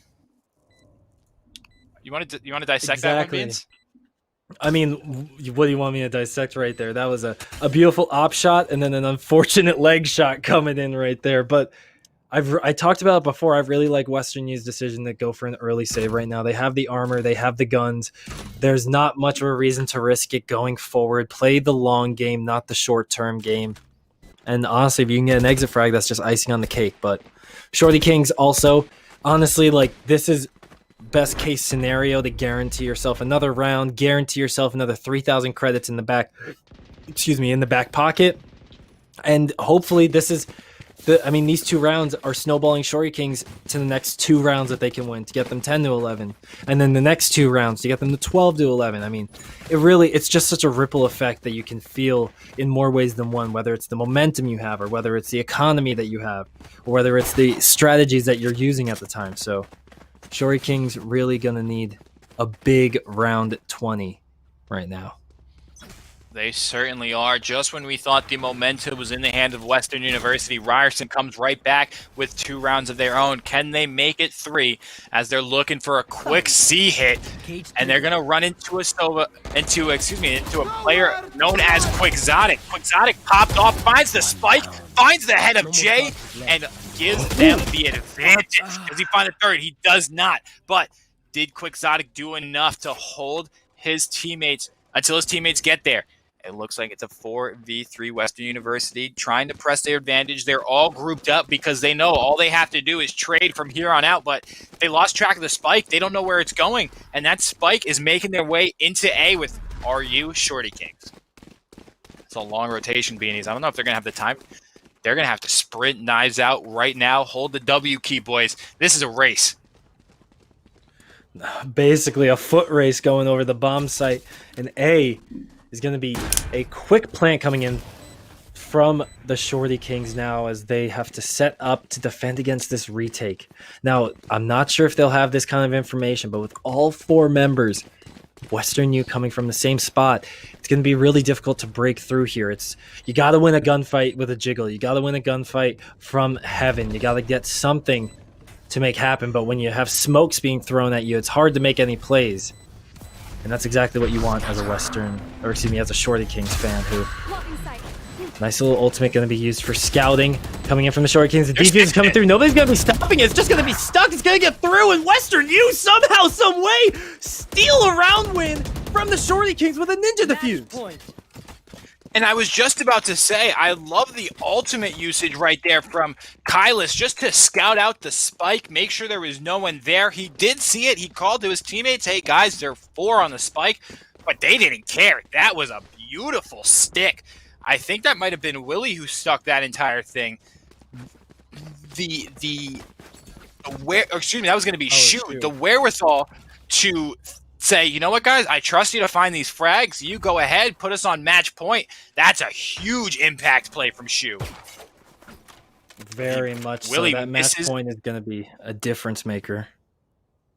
And this op shot right here is the difference maker as Willie takes out Kohai and keeps the tailwind in their back pocket. Are you Shorty Kings not starting this off right? And Willie splits the upright and Jay splits his dome. Takes down the player. There's going to be a 4v4. Hunter's Fury gets popped, and that's going to delay the spike plant just a bit. There's still a minute left on the clock. Beans, this is like a speed run, the way they're just running from site to site. We're going to see the teleport. That is a huge from the shadows that lets the Western University know exactly where the players are.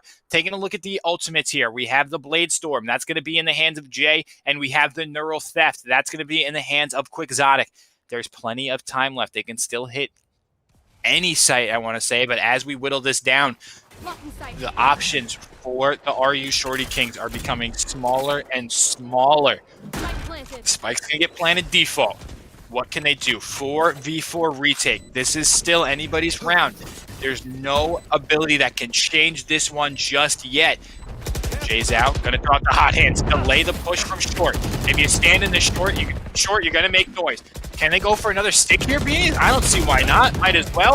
Exotic trying to maneuver their way around the smoke. Doesn't take down Wody. Alden and Kylis find a kill. But Lexus trades. Western University is primed and ready to take this. But Alden may have something to say. He gets one. He finds. Play the time, Alden. Jiggle peek. And Exotic. Does he have the time? I don't know, Beanies. This is going to be a close one. I think he's got it. They're saying GG's in all chat, and it is indeed GG's. Western University moving on to the semifinals. They are going to be taking on the Oregon State University Beavers. What a last round that was, Beanies. Oh my gosh, that was a nail biter, to say the least. A beautiful job done by the Western University squad, coming out 2-1 in the map score. But the Shorty Kings, they also fought incredibly well. They put up some great numbers. I mean, Shu and Quixotic, 2 names that you can just mention. Quixotic especially was a name that we kept repeating over and over again. And then yes, that's from the side of Western U, but on the side of the Shorty Kings, it is going to be Kuhai, who tried to do their best to keep the Ryerson squad in this, but unfortunately, Reina can only do so much. And so, I mean, if I'm going to be honest with you, Spence, if I have to choose an MVP of the series, I have to give it over to Quixotic, because that was not only a Game 3 performance that was stellar, but all 3 games, Quixotic was time and time again keeping this team in it and carrying them across the finish line. Absolutely, I definitely agree with you. Quixotic had a great performance on Map 3 and Map 1. Kind of fell asleep a little bit in Map 2 and didn't do the majority of the fragging, but did more of those smaller things that you want to see the Phoenix do. He was blinding the enemies. He was putting up great walls. Oh, it's that flick. It gets me every time. But the other player I want to take a look at was on the opposite side. Again, Alden S on the Sova is just absolute class. Recon starts for days. I feel like every time that player put out a shock dart, it was tagging somebody. So Alden S, take a bow. You did what you could, but it wasn't enough. As Western University again takes that one. I believe it was 13-8 or 13-9. Beanies, what a day of Valorant we've had today. Yeah, honestly, I mean, that's just one of the quarterfinals we had going on here. There have been others happening in the background, and it's been a great day for college Valorant with all the teams that we've had come out in not only this round, but the previous round or round of 16. And unfortunately, the Shory Kings, they do have to go home now because it is a single elimination tournament. And it's very unfortunate because the Shory Kings, they've done some incredible work. They are a fantastic team. But Western U, the 6th seed coming into this, really putting a stamp on I guess CF1 as a whole, showing that they should have been ranked maybe a little higher than 6, considering what they just did right now to Ryerson. And looking ahead, actually, we can take a look at as you said, Western U going to be going up against Oregon State, who won, I believe, the 2nd CF1 tournament, which, I mean, if they're coming back with a vengeance, that's going to be an incredible game to watch, folks. That certainly is, and Beanies on the other side of the bracket. We see a matchup that I believe we've seen before. It's the University of Waterloo Warriors against the Rutgers Scarlet Knights. Beanies, these 4 teams could go anyway. I mean, with Waterloo taking out one of the heavy favorites in UH Premier, they must be hitting all shots in 2-0 fashion.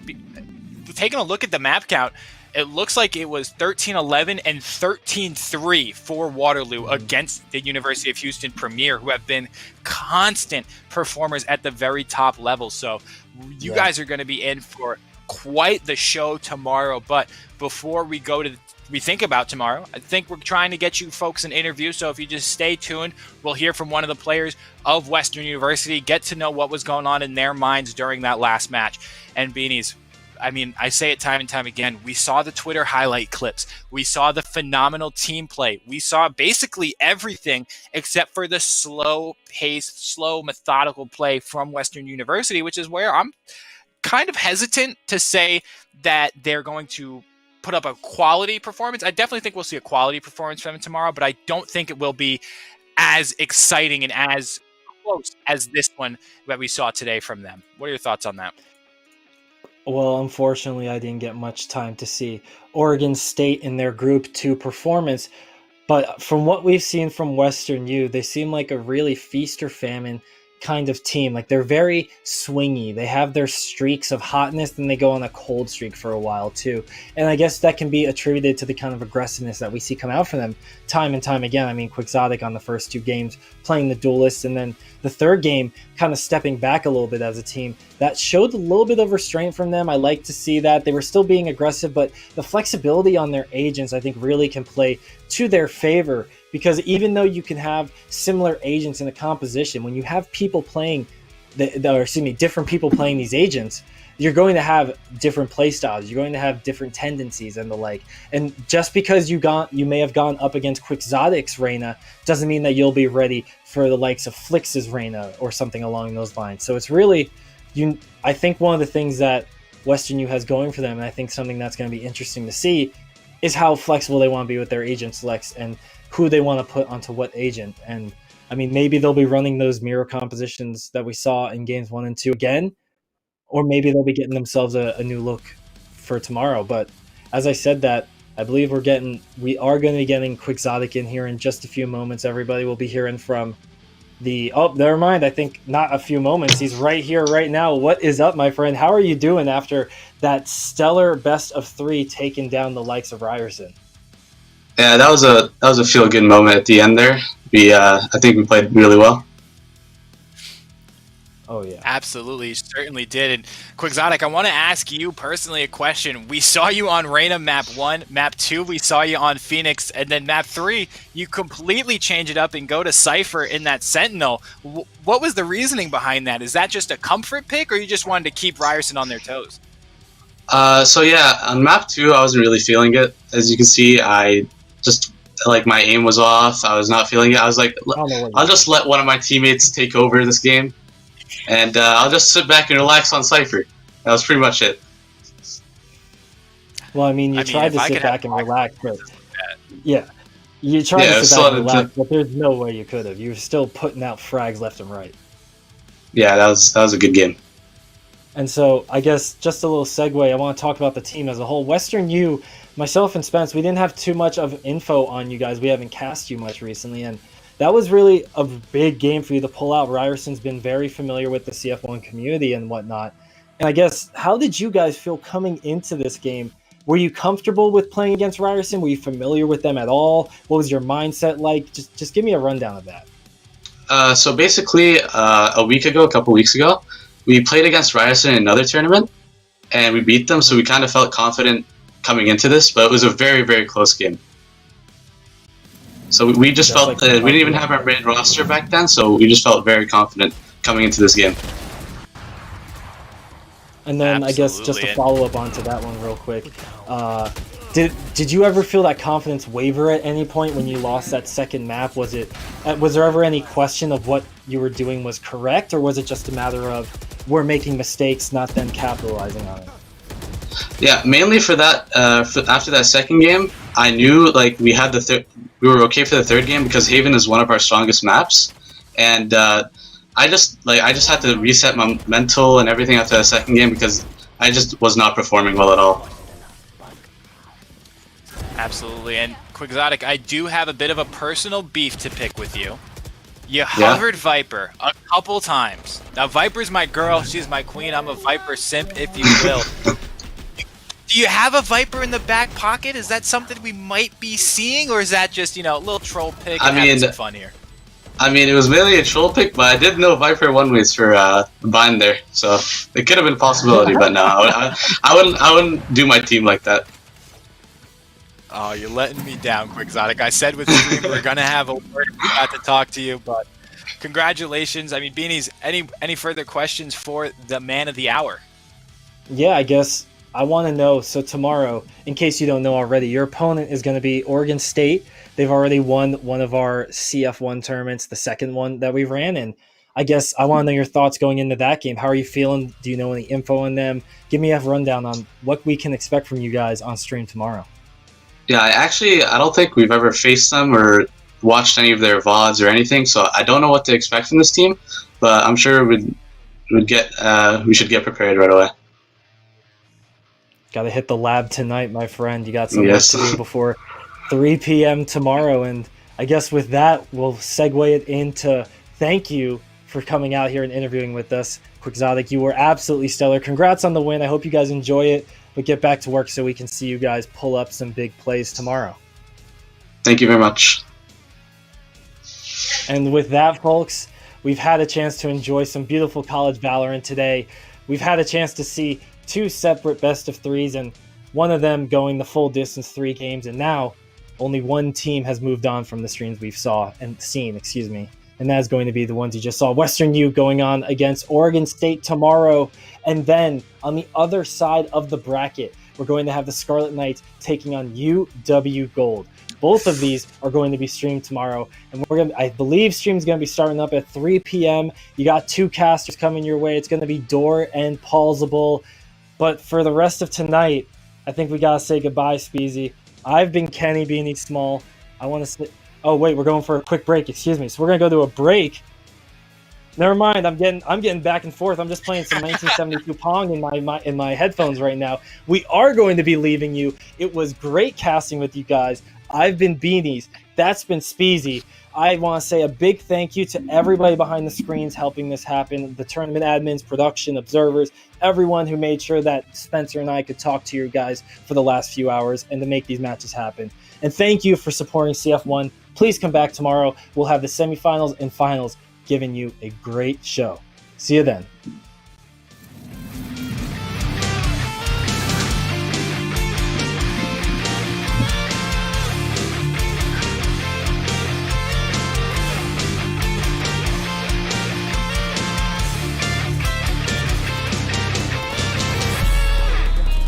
One enemy remaining. One enemy remaining. Spike planted.